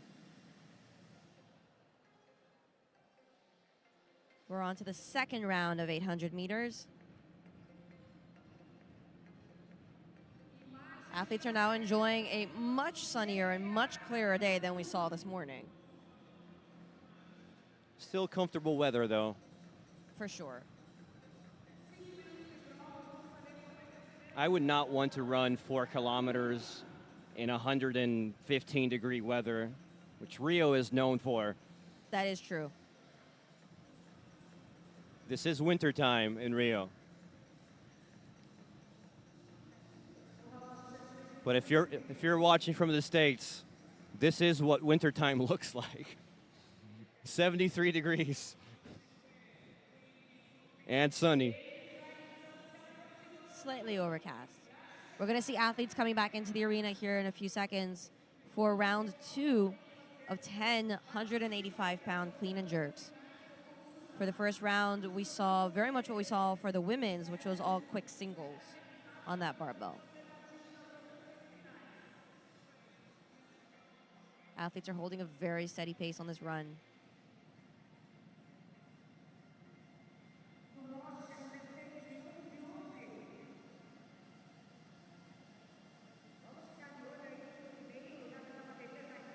On your screen, Guilherme Domingues. And our first athlete And is now Andero inside Primo. of the arena.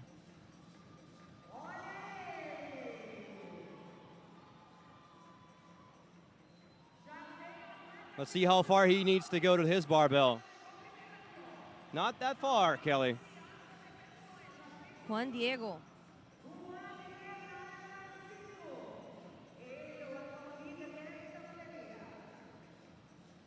Making short work of that barbell. Getting back to that barbell very quickly as soon as he drops it. That judge's hand is up, 4 reps to go. We also have Caio Nascimento and Danilo Moreira synchronizing that barbell work.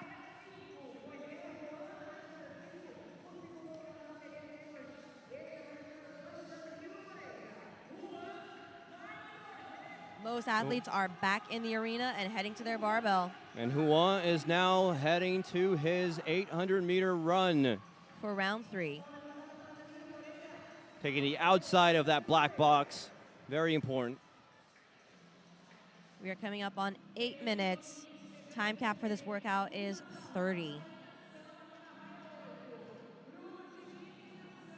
Juan there separating himself from the rest of the athletes. He has now opened quite a lead.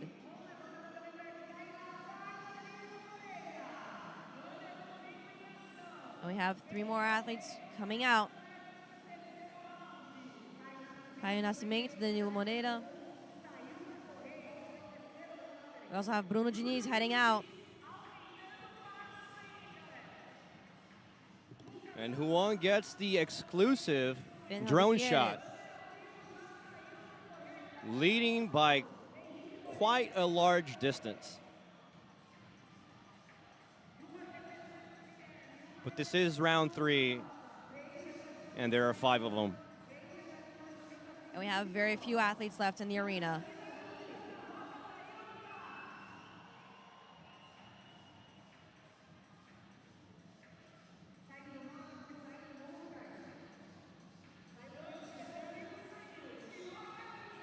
Juan Tobon with a performance reminiscent of Laura Very reminiscent. from the women's heat 1. Just an incredible performance so far. We have 1 athlete left on the barbell in lane 15, Dirceu Costa Jr., who is also now heading out for his 3rd round of 800 meters. And you see the pack there separating. The athletes have some distance between themselves. And of course, Juan has distance from pretty much everything in existence. He's holding steady.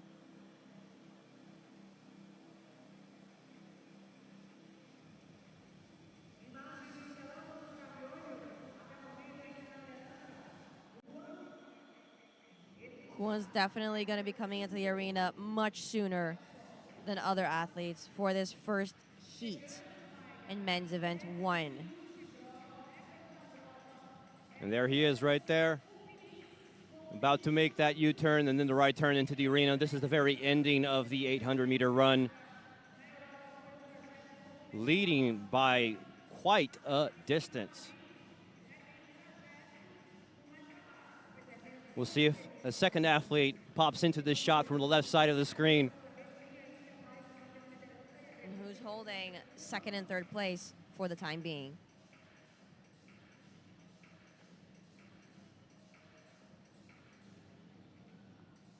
And there you go. That's the second athlete many, many, many seconds later.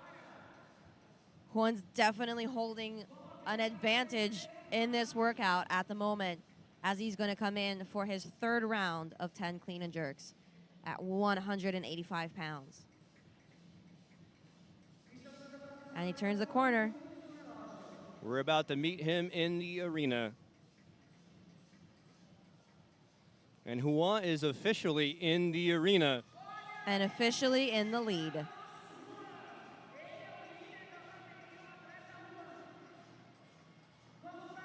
Currently, Juan is the only one in the arena as he comes up to his barbell. No hesitation there. And importantly, he doesn't have to run that far to get to that barbell station, which is important for this finish here in round 5. And wasting no time at that barbell. Judge with her hand in the air, 5 reps to go. Well ahead as other athletes only now are starting to pour back into the arena.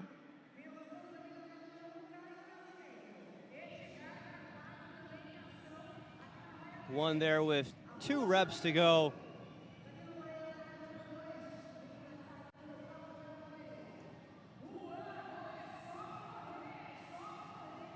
And he's out. And he's out.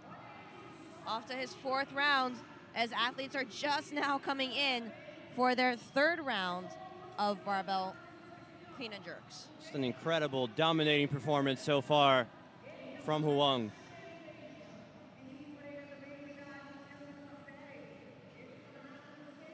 He's trying to loosen up those arms. Most athletes are now doing their clean and jerks in the arena.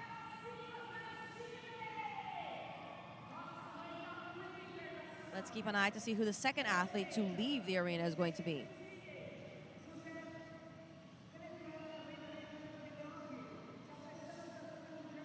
Bruno Diniz heading out.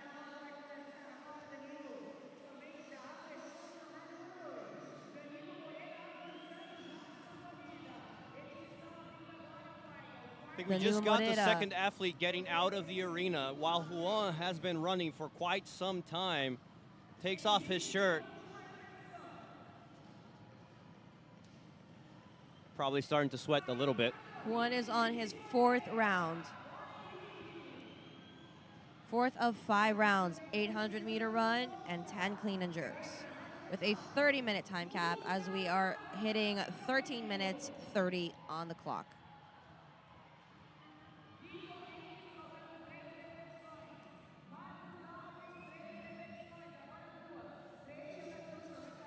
Majority of the athletes are now running.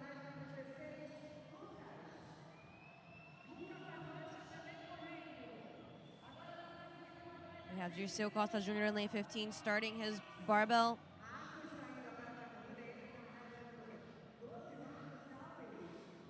Felipe Barbosa in lane 20 and Anderon Primo both with judges' hands in the air. We have 3 athletes doing their clean and jerks. Anderon Primo also heading out for round 4. Just 2 athletes doing clean and jerks now, as we see the outside of the Felipe arena. Barbosa taking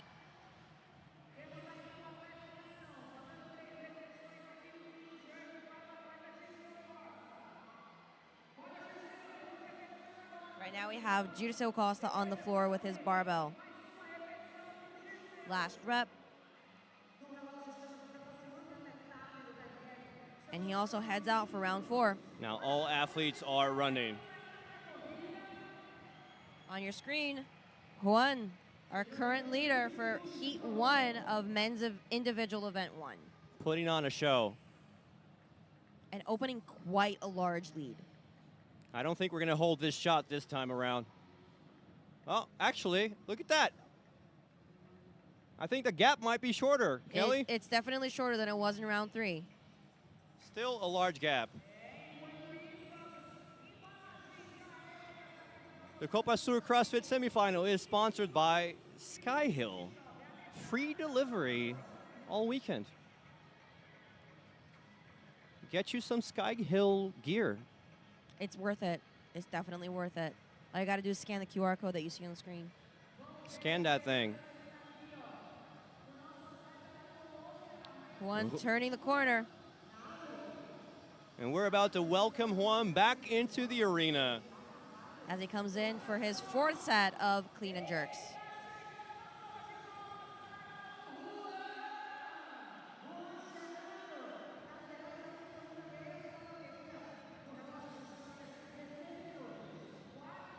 See how fast he starts his clean and jerks. Pretty fast. Pretty fast. As the second athlete pours into the arena. You can see his breathing start to catch up with him, though. That barbell is not moving as fast as it was the first 3 rounds. And he's now got his eyes on lane 3. Edgar Pereira. Edgar Pereira, who poured in second into the arena. And you can see that he's actually right next to Juan.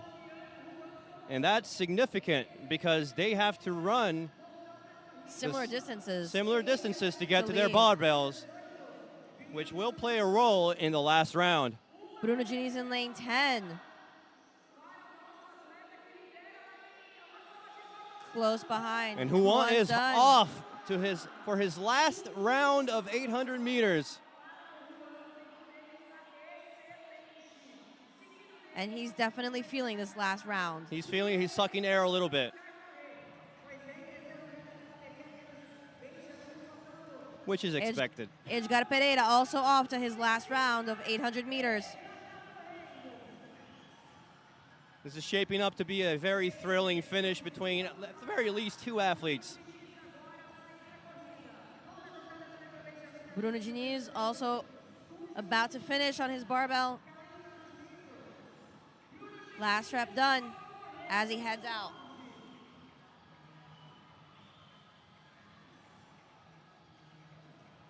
We have 3 athletes holding the lead. Caio Nascimento also done.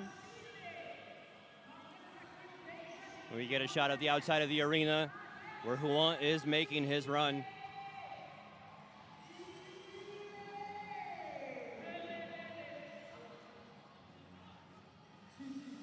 Still a significant lead that Juan has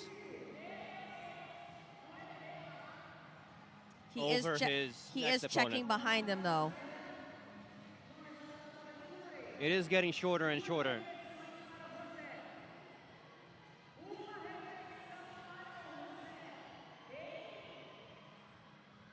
Still a number of athletes doing their clean and jerks.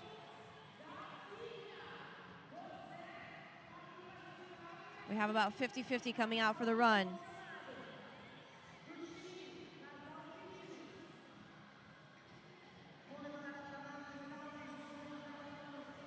By the time you hit rounds 4 and 5 of this workout, that barbell no longer feels like 185 pounds. It's a very, very long event. One of the largest time caps. One of the longest time caps that we're going to see the entire weekend. And we are at the 19-minute mark. And Juan just grabbed his shirt.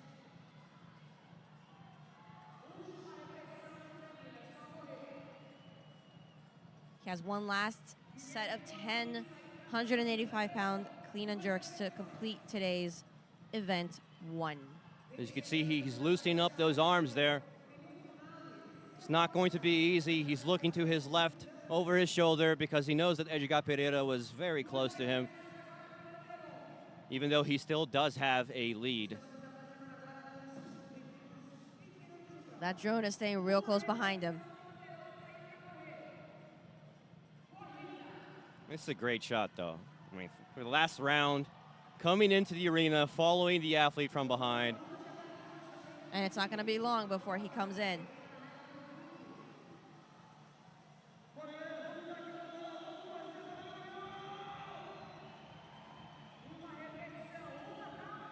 Takes that U-turn, and all that's left now is that right-hand turn. And Edjigape, is that Edjigape? This is going to be a very exhilarating finish, as we now have no distance and a passing. Wow. From Edjigape Pereira. That was very dramatic with the drone shots. That was cinematographic. This has turned into a very, very interesting finale for the last round of men's event 1. Well, we got the two athletes together, and they're not going to have to run very different distances. Pereira getting to his bar. It'll be a race to the finish. 2 reps against 1. Edjigape Pereira assuming the lead at the very end of the workout. And he is gunning it. First hand is up. 4 more reps to go. This was a very dramatic turn of events in the very last few seconds of the workout. Edjigape Pereira is a few reps ahead. He's only got 2 left. It's his last rep. And he is done. That was a very unexpected turn of events. Incredible. Between Edjigape Pereira and Juan Diego. Incredible unofficial time of about 21 One is minutes. now done. And 35 seconds. What an incredible performance. That was totally unexpected. That was absolutely extraordinary. The way he overtook Juan with that drone shot, that was like Fast and Furious. That was to the left. that literally came out of left field. This crowd was not expecting that either. Incredible. Nascimento almost done. 2 more reps to go.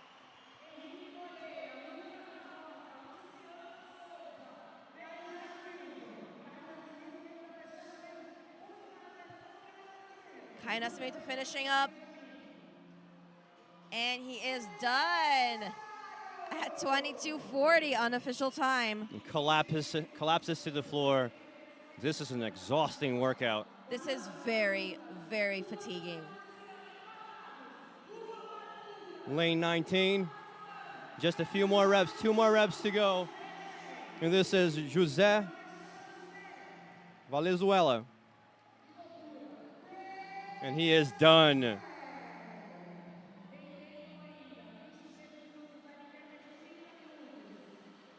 Most athletes are now in the arena.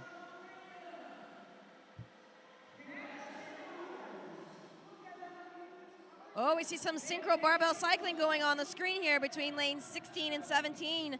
You've got Lucas Amantia and Tainan Beraldo.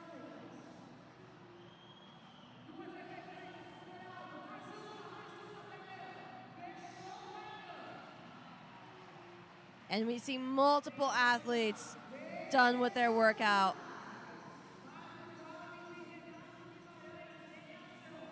We still have some athletes pouring in from their run, finishing their run, coming into the arena.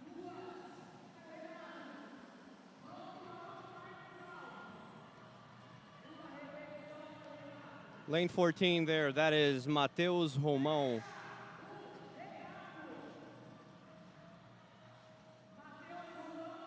And he has the hand up. 5 reps to go now for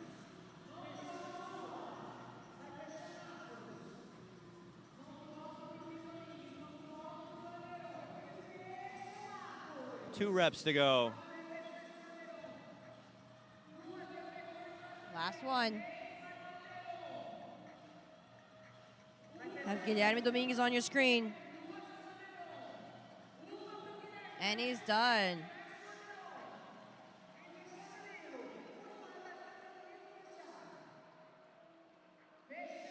Still some athletes doing their Danilo clean and jerks. Moreira also finished. lane 20. And we are coming up. Felipe Barbosa. We are at 25 minutes. Plenty of time.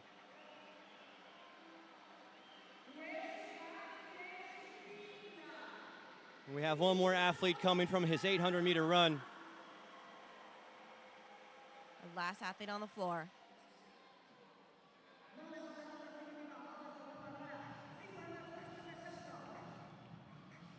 And he has reached his barbell for his last set of clean and jerks.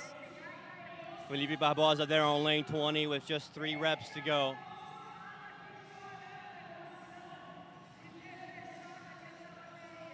Judicial Costa making his last set count. Just one more rep for Felipe Barbosa. And he's done. And he is done, and we have one athlete left doing his clean and jerk, getting support from all of the athletes around him, as always, because this is CrossFit. This is CrossFit. No man, no woman, no team left behind. One more rep. And he's done. And he's done with plenty of time to spare. All athletes, unofficially, I should say, unless we confirm it, all athletes seem to be done with time to spare. Almost 4 minutes to spare. Quite a lot of time to spare. And what an unbelievable performance by both Juan Tobong and Edgar Pereira. Incredible. Last second overtake at the end there. Last second overtake out of left field. Felt like watching Formula One. I don't think Juan expected that, to be honest with you. He was definitely caught off guard. I mean, he was looking behind him, though, over his shoulder. He was checking, but I don't think he expected it. We definitely didn't. We definitely didn't. I don't know if that drone expected that Probably either. not. We're going Isso down aí, to the a arena gente floor. We'll faz have o Fábio atleta Broco. correr depois da prova também. Edgar de Pindamonhangaba para o mundo. Estamos aqui na semifinal. Iniciar uma competição, ganhando a bateria, dá uma certa moral, mas assim, a gente sabe que toda prova, o atleta ele tem um plano, né? Que você sabe mais ou menos o que vai precisar fazer. Porém, o Juan, eu estava achando que eu ia gastar meu espanhol em mais uma entrevista, né? O Juan ali liderando e no final você conseguiu fazer essa ultrapassagem. O quanto você ali planejou esse ritmo e o quanto você falou assim, vou meter o louco para eu tentar levar pelo menos essa bateria? Primeiramente, boa tarde a todos. Eu estou imensamente feliz de estar aqui. Não só eu, mas como toda a minha família sabe o tanto que eu batalho, o tanto que eu abdico de muitas coisas para poder ter conseguido esse feito. E o meu plano desde inteiro era manter constante, não parar, continuar correndo e não andar durante o percurso, nem mesmo aqui dentro. Nos meus testes eu não consegui um resultado assim, porque eu acabei diminuindo o ritmo, mas aqui com essa atmosfera toda, de toda essa galera torcendo, não somente para mim, mas para cada um, para o seu atleta, eu pego essa energia, carrego comigo e eu fui marcando. A cada round eu fui melhorando meu pace, a cada round eu fui pensando, eu tenho que chegar na frente de um, e no final eu pensei, eu tenho que fazer mais rápido do que eu faria no treino no boxe. Então eu tenho que dar uma intensidade maior do que eu mesmo conseguiria dar. Basicamente, eu teria que me vencer aqui dentro. Foi isso que aconteceu. É isso aí, deu certo. Então, parabéns, uma salva de palmas aqui para Edgar e vamos para a próxima bateria.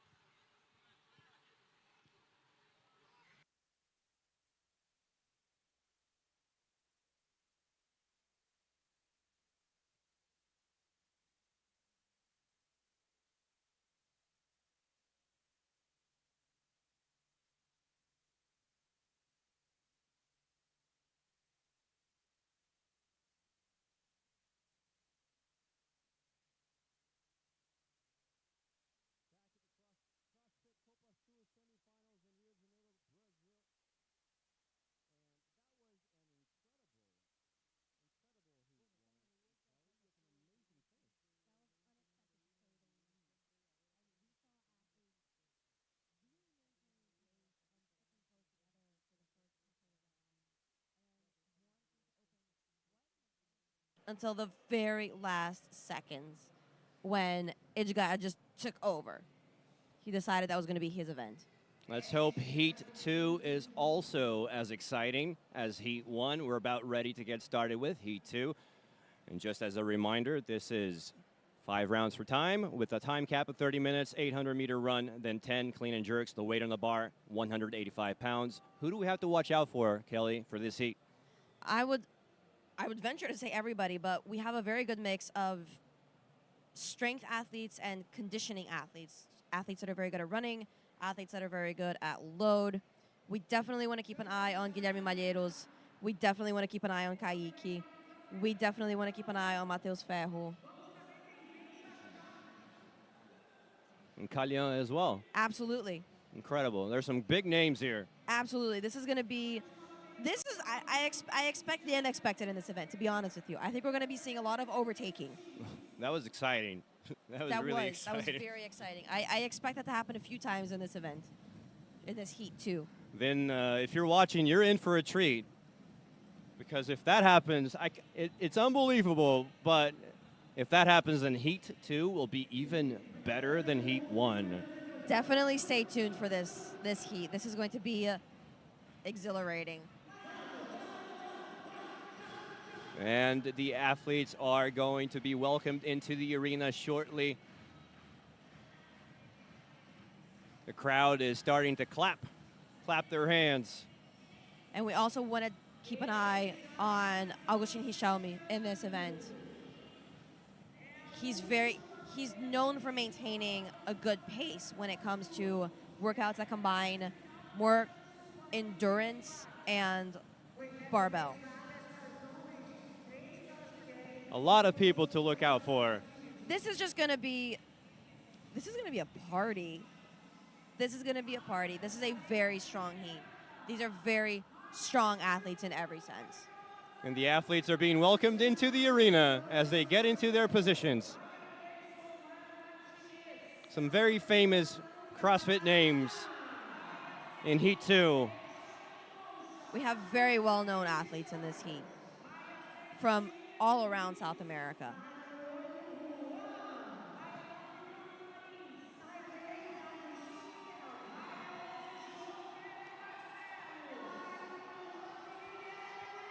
And this place is rocking as they get introduced.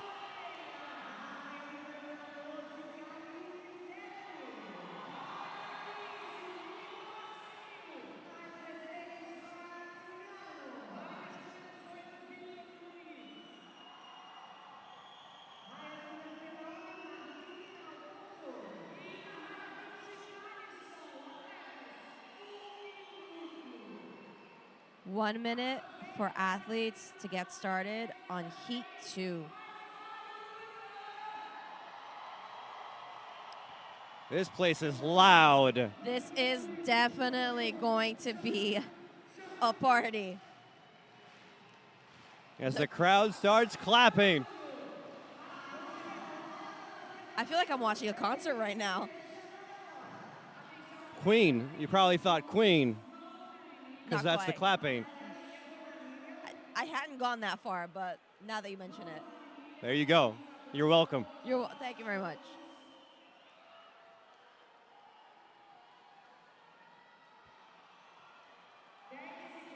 Ten seconds.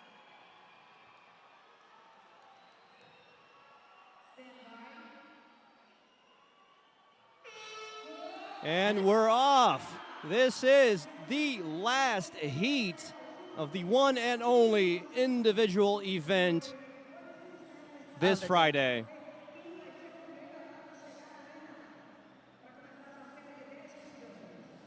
As all athletes start at a rapid pace. And they are all out of the arena.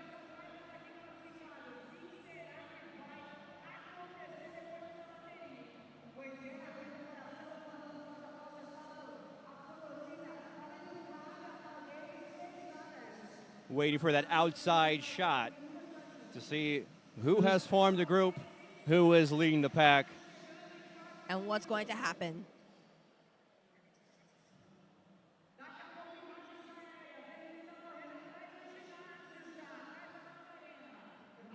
In this heat, I am very curious to see if we are going to see any barbell cycling. Thus far, we have seen very little. And we got our only in first the shot, last Kelly. round. We have two athletes there in the lead, kind of running together as a pair. Not a lot of groups, just this one group now. Malleros. And another larger group towards the back.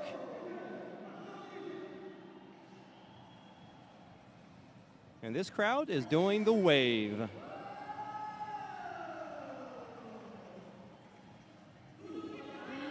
The arena is enjoying this event massively. And they won't have to wait long to see the first athletes pour into the arena as they do that little bend there.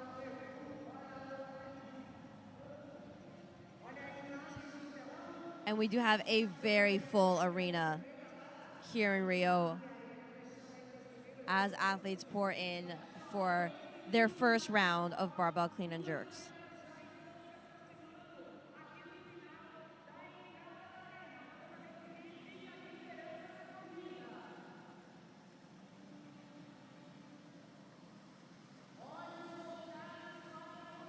And we're about to get that first athlete. Athletes are turning the corner and heading back in. A little group of three.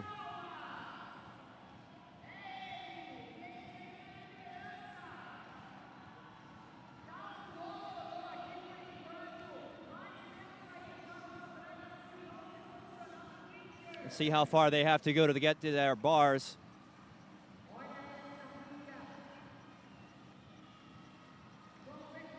All athletes going around the black boxes. Lane 11, we have João Pedro Barcelos already getting to his clean and jerks. Lanes 19 and 20, Martim Alfonso and Thalisson Martins. And as you could see, the other two athletes that were next to him running together did have to go quite a distance to get to their barbells. Again, we are seeing all quick singles. Most athletes are now in the arena.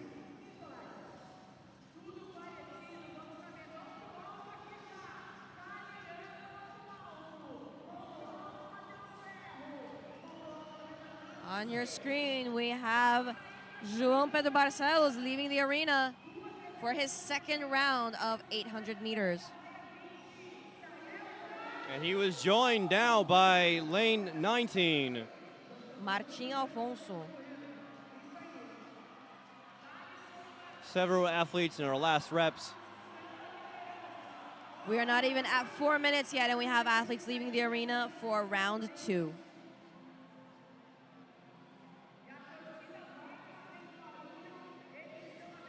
This is Benjamin Concha.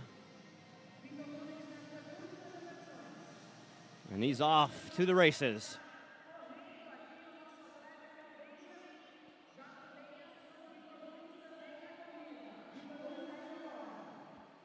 As we look at the outside of the arena, 3 athletes leading the pack.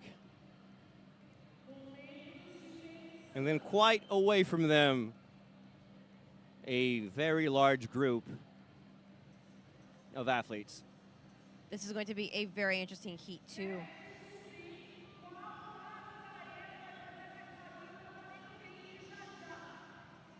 We see athletes maintaining a pace for this run.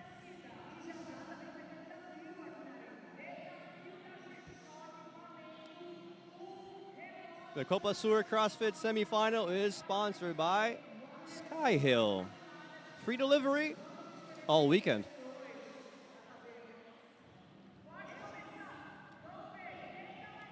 We have a special Copa Sur edition on the site. It is a new grip.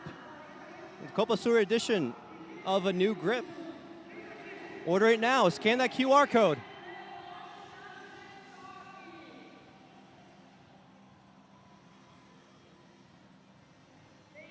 Athletes going to be turning the corner back into the arena very soon.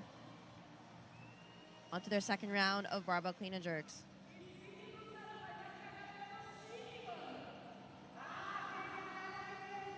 We have 5 rounds for time of 800 meters and 10 clean and jerks with 185 pounds on the barbell and a 30-minute time cap.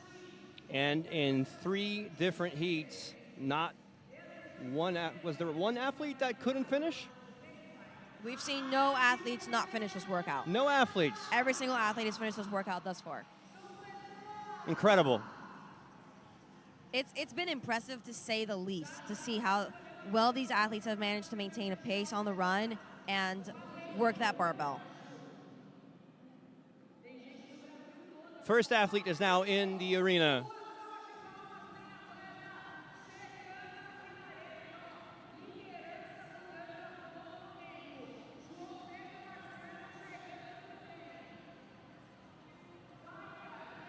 There was a little bit of a sprint there on that final turn to get back to the barbell. He does have to run quite a distance to get his barbell. And he's back. We have Martin Alfonso already picking up that barbell and sending it into the air, as well as João Pedro Barcelos. João Pedro Barcelos in lane 11. They are the 2 athletes that are doing clean and jerks right now, and now we have a 3rd and 4th. Kalyan in lane 4 is also on his barbell, wasting no time whatsoever. Lane 20, Thalisson also back to his barbell. Guimalheiros in lane 12. We have judges with hands up. Lane 19, lane 11. Our 2 leaders for the moment. Lane 4 as well.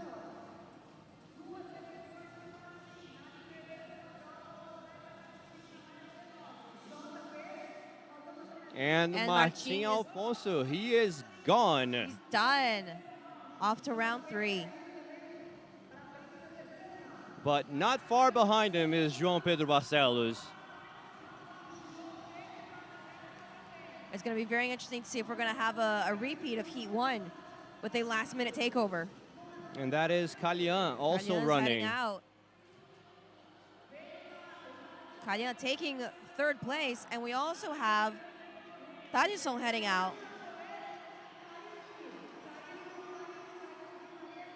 And that is Guimalheiros right there, also running.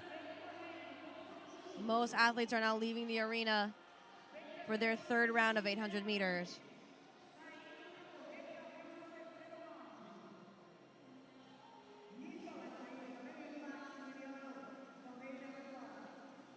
You see athletes starting to have a little bit of trouble getting back to that barbell.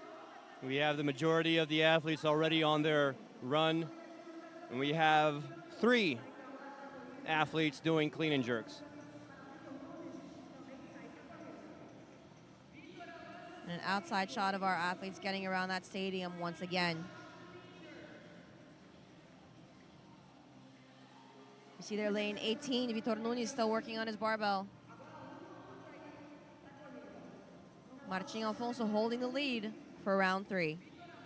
And Vitor Nunes from lane 18 is now gone.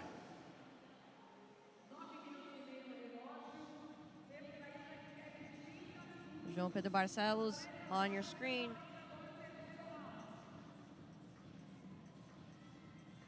And Kalyan very close behind him. We might see a takeover from 3rd to 2nd happening shortly. I'm expecting many overtakes. That's what you told me. I am too, actually.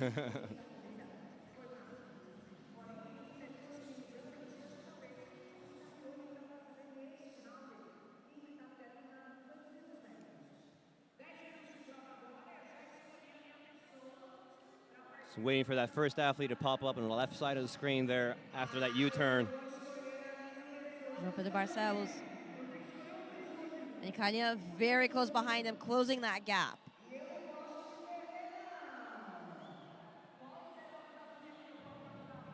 Athletes are coming in for their 3rd round of clean and jerks. 3rd of 5 rounds. 800-meter run, 10 clean and jerks, 185 pounds.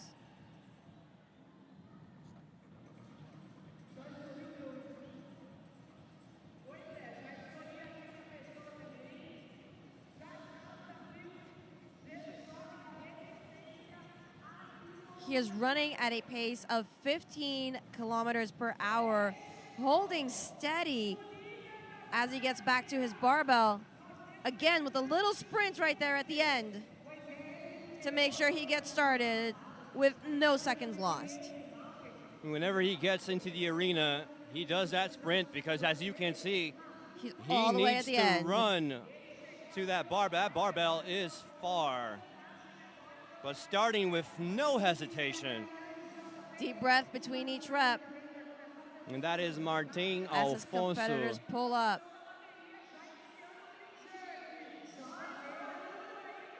Callian apparently in second place. João Pedro Barcelos in third. That deep breath. These barbells do not feel the way they did when they started this workout. 185 pounds is starting to feel just a little bit heavier each time. We need 3 more reps for Martin Alfonso. Lane 19, 2 more reps. Malheiro is also back on his barbell. Last rep. Hands in the air for Callian as well. And he's off. And so is Callian. Round 4 of 5 underway. And this is shaping up to be a thrilling finish. Absolutely. Callian off for the run. What a shot. Just following him from the exit of the arena. He is solo right now. And João Pedro Barcelos also off for his run. Give this drone operator a raise.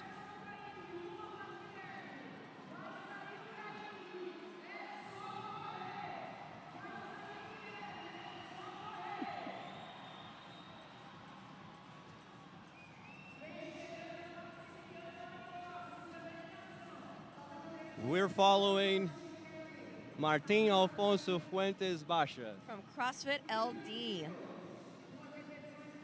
as we get a look inside the arena. Woo. Through the halls. That drone is working just as hard. That is impressive.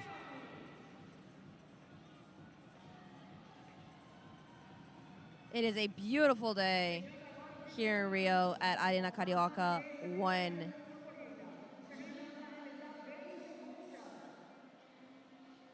Martin Alfonso holding the lead for round 4 as we approach 14 minutes on the clock for a 30-minute time cap in event 1. This is our final heat for the individuals for day 1. And we still have athletes doing their clean and jerks.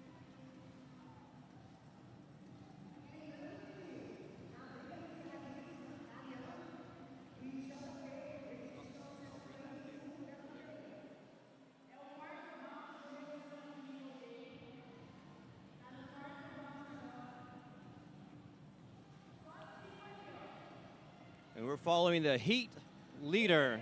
And this is Martin Alfonso Fuentes Baca. And he's about to do that U-turn. Very, very close to entering the arena again. And remembering that we have 3 spots available up for grabs for the CrossFit Games. Beautiful day to run in Rio de Janeiro. He's going to be turning into the arena here shortly. Martin Alfonso holding the lead for event 1, individual men. And look at the shot with the mountains on the background, just amazing. Small turn right. And he's coming back into the arena. Are we going to see the sprints to the barbell?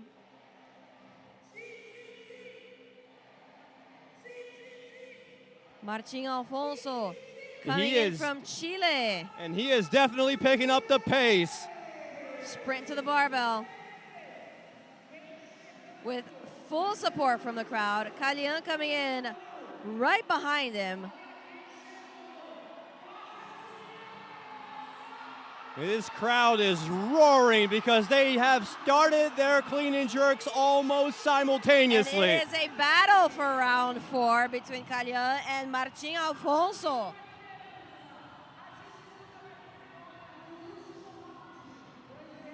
Which judge is going to put his hand up first? And as Callian's judge put his hand up first.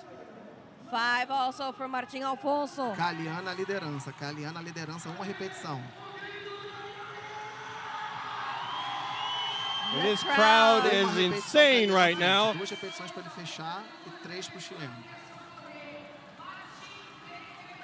One more rep for Callian.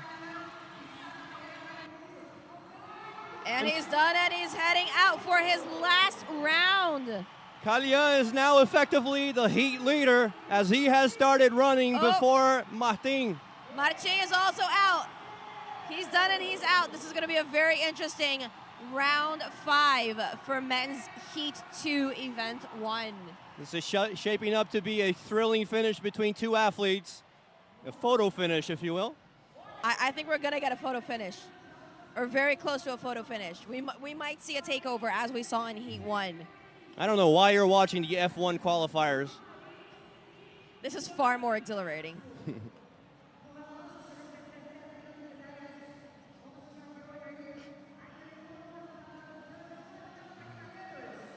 This drone is working today, and it is following. This drone is working as hard as the athletes are. It is following what is essentially the heat leader, which was Callian.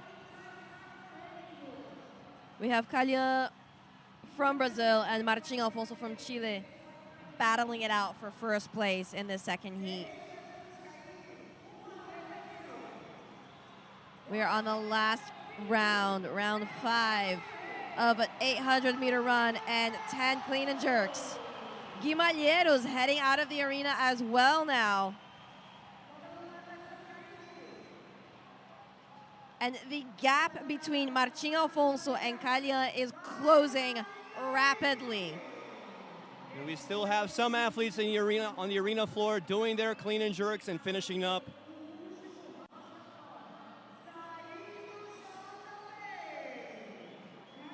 We are following our 2 heat leaders.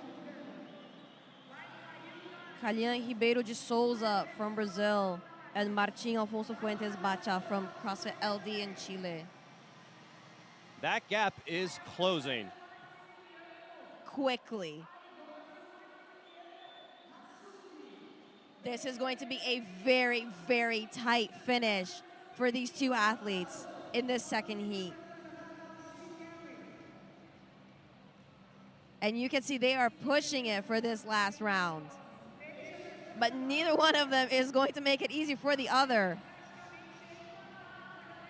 And it seems to me that Callian is smelling blood in the water and is just trying to pick up the pace there as he's getting closer and closer to Martin. And they're about to do that bend, and it's... And let's see if we see what happened in Heat 1. That bend is where the overturn happened. That's true. Although we're getting that behind shot, so I don't think we're going to get it, Kelly. Although this drone is about... Is the drone going to overtake Callian just to make it more dramatic? I would not put it past them.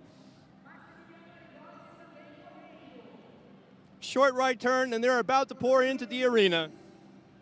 I expect this crowd to go wild in about 10 seconds. And we still have some athletes doing their clean and jerks from the prior round. They are in. Let's see how this is going to end. And Martin is going to have to do an even faster sprint this time. Folks, hold on to your seats. This is going to get good. And the crowd is going nuts. But Callian is the first to the bar. And they're counting with him. His hands are barely leaving that barbell. As Martin starts, but he's 4 reps behind. And Martin is barbell cycling for his last set. Callian's judge's hand is now up.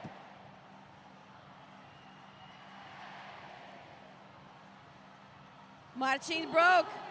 2 more reps. Callian has taken the lead on the barbell. 1 more rep. And he is In done. 2 minutes and 32 seconds, Callian finishes heat number 2 as the leader. And he calls for the support of the crowd, and I'm just expecting him to put on the cowboy hat, Kelly.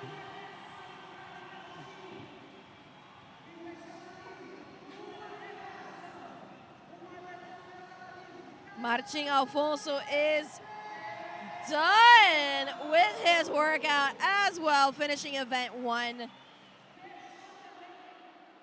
This was impressive. This was well beyond impressive.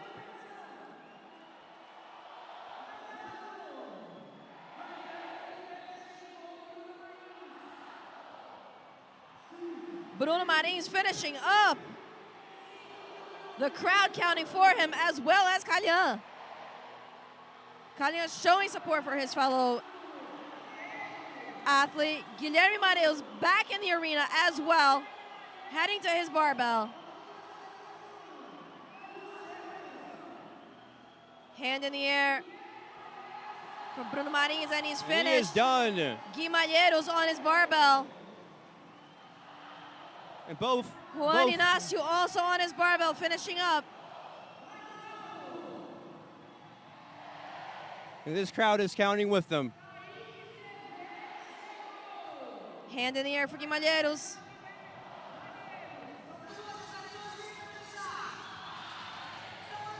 Last one.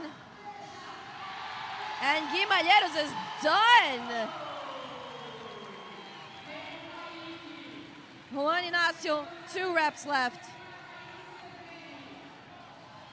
Last rep. And Juan Ignacio is finished as well.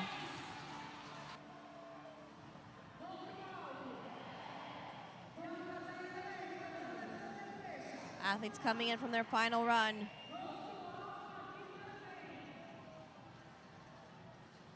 We have a number of hands up. Calhan and Martin shaking hands as they finish their workout.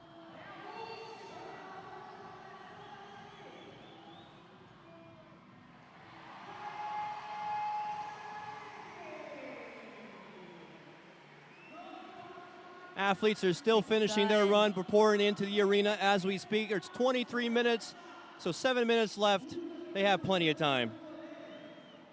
And you can see athletes speeding up on this last round of barbells to get this done. This is a very long workout. By this time, by the end of round 5, you really just want to be done with this. Unbelievable performance by both Calhan and Martin, who both outperformed Heat 1. We are coming up to 24 minutes of this workout. We see some barbell cycling going down in lane 16 with Maximiliano Razu.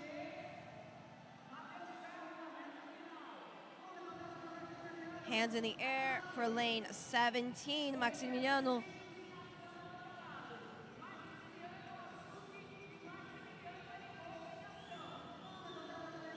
We got 2 more reps on lane 17.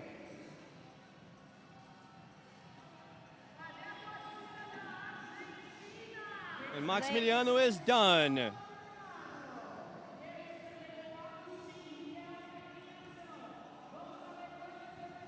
Barbell cycling from Maximiliano. Vitor Nunes barbell cycling that 185-pound barbell. 5 reps left. 4.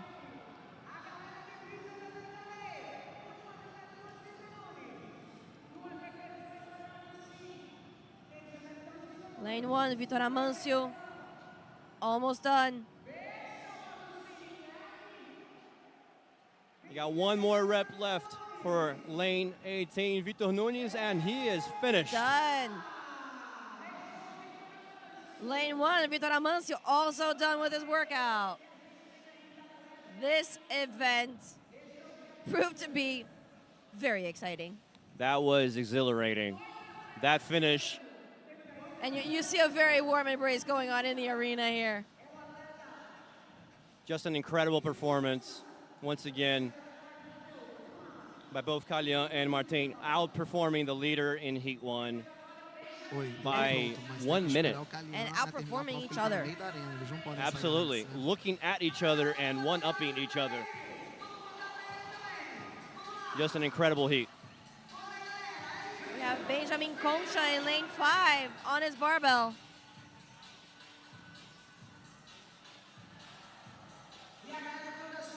And the crowd is counting the reps.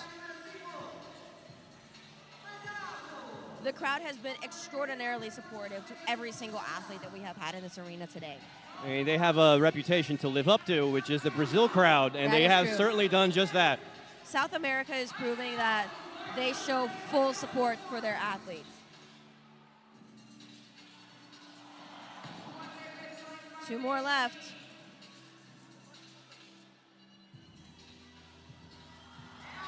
Last rep for Benjamin Concha. And he is done. Incredible heat. Heat 2. The last heat of the one and only individual event that we have for today. Incredible performance. Martin Alfonso held steady all the way until the end.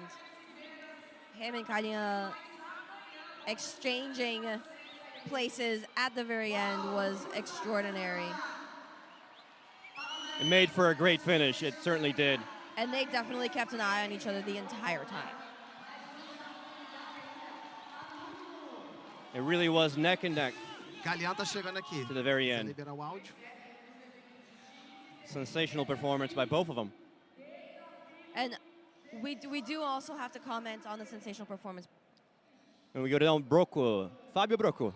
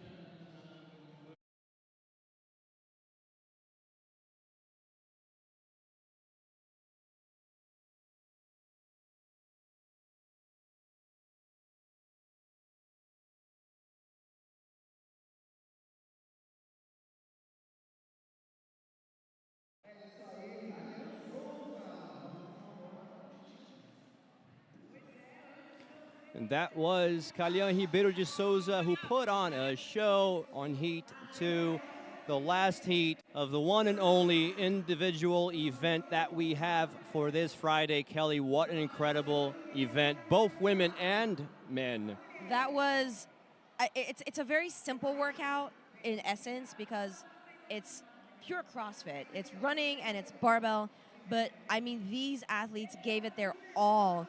Laura, in the first heat for the women, just opened the lead from the very beginning and held all the way to the end, which was extraordinary to watch. And then we had Marina Zago in heat 2, Andre and Julia. We had the men just overrunning each other in both heats for very, very impressive takeovers and photo finishes. It was absolutely extraordinary. But I think the best part of this event was athletes supporting each other and the crowd supporting the athletes. It was just beautiful to watch. It was beautiful to watch. This was very much the essence of CrossFit. We had 80 different athletes Yes. do this individual event number one. Yes. Not a single athlete Didn't finish. Every single athlete in this arena finished this workout today. Sensational performance just all across the board with And time to spare always. Always. And this is a very long and very voluminous workout and very tiring. You could see in each heat, athletes were very quickly going to the floor at the end. As soon as that barbell hit the floor, athletes were hitting the floor as well. It's very consuming because you don't have a break in this workout. There is no moment where you can pause.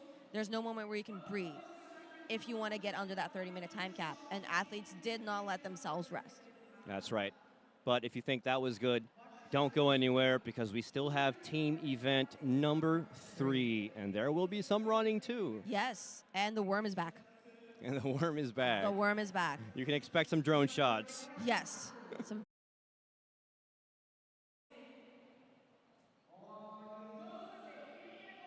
heartbeat and sweat's dripping down your nose.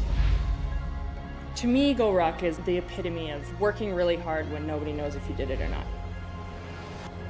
Go Ruck is my go-to gear because it keeps me ready for anything unknown that could come up in a CrossFit competition.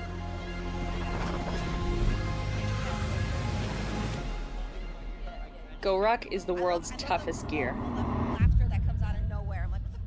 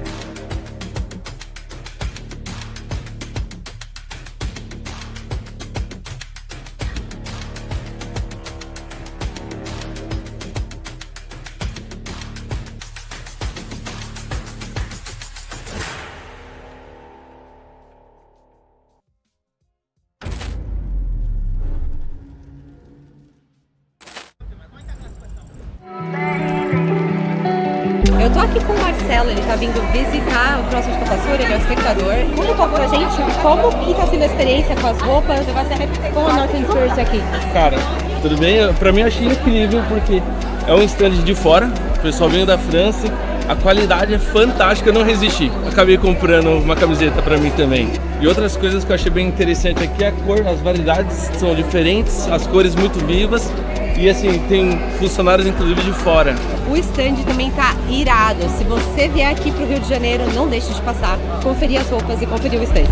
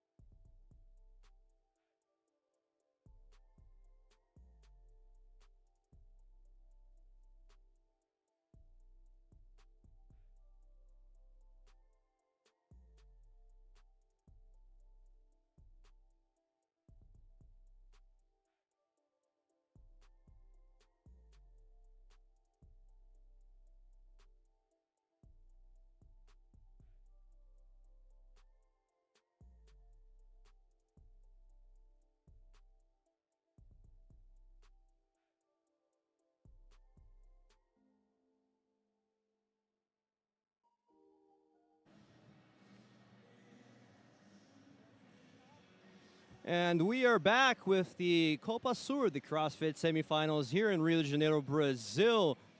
After an incredible individual event, now we have the last team event. And this is 3 heats, 5 rounds for time with a time cap of 30 minutes. 800-meter run, followed by 15 warm thrusters. The secret here is the worm. Not gonna lie. When it comes to worm thrusters, there's a lot of things you have to consider. One of them is clear communication with your team, because you have to time the thruster just right. And you have to determine how you're gonna do worm thrusters. There's a few ways you can go about this. You can either pass the worm over your shoulder, pause, and then go into your squat to then continue the thruster. A lot of teams, if they have very good communication, will just touch and go. So the worm comes over your shoulder, you touch and already go down. It's going to be very interesting to see how teams approach this, because if you time it wrong and it gets discoordinated, it starts to uncoordinate, that's when you start to have issues. Because you start dropping the worm, you start getting people stuck under the worm, and there's penalties for dropping the worm. And again, this is a very heavy worm. It's 365 pounds as the teams are getting ready to start this first heat.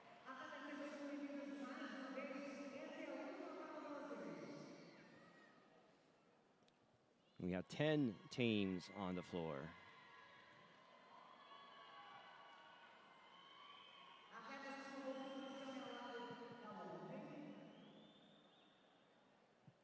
Athletes are getting ready by their worm.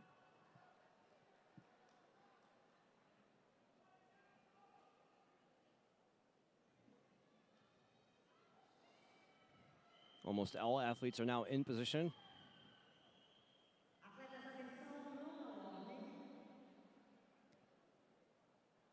Communication is key for this workout.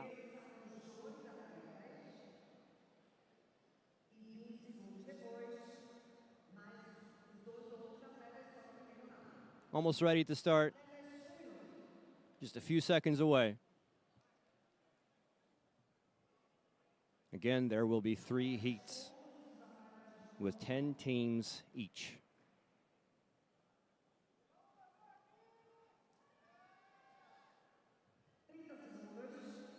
"30 seconds.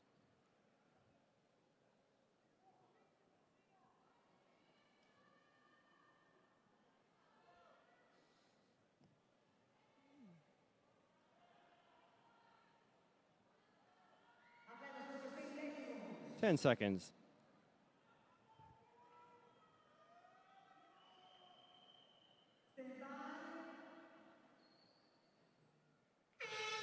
And the teams are off and running. Round 1 of 5 is now underway. 800-meter run and 15 worm thrusters. And the last athlete has left the building. The second set of athletes is going to be leaving in just a few seconds. Remembering that for this workout, athletes leave in male-female pairs. The first pair leaves first, the second pair leaves 20 seconds after. All athletes are out of the building. There are going to be a lot of athletes in this shot now. There are going to be, it's going to be a crowd outside. Yeah. 40 athletes total. We have 40 athletes running, and it's going to be very interesting to see who comes in first and how fast they get started on those worm thrusters. Getting to the thrusters quickly and efficiently is very important here. But even more so than quickly, it's efficiently, because if you try to get to those thrusters and pick up that worm quickly, but without coordinating your team properly first, disaster ensues. And you're going to lose a lot of time. As you can see, vast majority of the pairs here are actually running in pairs.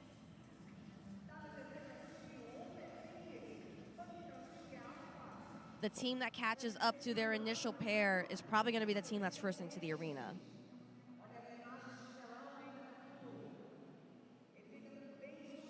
It's a very colorful group of athletes outside right now. It definitely is. With that yellow being a very popular color amongst them. We see teams coming back together outside for the run.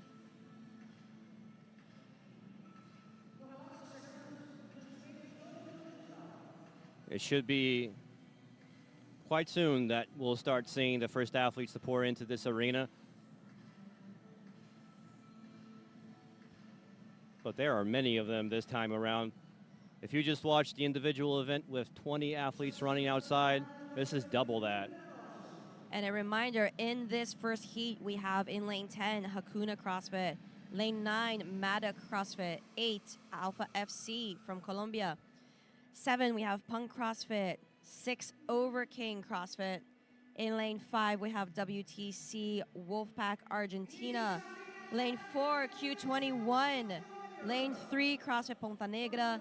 Lane 2, Made for CrossFit. And in lane 1, CrossFit Caserna. As you see the first athlete pour into the arena, that is lane 2, Made for CrossFit.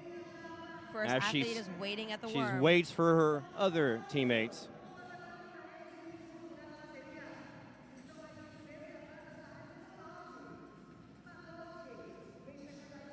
And now we have on lane 3, CrossFit that is Ponta Negra. with their whole team at the warm and ready to go. And as you can see, they're perfectly positioned to get started. And they have picked up the warm first and have started their thrusters. And here, coordination is the name of the game. Coordination and communication. Made for CrossFit is making those worm thrusters look quite smooth. Also an impressive performance there at WTC, very, very smooth. We see most teams here doing touch and go thrusters, which is very impressive. And our first team moving forward in lane 4, Q21.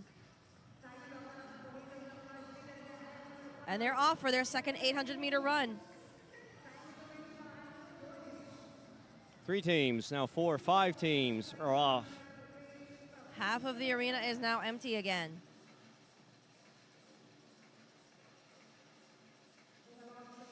So far, this is quite close. Those 15 worm thrusters were performed in no time. We are coming up to 5 minutes on the clock, and almost all teams are out for their second 800-meter run. CrossFit Caserna having a bit of trouble there with their warm thrusters on lane 1. Some of the athletes being told to go around the back of that red marker. Much like our black box markers that we had for individuals. You don't want to mess up on the little details that really make all the difference. Yeah. CrossFit Caserna now moving their warm and heading off to their run. And the arena is once again empty as athletes perform their run outside. And we have a drone shot there of our athletes coming out and around. Made for CrossFit on the screen.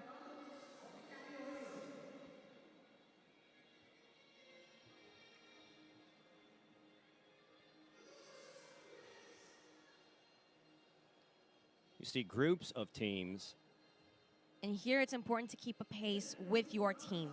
Because if you have one athlete that is completely out of breath when you come back into this arena while other 3 athletes are managing to maintain a steady heart rate and a steady breath, it can definitely get in the way of performing those thrusters in a smooth, efficient, and effective manner. Yeah, getting those warm thrusters done, unbroken, silky smooth, obviously makes a giant difference. Because if you mess up on that warm, it costs you time. It takes a while to fix it. Again, that is a 365-pound warm. And it can be very frustrating if you start to make mistakes on the worm because it's a team effort. And if you're uncoordinated with that, it can definitely start to mess with your mental stamina.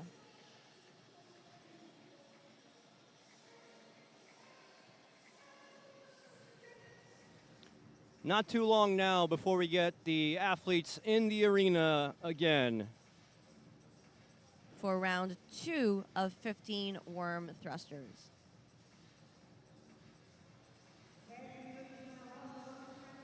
Almost all teams for this first heat going touch and go on those thrusters, which shows that these teams have had practice and trained with the worm quite a lot before hitting the competition floor this weekend.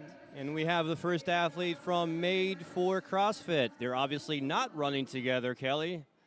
They're close behind, though. You have the second athlete in.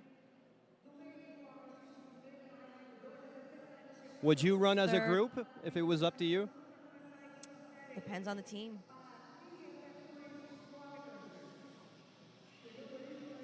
And their last athlete is now walking up into lane 2. They seem to be starting the worm thrusters first. We have lane 5 and lane 4, lane 6. And the first athletes back on their thrusters, lane 5, WTC CrossFit Wolfpack from Argentina. And those thrusters are absolutely no issue for them.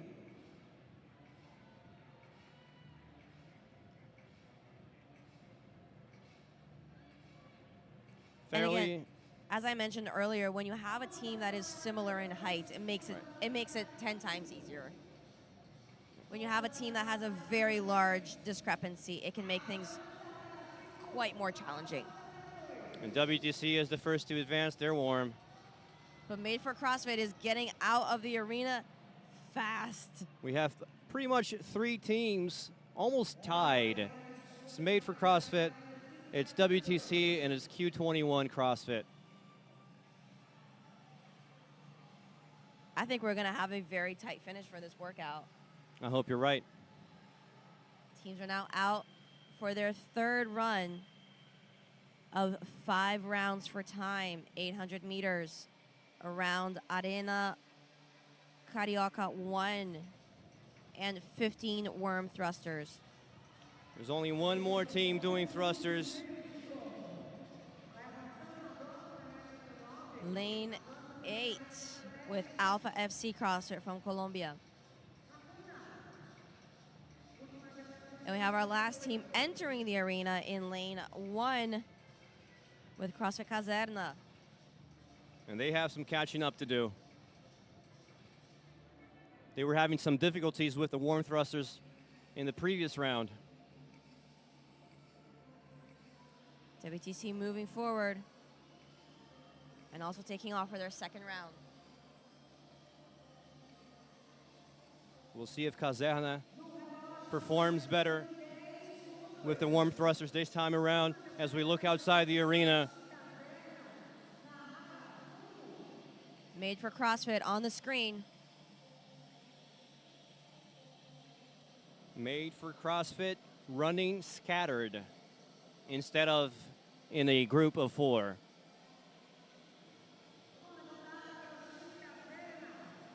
You see 3 teams mixed together in the run here. And Caserna is still struggling with that worm, but they're making it work. Caserna can now advance with the worm and go off running. Once again, Made for CrossFit on your screen. It might look like they're leading, but again, it's the 4 athletes that have to get to the worm and start doing thrusters, and because of that, it really is kind of like a 3-way tie. And we have a little group of 3 different teams running together.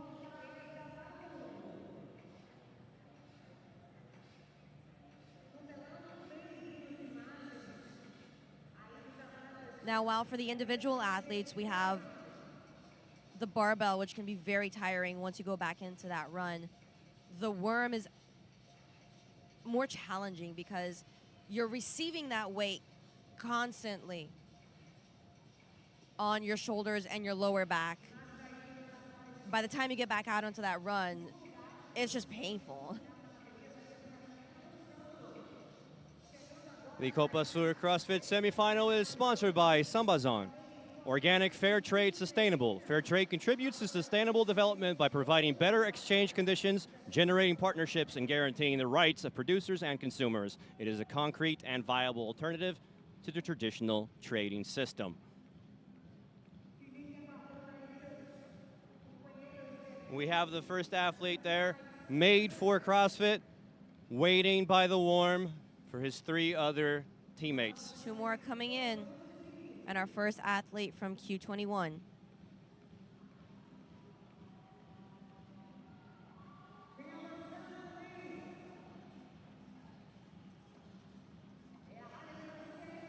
Full team in lane 5, WTC CrossFit Wolfpack coming in together, already positioned, ready to pick up that worm, and off they go.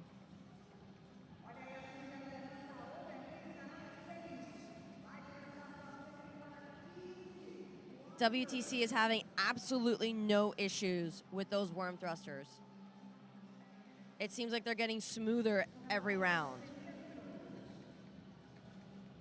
Made for CrossFit also.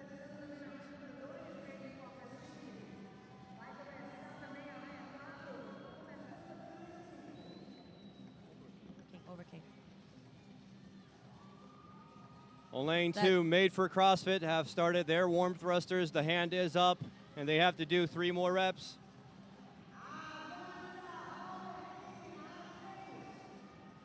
And that is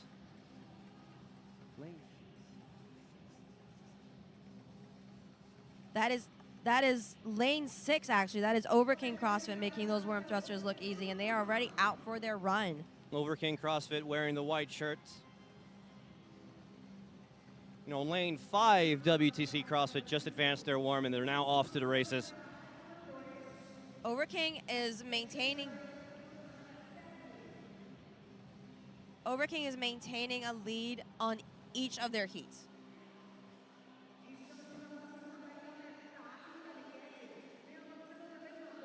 As you can see, the athlete's about to make that U-turn.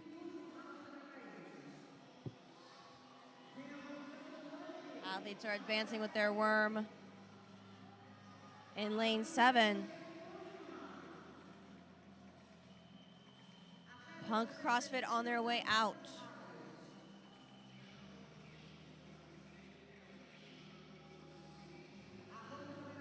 CrossFit Ponta Negra Just starting their warm thrusters.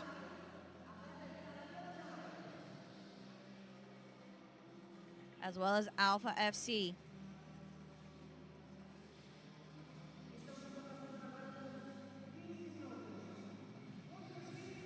As we look outside the arena, We still have 2 teams on the floor performing their worm thrusters. but we are expecting Caserna still. Yes, to come in for their next round. And as the 2 teams leave to go off running, Caserna we is have making their way back in.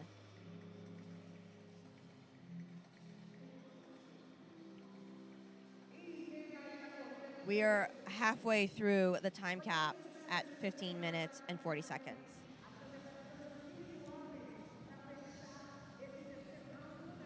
Caserna need to start worrying about that time cap a little bit. That's got to be on their minds. For sure. But right now, I think the focus is not making any more mistakes. Be there for your teammates. I mean, when you walk into an arena like this and it's empty, that doesn't feel good. And you have to make sure that you maintain communication. They're certainly doing better this time around with the thrusters.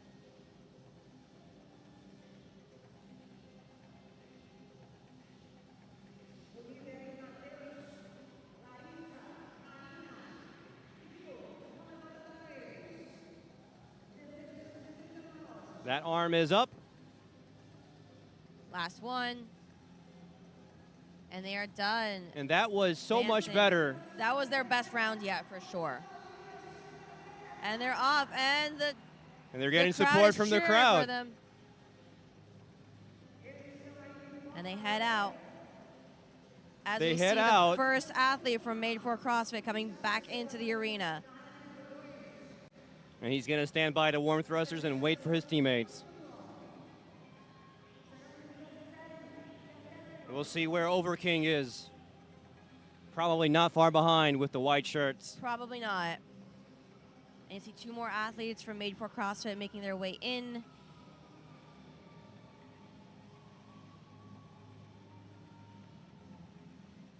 It's nice to have a second to breathe before you hit the worm, though. Maybe that's why he does it. Potentially. And Overking, we have two female athletes already set and ready to go. And all four of the Overking athletes are now in the arena and positioned. ready to thrust the worm. Round 4 is underway. As the last athlete, That worm is up. and the last athlete for Made for CrossFit runs into the arena.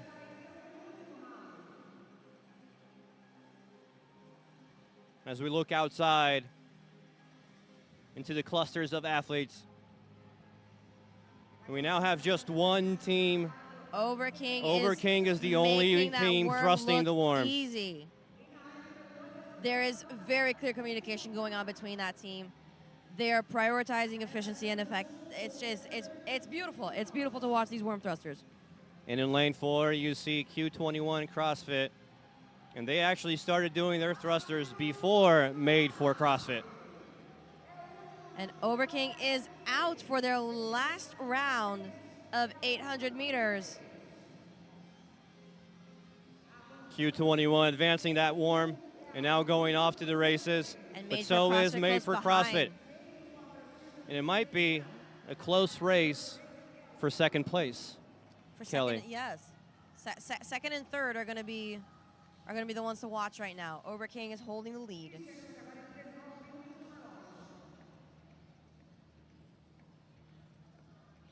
As we have two teams in the arena performing their worm thrusters. And that is WTC CrossFit and Matic CrossFit, lane 9.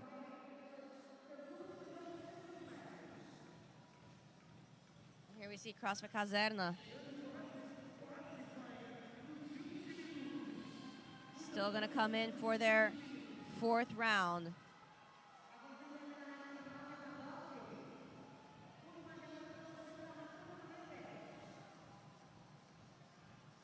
Only one team now performing worm thrusters still in the arena. We have lane 7 picking up the worm, Punk CrossFit.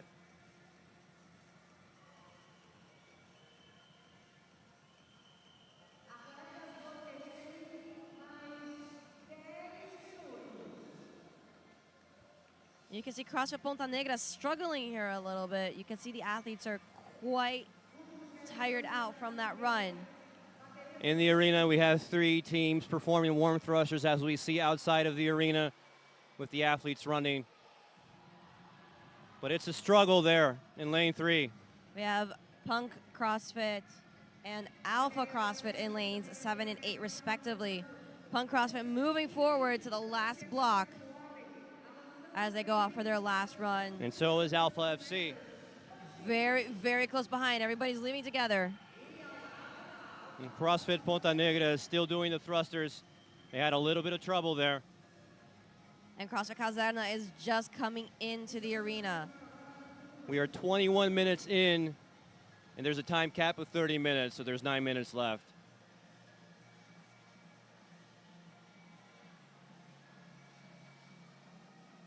And CrossFit Ponta Negra have advanced their worm, and they're off to the races. CrossFit Caserna asking for the crowd support to get through these thrusters.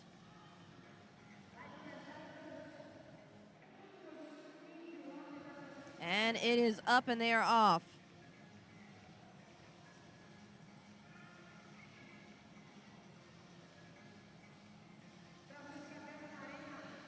Let's see if they can pull off the same performance they had on last round, which was a lot smoother than their first 2 rounds with the warm thrusters. Definitely seems like it. They're a little bit out of position. Good communication to pause and continue. Hand up.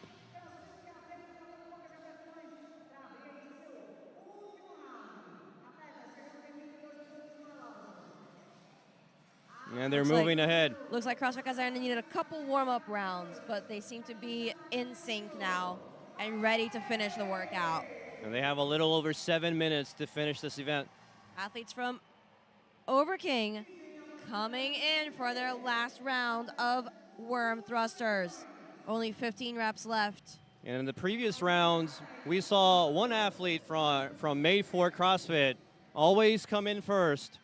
But now it's the Overking show. Now it's the Overking show. All 4 athletes are lined up by the worm. And at they this waste point, no time. At this point, they're competing against the other 2 heats, unless something dramatic happens. They are going to finish this workout well under the time cap.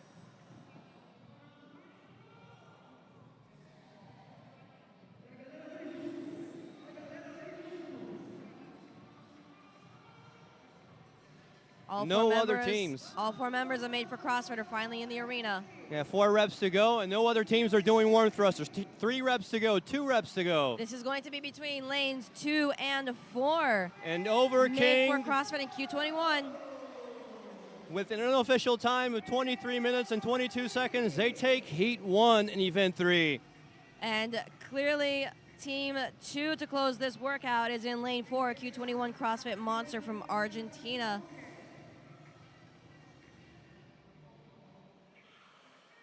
And this is a race for second place. And they are done. Second place is locked in, with third being Made for CrossFit finishing off their thrusters.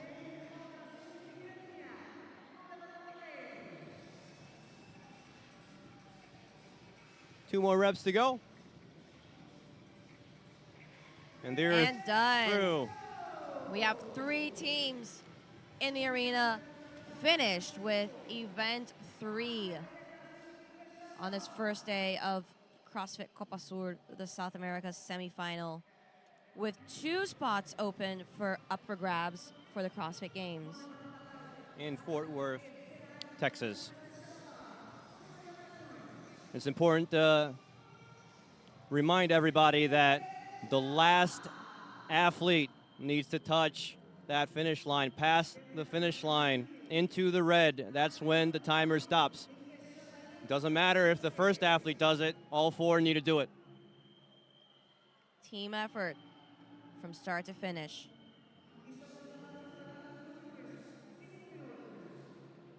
Maddox CrossFit in lane 9, almost done. Don't drop, get through. And that's when this becomes an issue right there. If the last athlete just collapses on the floor and doesn't cross the finish line, it's a problem. Everyone has to get over.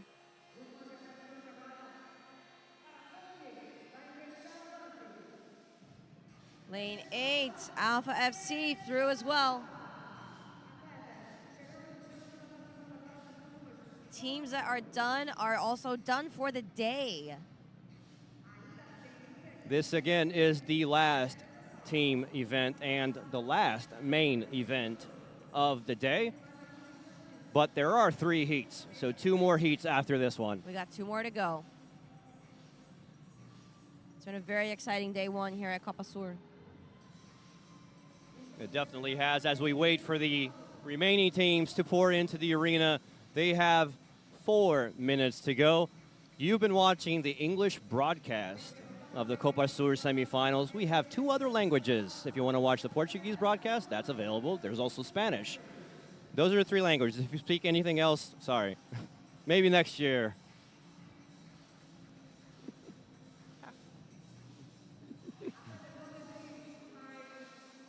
We have some teams pouring into the arena, about to start their warm thrusters. And that is lane 7. That's Punk CrossFit, and lane 3, CrossFit Ponta Negra. Caserna coming in. Caserna seems to have caught up with the other teams. Caserna definitely made some freaking ground, man. This was incredible. They put the work in. They put the work in on this last round. Kelly, we were worried about the time cap for them. We were worried about the time cap. We have 3 minutes left on the clock. Lane 7, Punk CrossFit is through. What we now have a lane way. 1 and 3. What a way to catch up and never CrossFit give up. Ponta Negra done. CrossFit Caserna is definitely going to get in under the time cap as well. Just an incredible recovery. Those first 2 rounds were very concerning, but they managed to pull together for the other 3, and they are through. Wow, incredible. And they deserve the applause from the crowd. That was an underdog moment.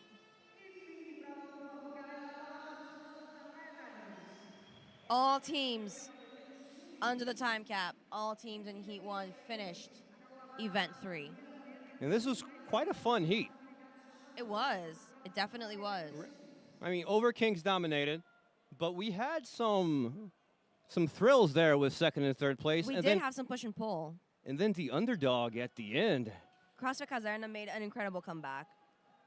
We all love an underdog story, and that was a worthy underdog story. They had such a recovery. They Incredible. pulled through. Teamwork makes the dream work. Certainly does. Never give up, right, Kelly? They had it was tough for them. Tough for them in the first couple of rounds, but then they got those warm thrusters put together, and we have now Paul Klein on the floor.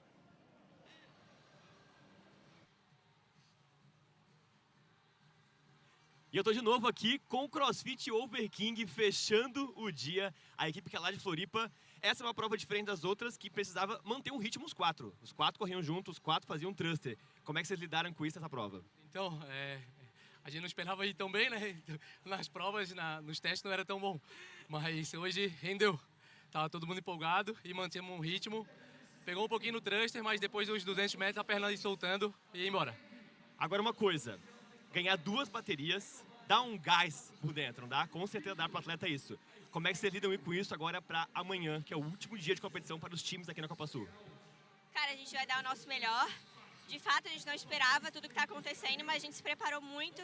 A gente treinou muito, corrida, treinou com a Warm. Então a gente está muito feliz por tudo que está acontecendo. E, cara, amanhã a gente vai para cima e vai dar o nosso melhor. E tá aqui tá sendo muito incrível e só agradecer. Mandar um beijo pro meu box de Cross, lá de Floripa, de Biguaçu. Beijo para vocês. Tá dado o recado, essa é a CrossFit Overking mandando bem, ganhando mais uma bateria aqui na Copa Sul. Com vocês aí em cima de novo.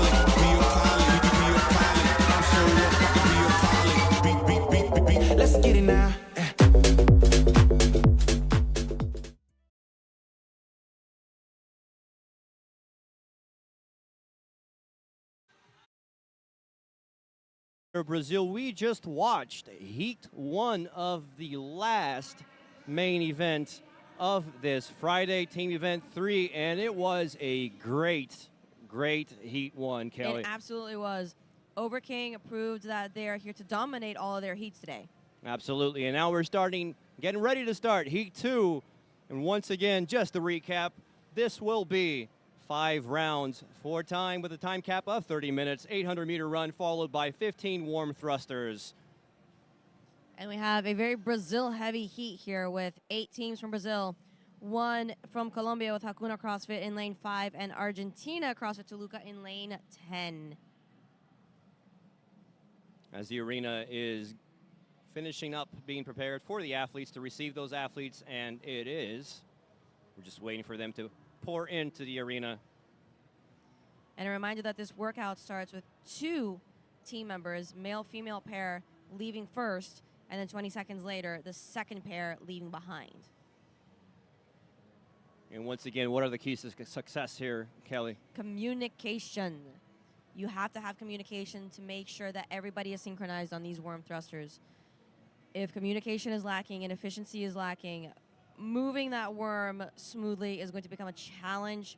If you lack sync on the worm thrusters, there's a very high chance of either dropping the worm or getting one of your team members trapped underneath the worm, which nobody wants. And we saw that happen with CrossFit Oceania in the very first heat, although they did pull a comeback at the end, exhilarating comeback. They definitely did. And we have athletes and teams coming in for Heat 2 of Team Event 3 on this first day of CrossFit Copa Sur.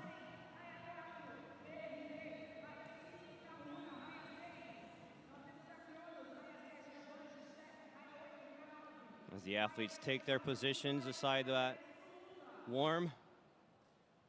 Again, a 365-pound worm. No easy feat.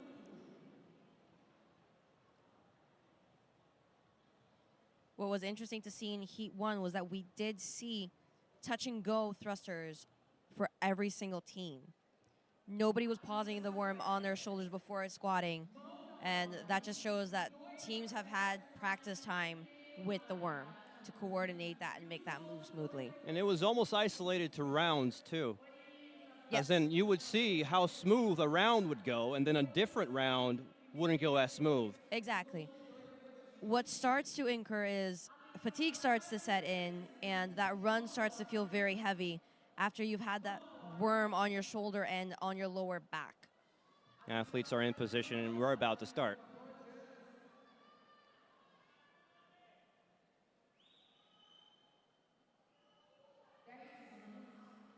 Ten seconds.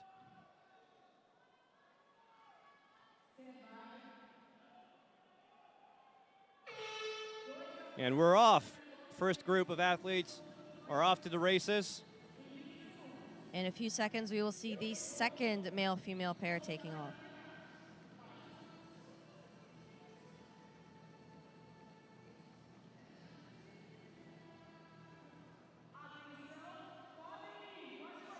And the second group is off. We do have pairs of men in this round. The first heat was almost all men-women. In this heat, we had female-female pairs going first and then male-male going second. And now all athletes are outside of the arena. And we're waiting for that shot outside of the arena, showing 40 different athletes doing an 800-meter run. Once again, we also have a very colorful heat. They're very creative with their colors. Athletes are not holding back on the fashion statements this year, and I'm here for it. The shirts are colorful. The weights are colorful. Yes. It's very colorful. It's a very happy event. It's very South America. That red on the arena floor, that marker there is striking. And very easy to see. Very easy to see. And here we have our athletes making a run for it. Very bunched up still, as expected for round one. We're going to see the separation start to happen in around round 2, round 3.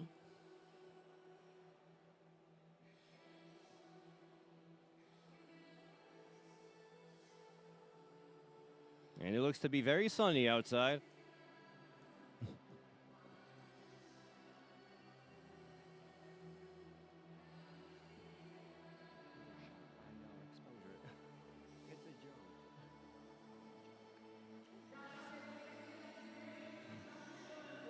We see the leaders of the pack.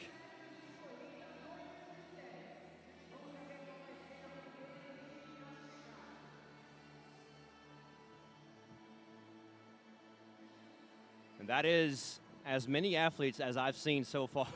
That is a very tight bunch of athletes right there.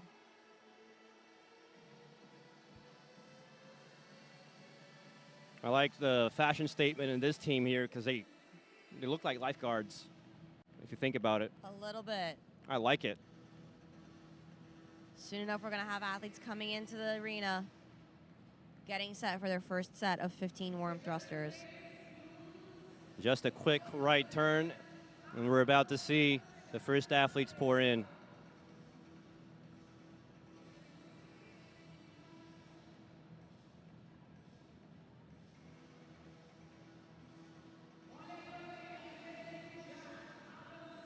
As you see that massive blob of athletes. And the first few athletes are in. Lane 7, Avanti CrossFit. And all 4 of them are at the warm. And wasting no time to get started either. We also have Lane 5, Hakuna CrossFit from Colombia. And they have added speed to those thrusters. That is the quickest I have seen that worm move today. Lanes 2 and 3. And Kelly, this is in spite of their height difference. Which is very impressive. And one of those 4 athletes is 1 meter 90 centimeters tall. That is tall, folks. That's 6'3", 6'4". As somebody who is 5'1", that's a big height difference. I mean, that's big for me too. I'm 5'10". It's just bigger for you, Kelly. Oh, we had a little bit of a miscommunication there in lane 1 with CrossFit Louis. While 3 athletes squatted, we had 1 that did not.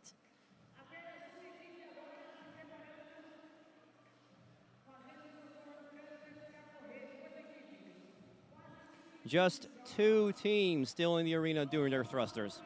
CrossFit Louis and lane 6, Chronos CrossFit.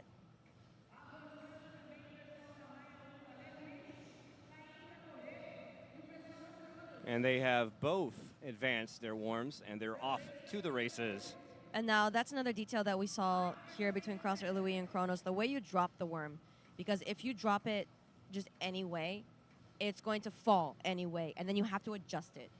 And adjusting it takes time. Time is precious because you either adjust it before you leave for the run or when you come back, and that's still time wasted. If you can manage to put that worm down efficiently, you can pick it up efficiently afterwards.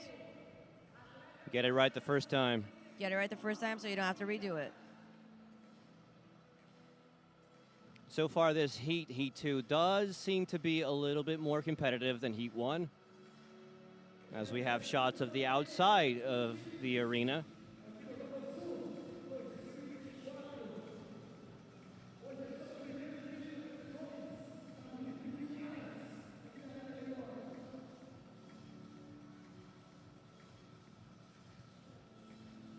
Still waiting for those athletes to start pouring in, expected at any moment.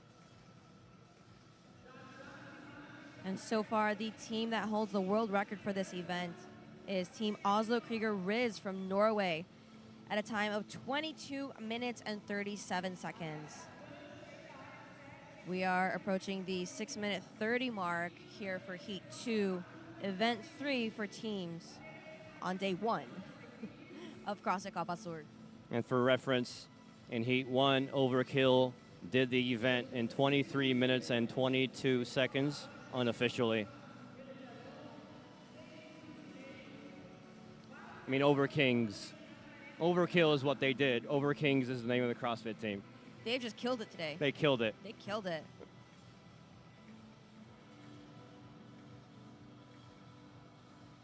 Once again, we see multiple teams kind of sticking together unintentionally on this run.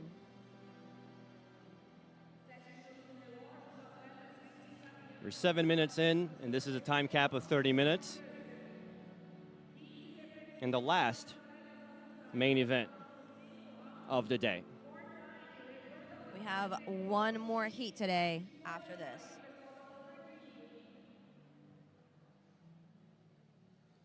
Athletes are going to start to pour into the arena.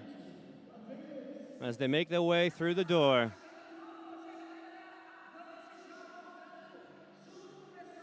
And they are coming in for round 2 of those 15 worm thrusters. Round 3, excuse me. Oh, no. Oh, and we have lane 5 with Hakuna CrossFit wasting absolutely no time. The speed they are maintaining on these thrusters is astounding. Followed by BR, followed by Avanti. Followed by Avanti CrossFit. In lane 7. In lane 7. But Hakuna is advancing that warm. And they're off to the races. And they are fired up. We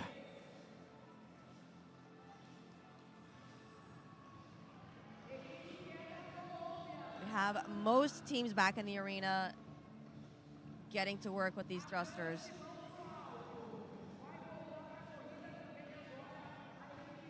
Avanti CrossFit, lane 7, the second team to advance that warm and off to the races after adjusting their equipment.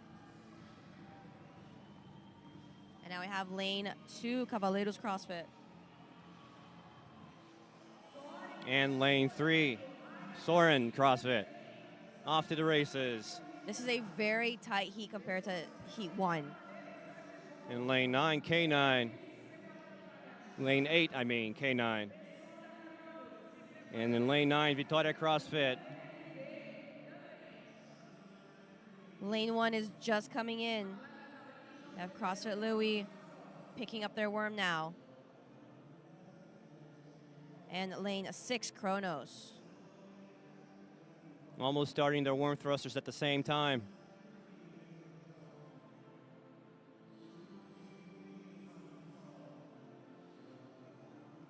Let's see which hand goes up first.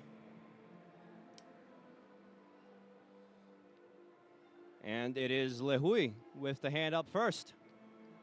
But not far behind is Kronos. And Lehui is now advancing their warm. But so is Kronos. It's going to be very close for these two teams. And all athletes are running now. We see the team that is leading this event outside.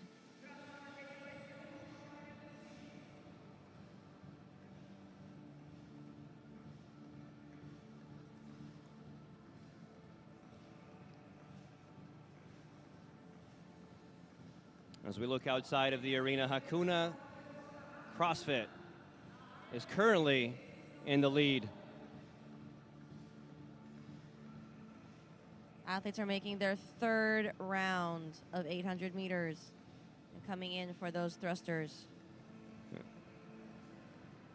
As we take a look at Hakuna CrossFit, the leaders of this heat currently.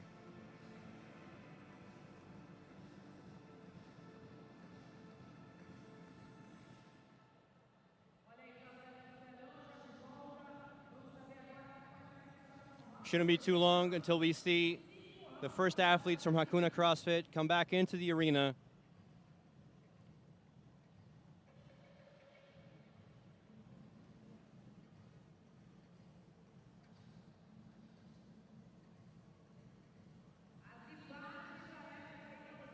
As we see a lot of athletes are grouped together in the middle positions there.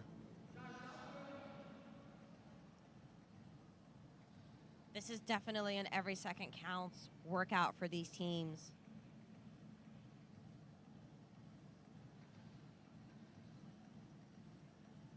We have a bunch of groups, basically. We have Hakuna kind of isolated a little bit there in the lead, but then we have a bunch of groups with multiple teams. Yes. That's why every second counts, because one little slip up and a team can pass you. And Hakuna is now in the arena with all four athletes, and they're putting on a little show here.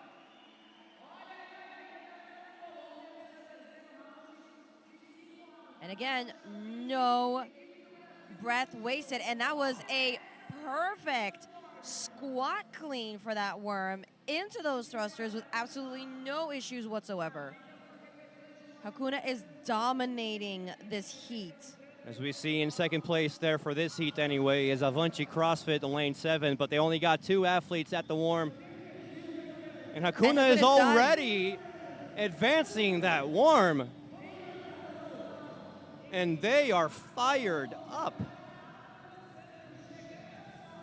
They are moving with absolutely no hiccups. Avunchi just started their warm thrusters, but they do have to adjust their position a little bit. We do have to remember that Avunchi is the team that probably has the biggest height discrepancy, though. So taking a moment to adjust that and make sure that it's good is better than trying to move quickly and having something go wrong halfway through. Their tallest athlete is 1 meter, 90 centimeters, and their shortest is 160. So we have about 6'3" to 5'2". If you say so, I believe you, Kelly. And they are moving. Avunchi is off to the races, although they did just drop that warm. We do have lane 3 with Soren CrossFit taking off slightly ahead of them. And lane 10, Tuluka, not far behind. Now we have 1 team advancing the warm and 3 teams doing their thrusters, but 2 teams are now advancing. This is a group of 4 teams that are very close as the athletes are starting. Most of the athletes are now running.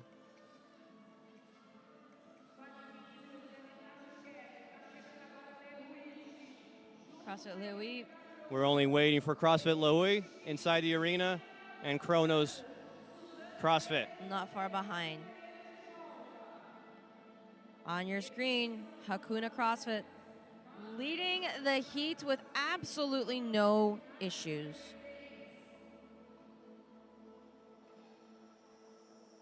And CrossFit Louis is off with their thrusters.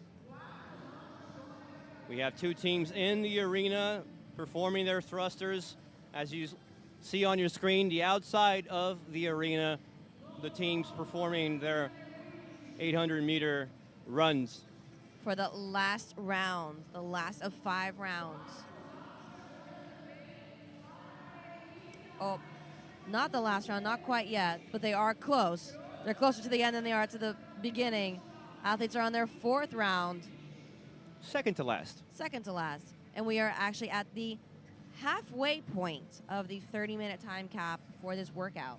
And now there are no more athletes in the arena. They're all running. CrossFit Kronos being the last team to leave.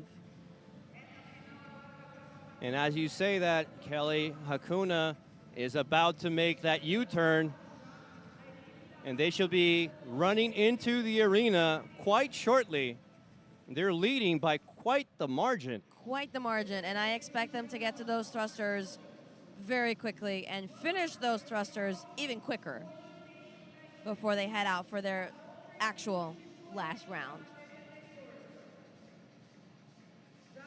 They've done so for a few rounds now. We can only assume that they'll do the same thing for the last couple of rounds.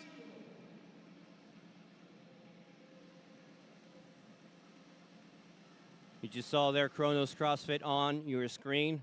The last team to leave the arena to do their run. But as I say this, Hakuna is about to pour into the arena through that door.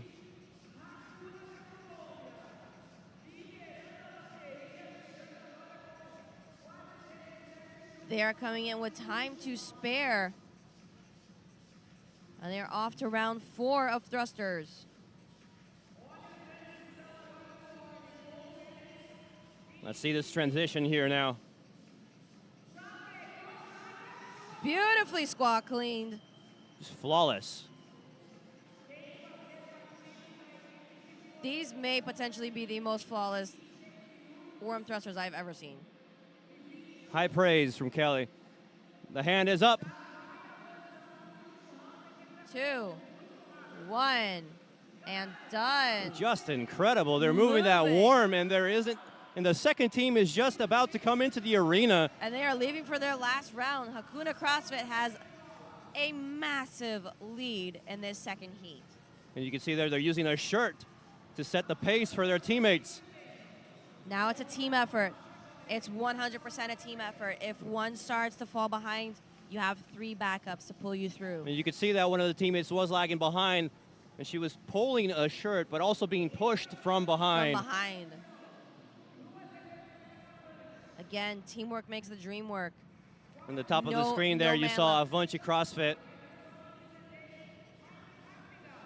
And we see Hakuna here really putting in the team effort to make sure everybody sticks together and they make it to the end.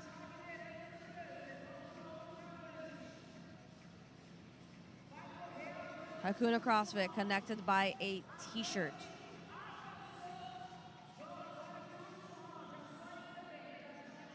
I think this is the first team that has done this thus far after 2 heats. That I saw anyway. That I've noticed, yes. In the arena, we have Avunchi 2 heading teams out. doing their warm thrusters.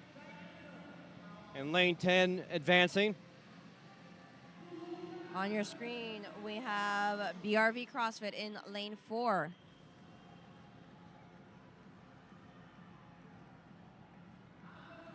Advancing with their worm, 4th team to do so.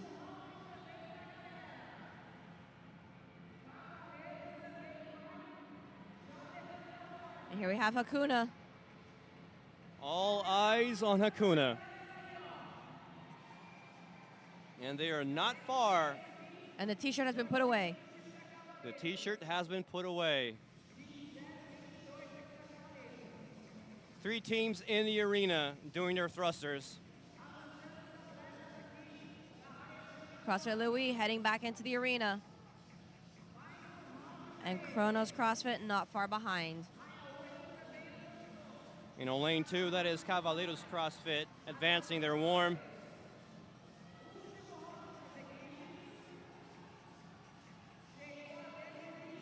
CrossFit Lahui getting into position to get to do those warm thrusters. And then we're also waiting for Kronos CrossFit on lane 6. CrossFit Louis getting to work.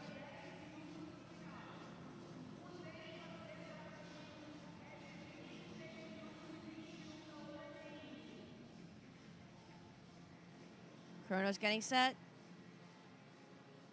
They are the last team on the worm in Heat 2, Event 3 for teams. And the hand is up for lane 1, CrossFit Lahui. And they're advancing that worm. Seems that they have widened the gap between them and Kronos. And they are off for their last round.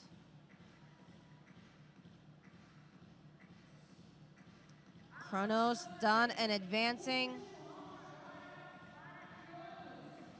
We are coming up to 21 minutes on the clock with a 30-minute time cap for Event 3. And Hakuna CrossFit is about to get into the in. arena again for their last set of warm thrusters.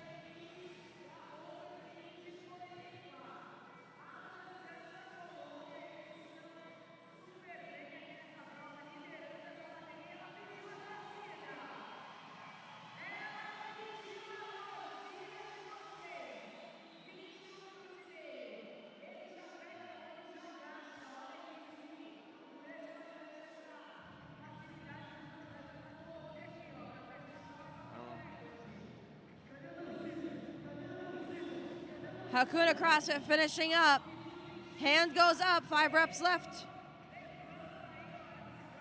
2 more reps. 1. Done. Hakuna CrossFit with an unofficial time of 21:49. Incredible performance. And as a reminder, the timer only stops after that last athlete touches the red.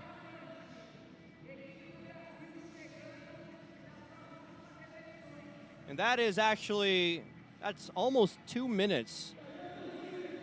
2 minutes shorter than Overkings in Heat 1. As you see, this is Avanti CrossFit Lane 7 doing their last warm thrusters.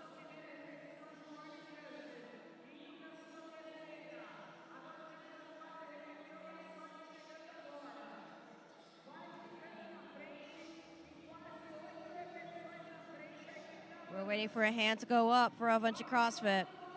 And it's up, 5 reps left. 3, 2, 1. And Avanti is done and over the finish line. And on lane 3, we have Soren CrossFit. The hand is now up.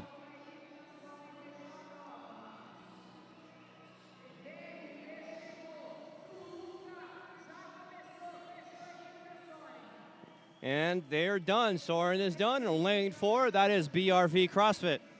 And Toluca in lane 10.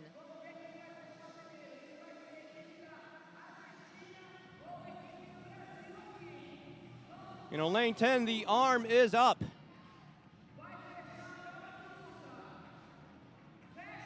And Toluca is finished. And not far behind is BRV. We have more teams coming back into the arena.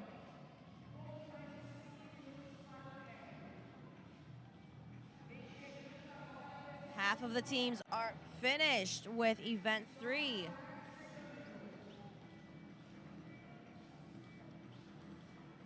And this is lane 9. And that is Vitória CrossFit. Vitória CrossFit, more reps. Getting to their worm thrusters, last round.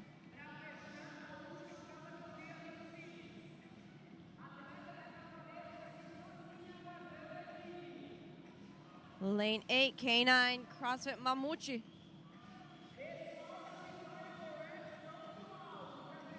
Hand is up on lane 9. Last rep. They are also finished. And Vitória CrossFit is done. Hand up for lane 8. 2 more. Last rep. K9 CrossFit through. And on lane 2, that is Cavaleiros CrossFit. No reps and moving around. CrossFit Louis is in. They've caught up. CrossFit Louis is And getting in position. Chronos shortly behind.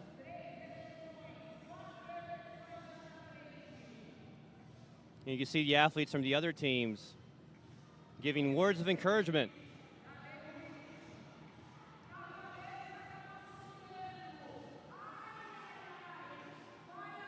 CrossFit Louis passing. Cavaleiros.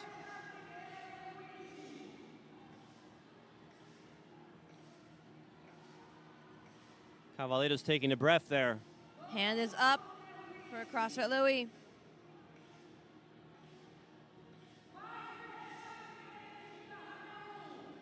And hand is up for Cavaleiros. But hand is also up for Chronos. No rep for Cavaleiros. And Chronos is through first. This took a turn. It definitely did. Cavaleiros needs to restructure to get in under that time cap. We are at 26 minutes. They only have a few reps left. And multiple teams are coming to support.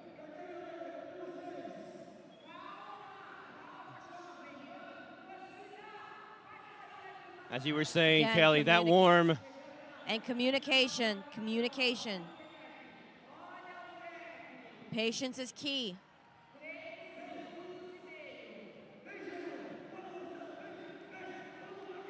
They only have 2 reps to go. And they're getting support from the crowd. From the crowd, from the teams. From everybody.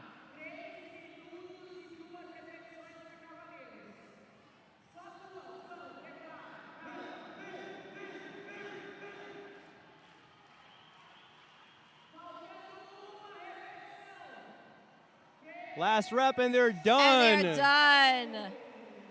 This is an incredible shot right here because you see so many athletes cheering them on.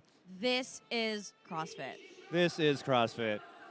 Folks, this is what it's all about at the end You of the can day. see that replay there at the end. What a great heat. What a great heat. Again, this is the end of Heat 2, Event 3, the last main event of the day, but we still have one more heat. Heat 2 champions on the screen. Hakuna CrossFit, who simply dominated. They killed it. From start to finish. They killed it. And if you compare that to the time that Overkings had in Heat 1, that was 23 minutes and 22 seconds unofficially. Hakuna, 21 minutes and 49 seconds unofficially. Just an incredible performance. Estoy aquí con los chicos de Colombia. Tengo que hablar. Qué Increíble performance en los trastes. Cuenta cómo se fue la sincronía. No, es sensacional, de verdad, estar acá con todo el equipo y saber que nos vemos tan lindos, tan unidos y que lo estamos dejando todo por Colombia, por nuestro país, por nuestro bot y por el propósito que tiene el Team Hakuna. Muy bien, chicos. Las expectativas para mañana. Nosotros sabemos que es el último día de competición. ¿Cómo se siente para mañana? Nos sentimos muy bien, hemos entrenado muchísimo, de verdad que ha sido un proyecto que ya lleva un año entrenando juntos todos los días y hasta ahora estamos cumpliendo el objetivo que es estar en el top 10, mañana vamos a seguir subiendo y esperar grandes sorpresas. Muy bien, ese fue Hakuna de Colombia. Gracias, chicos.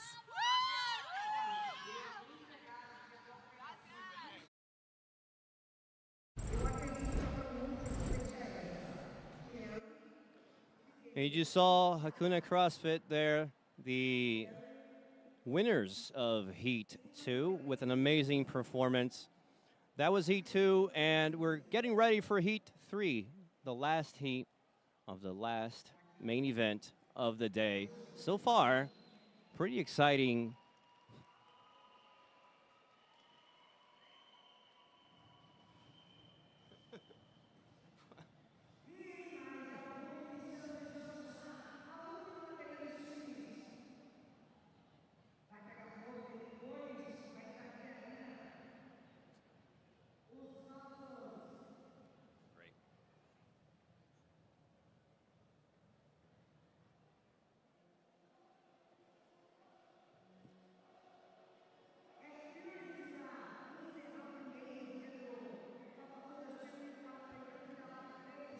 Back at the CrossFit Copa Sur semifinals in Rio de Janeiro, Brazil. I'm Lucas Olivieri, and I'm joined by Kelly Z commentating, and we have Paul Klein on the floor. We're ready for Heat 3.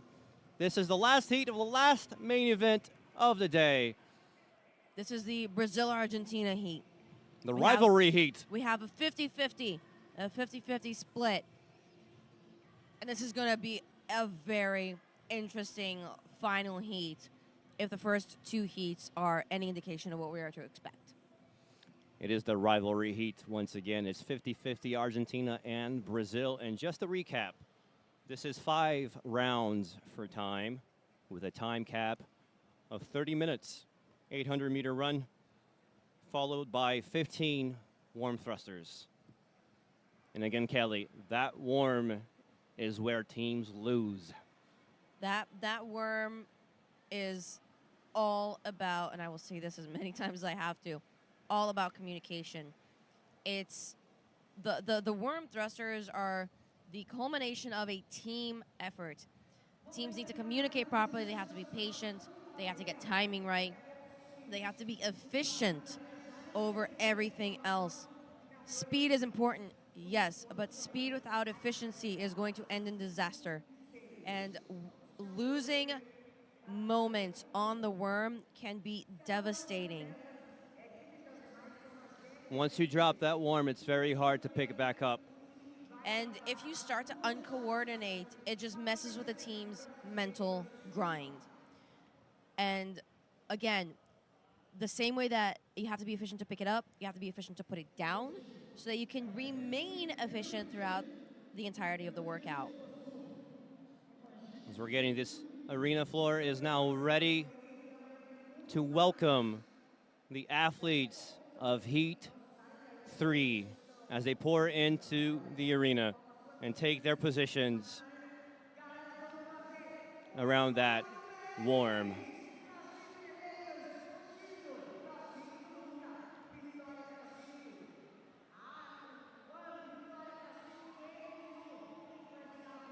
And a reminder that teams leave in pairs for this first round. You will have 2 team members leaving first, and then 20 seconds later, you have the second pair of team members leaving for the run. Athletes are getting in position. Not as colorful this time around, Kelly. Not quite, but colorful nonetheless.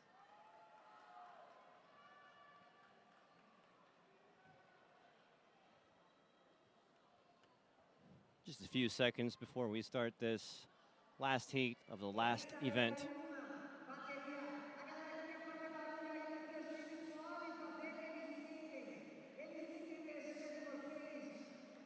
We're getting ready to finish day 1 here at CrossFit Copa Sur in Arena Carioca, Rio de Janeiro. That is right. There are 2 more days. And these teams are competing for 2 slots at the CrossFit Games in Fort Worth, Texas in August.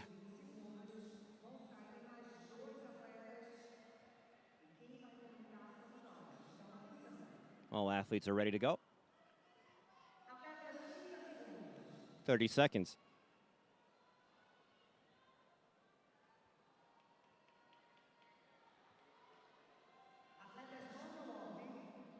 Beautiful shot of the outside of the arena.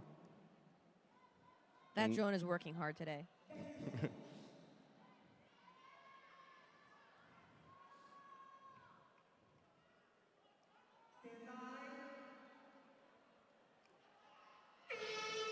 And the first group of athletes is off to the races.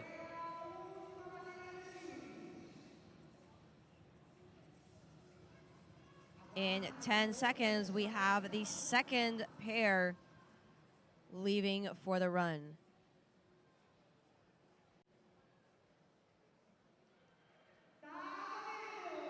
And Off they they go. are off.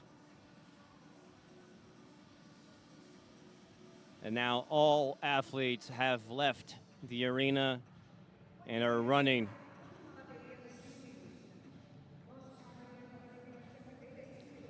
That leader group there is starting to get separated a little bit.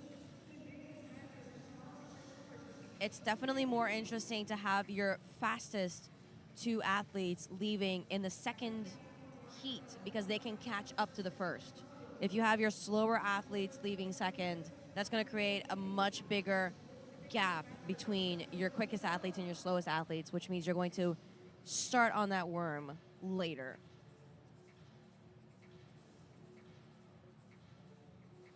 Judges are patiently waiting.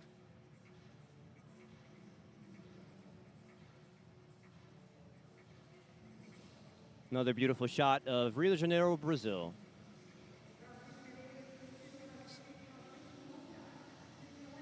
Somewhat beautiful.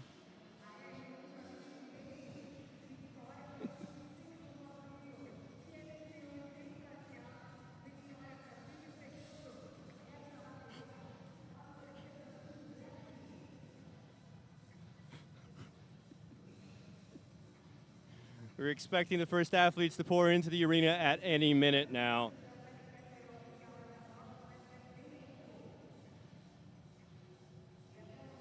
It's going to be interesting to see if we're going to have any teams opening a wide lead the way we saw in Heat 2 with CrossFit Hakuna. And that is that U-bend at the very end of the 800 meters.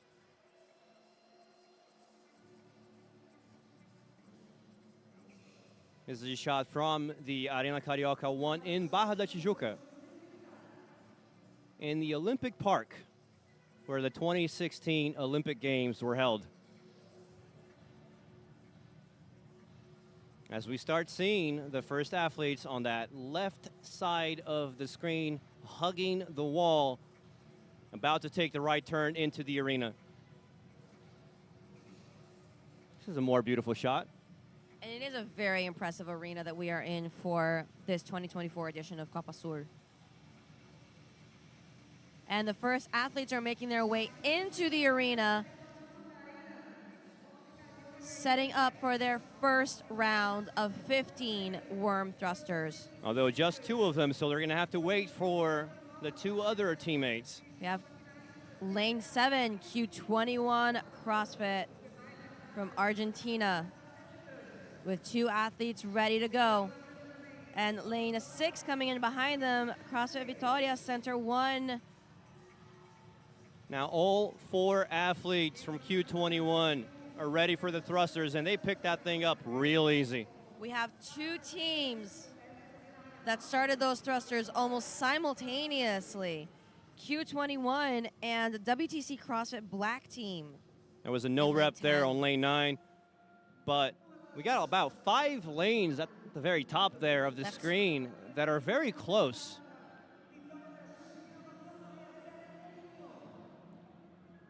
And we can see Q21 advance their warm, and they're off to the races, but not far behind lane 10.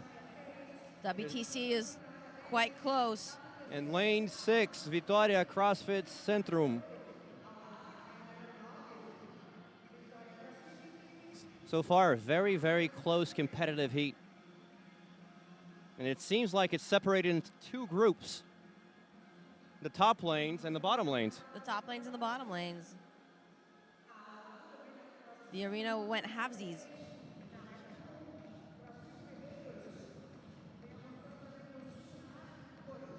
All teams have advanced their warms and are off to the races.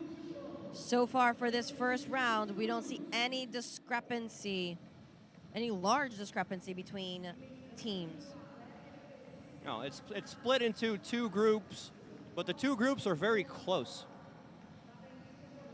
It's going to be very interesting to see how rounds 2 and 3 play out, because that's usually where the division happens. This is an endurance challenge. Endurance and communication.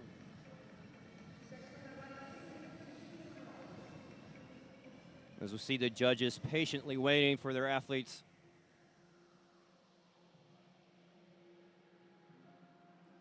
We still have 4 more rounds to go for team event 3.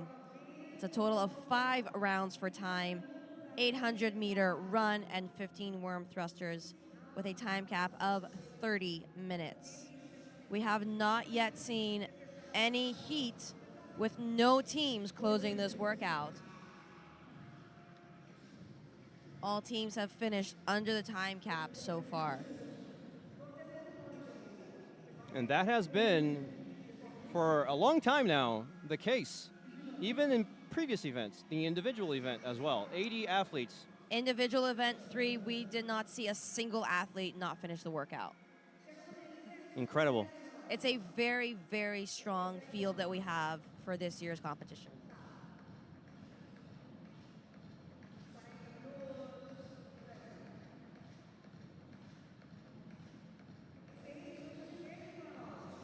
Athletes should be heading back into the arena here soon.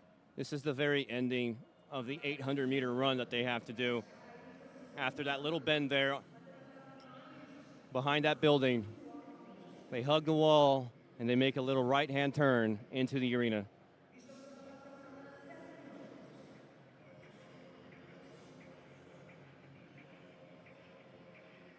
And here they come.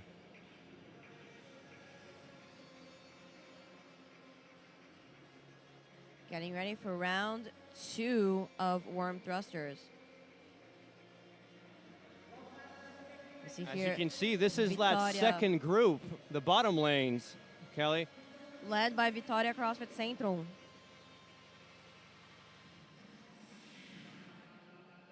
And the first athletes are pouring into the arena, leading that first group of teams. And there are 4 of them. We have CrossFit Q21 all together, pulling up to the worm. Whereas in lane 5, you have AR 21 with 1 athlete having to wait. And Q21 wasted no time.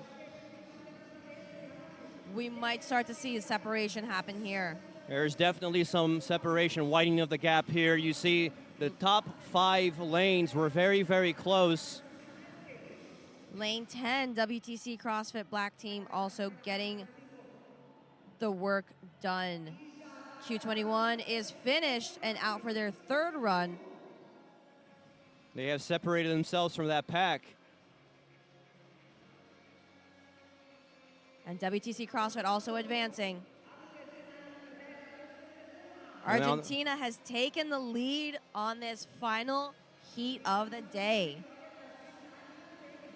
And these four teams are very, very close, advancing the warm almost simultaneously. And the hand is up for lane 9, which is Vitória, CrossFit Team Hungary. And now in the arena, you're not watching this, but in the arena, we see the bottom group starting to do their warm thrusters. The bottom 4 lanes. Still led by Vitória CrossFit Centrum.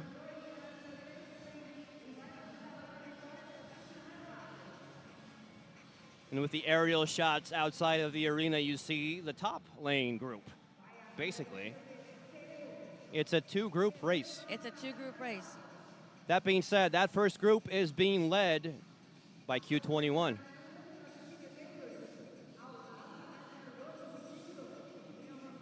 And all 4 teams from that bottom group have now left the arena and are running.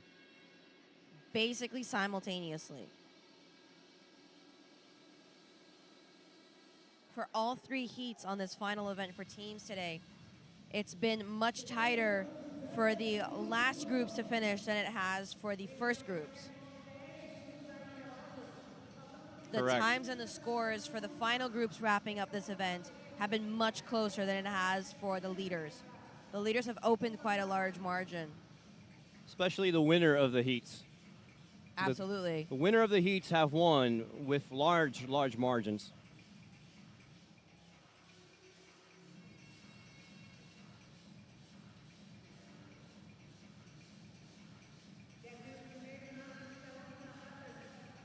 You see teams making their way around for the third 800-meter run in this 5-round workout. And that is Q21. Your leader, your current leader for Heat 3. And they're getting towards the end of the 800-meter run. We are about 1/3 of the workout done. It's a 30-minute time cap, and we are just past 10 minutes.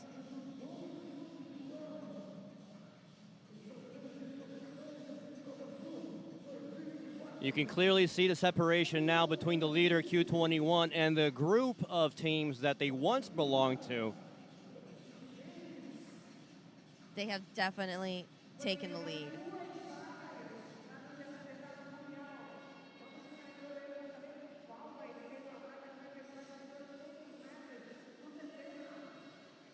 Q21 with one athlete that actually already participated in the CrossFit Games. That's Augustina Haag.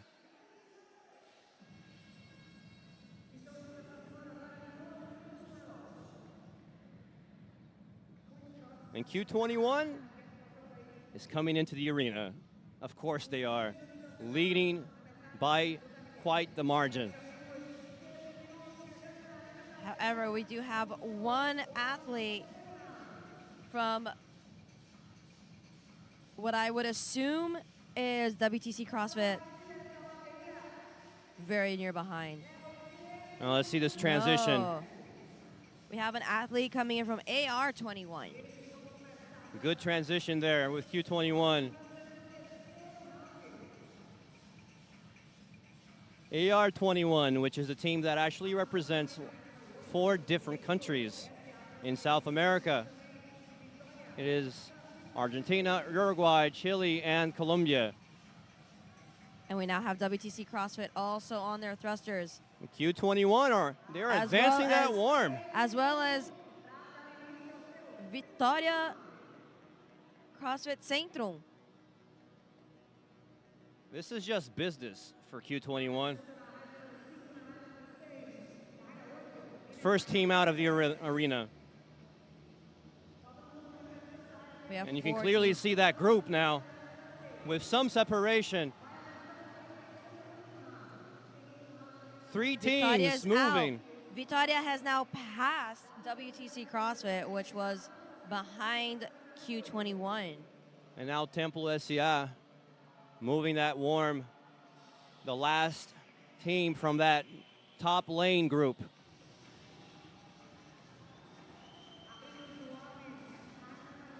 And you're looking at Q21 CrossFit, the leaders of this heat, and by a wide margin. On their fourth round of 800 meters.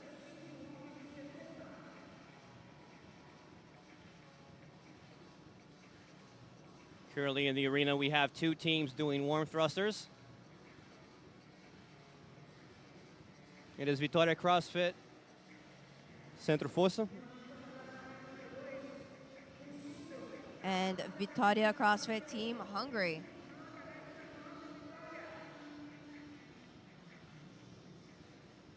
Bushido CrossFit onto their thrusters as well, with Team Vitória advancing their worm and heading out for their fourth run.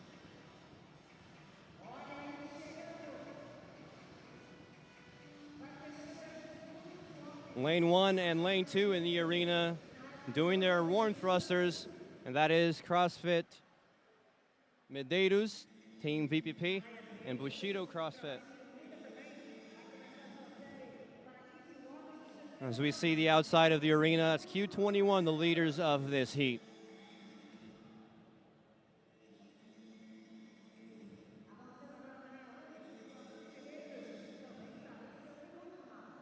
And the drone following them. CrossFit Toluca making smooth work of those warm thrusters in lane 3. However, they are the only team left in the arena at the moment. And they're done with their thrusters, and the last team to leave the arena to proceed and do their run. And that is CrossFit Toluca, lane 3. As Q21 is approaching the final leg of that 800-meter run.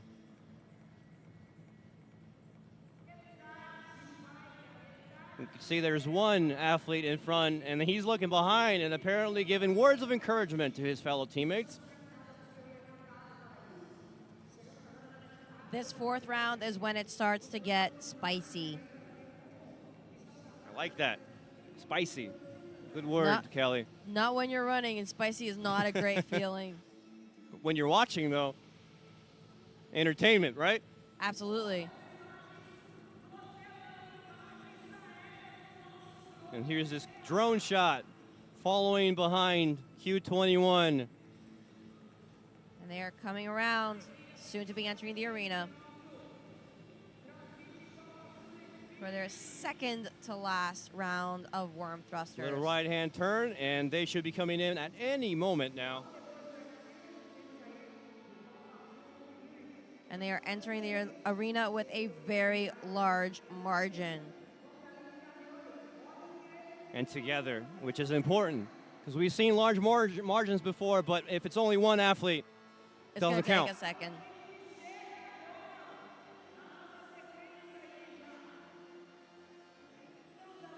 Let's watch this transition.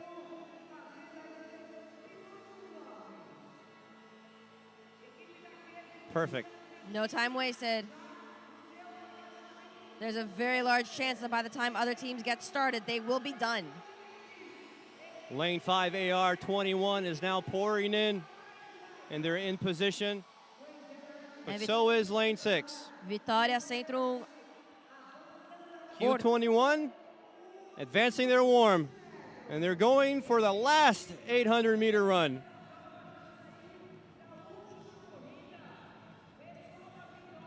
Dominant performance. Holding steady. They are definitely holding steady.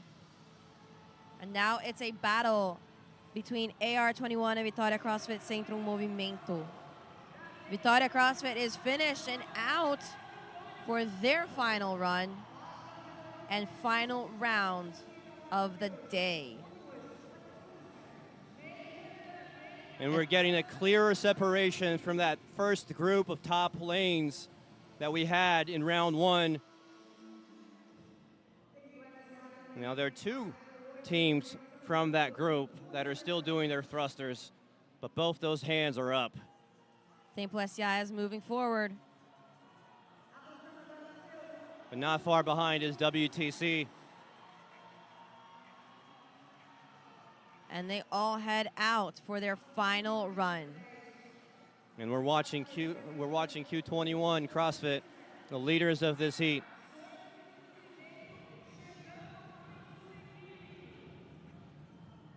We are at 18 minutes 30 of a 30-minute workout.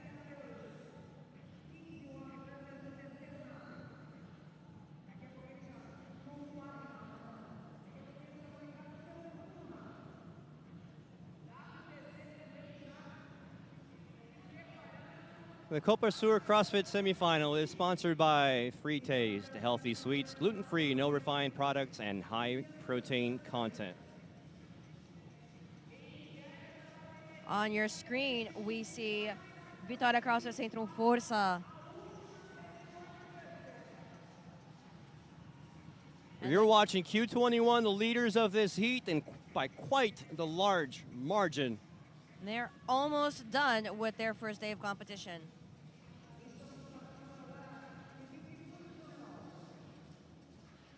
And in the arena, there are 3 teams that still need to complete their thrusters. Lane 9 is leaving as we speak. Vitória CrossFit Team Hungary.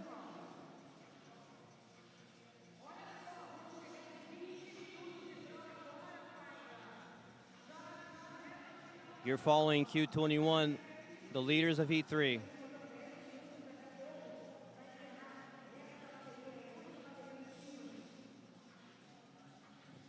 And that drone is almost hovering over that floor.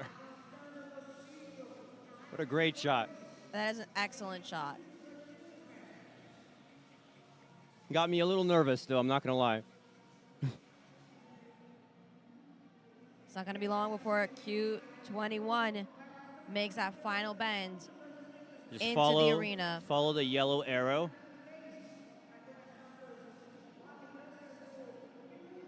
All they need to do now is just a simple right-hand turn.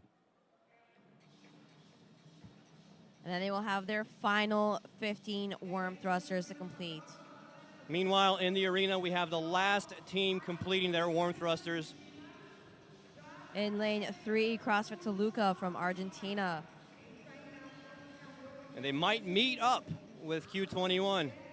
Q21 heading into the arena, ready to finish day 1 of competition. With a very large lead.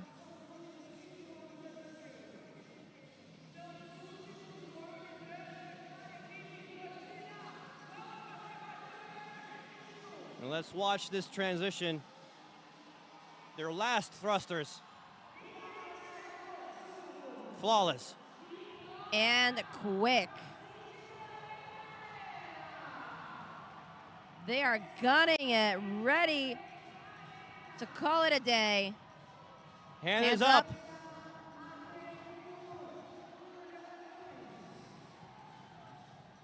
And they are done. Last athlete crosses at 21:45. Heat winners. Unofficial time, 21:45, which would put them ahead of all the other teams in the other heats as well. Great performance. Vitória CrossFit done.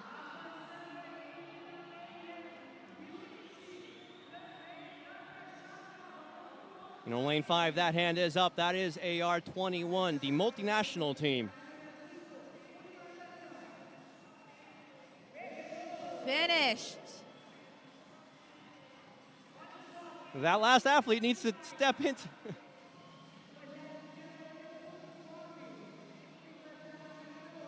Lane 8, Tempo SA finishing up their last round of thrusters.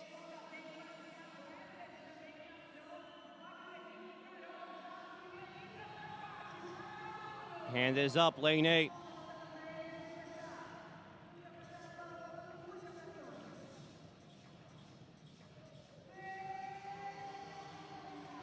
Tempo.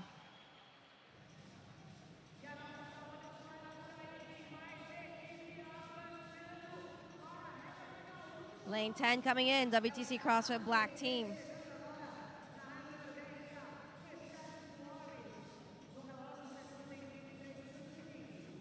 Adjusting that warm.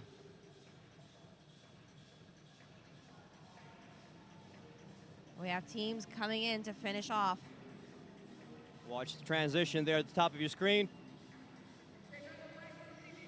Great execution. Vitória CrossFit Centro Força pulling up to their worm.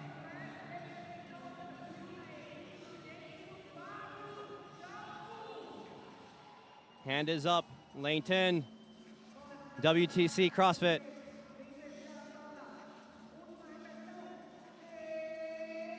WTC is done. Words of encouragement for lane 4 from their fellow athletes.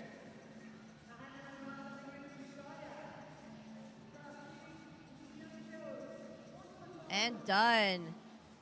You're looking at 2 Vitória CrossFit teams, lane 9 and 4. And lane 9, that is Team Hungry from Vitória CrossFit. Hand is up.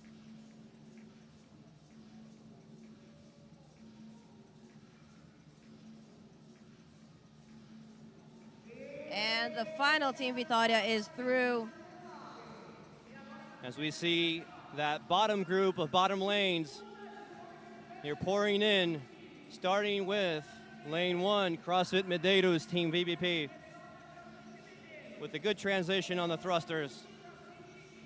And lane 2, Bushido CrossFit, also getting ready to finish their final set.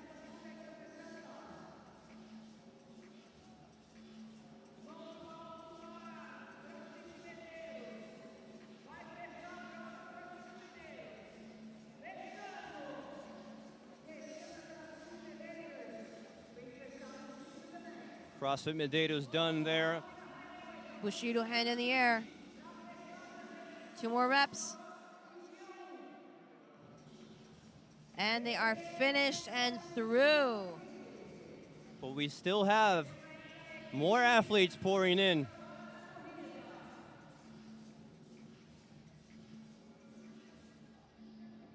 With about 4 minutes to go on that time cap.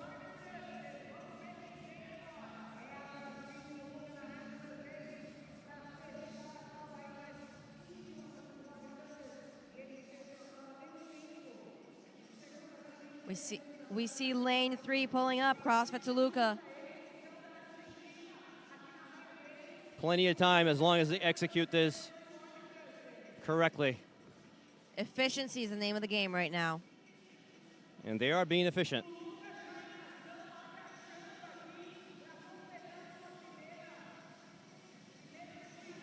Excellent work from Team Toluca to finish under the time cap of 30 minutes. The hand is up.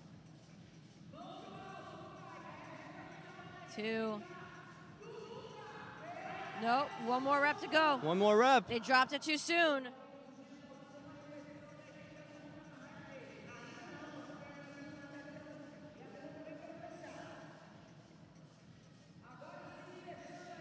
And they are done and through. Toluca got a little excited there. Just a bit. And that is the end of Heat 3 and the end of the last event of the day. We're going to go to Paul Klein in a moment. As you see, Q21 CrossFit, who dominated Heat 3, not only Heat 3, but comparatively with the other teams from Heat 2 and 1, they have the best overall time in this event. They were impressive from start to finish.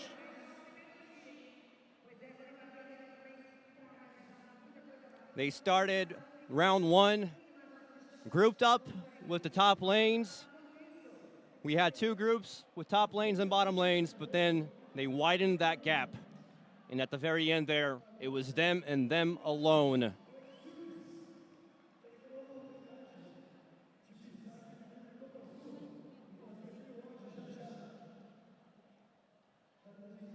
Paul Klein is currently on the floor with Team Q21.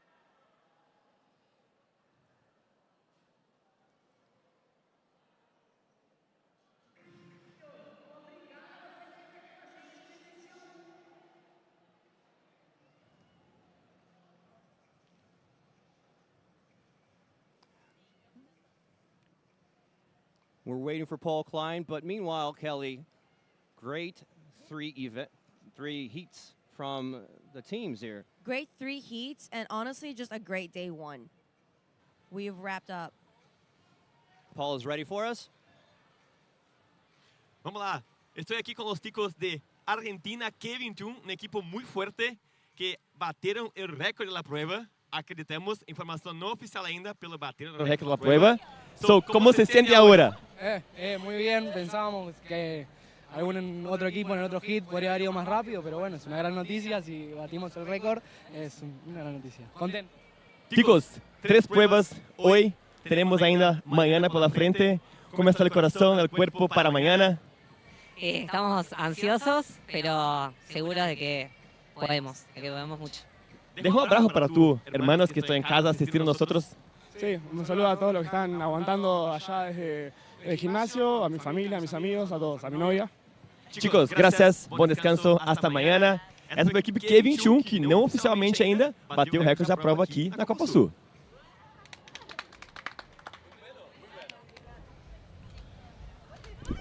E esse aí foi o primeiro dia de Copa Sul, Lemos. Foi um dia espetacular para os times. One individual event, just incredible, exhilarating throughout. We finished strong, Kelly. We finished very strong and with a lot of surprises along the way. We had takeovers, we had synchro, we had getting by by a hair. It was surprising from start to finish, and you could tell that these athletes brought their A game for day 1. It was just extraordinary to see these athletes put all their hard work out on the floor in the arena.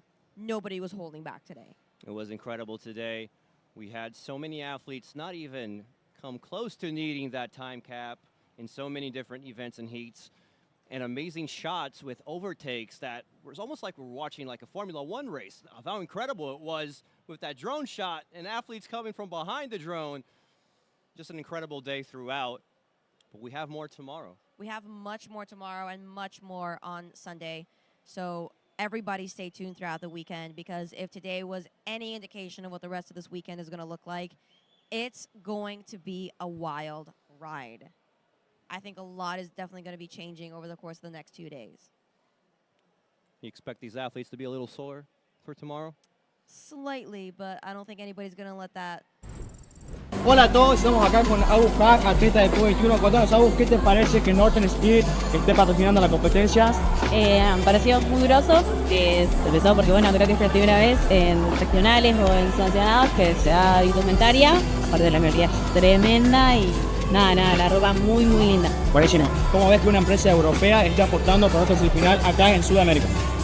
Increíble porque bueno, eso le da otro target al evento, se sube de nivel, por así decirlo, y para los atletas por ahí, nosotros en Sudamérica tenemos 2 plazas únicamente para los Games, y para el resto de los atletas, digamos, para todo el resto de los equipos, o bueno, los atletas individuales, está bueno tener como ese mimo de recibir su ropa con su número, que perteneciente a la competencia, entonces esto más. Estamos acá con Lauti Brichetti, equipo de WTC. Contanos, Lauti, ¿cómo ves el kit que entregó North Spirit acá en Copa Sur? Está buenísimo, la verdad está buenísimo, súper completo, la calidad se ve tremenda, lindos colores, hermoso, muchas gracias. Buenísimo. ¿Qué te parece que una empresa europea esté apostando por esta semifinal acá en Sudamérica? Increíble, se empieza a ver mucho, tanto como de North Spirit como del resto de las marcas, mucha apuesta al deporte. Muchas gracias, Lauti. Muchas gracias a vos, Juli.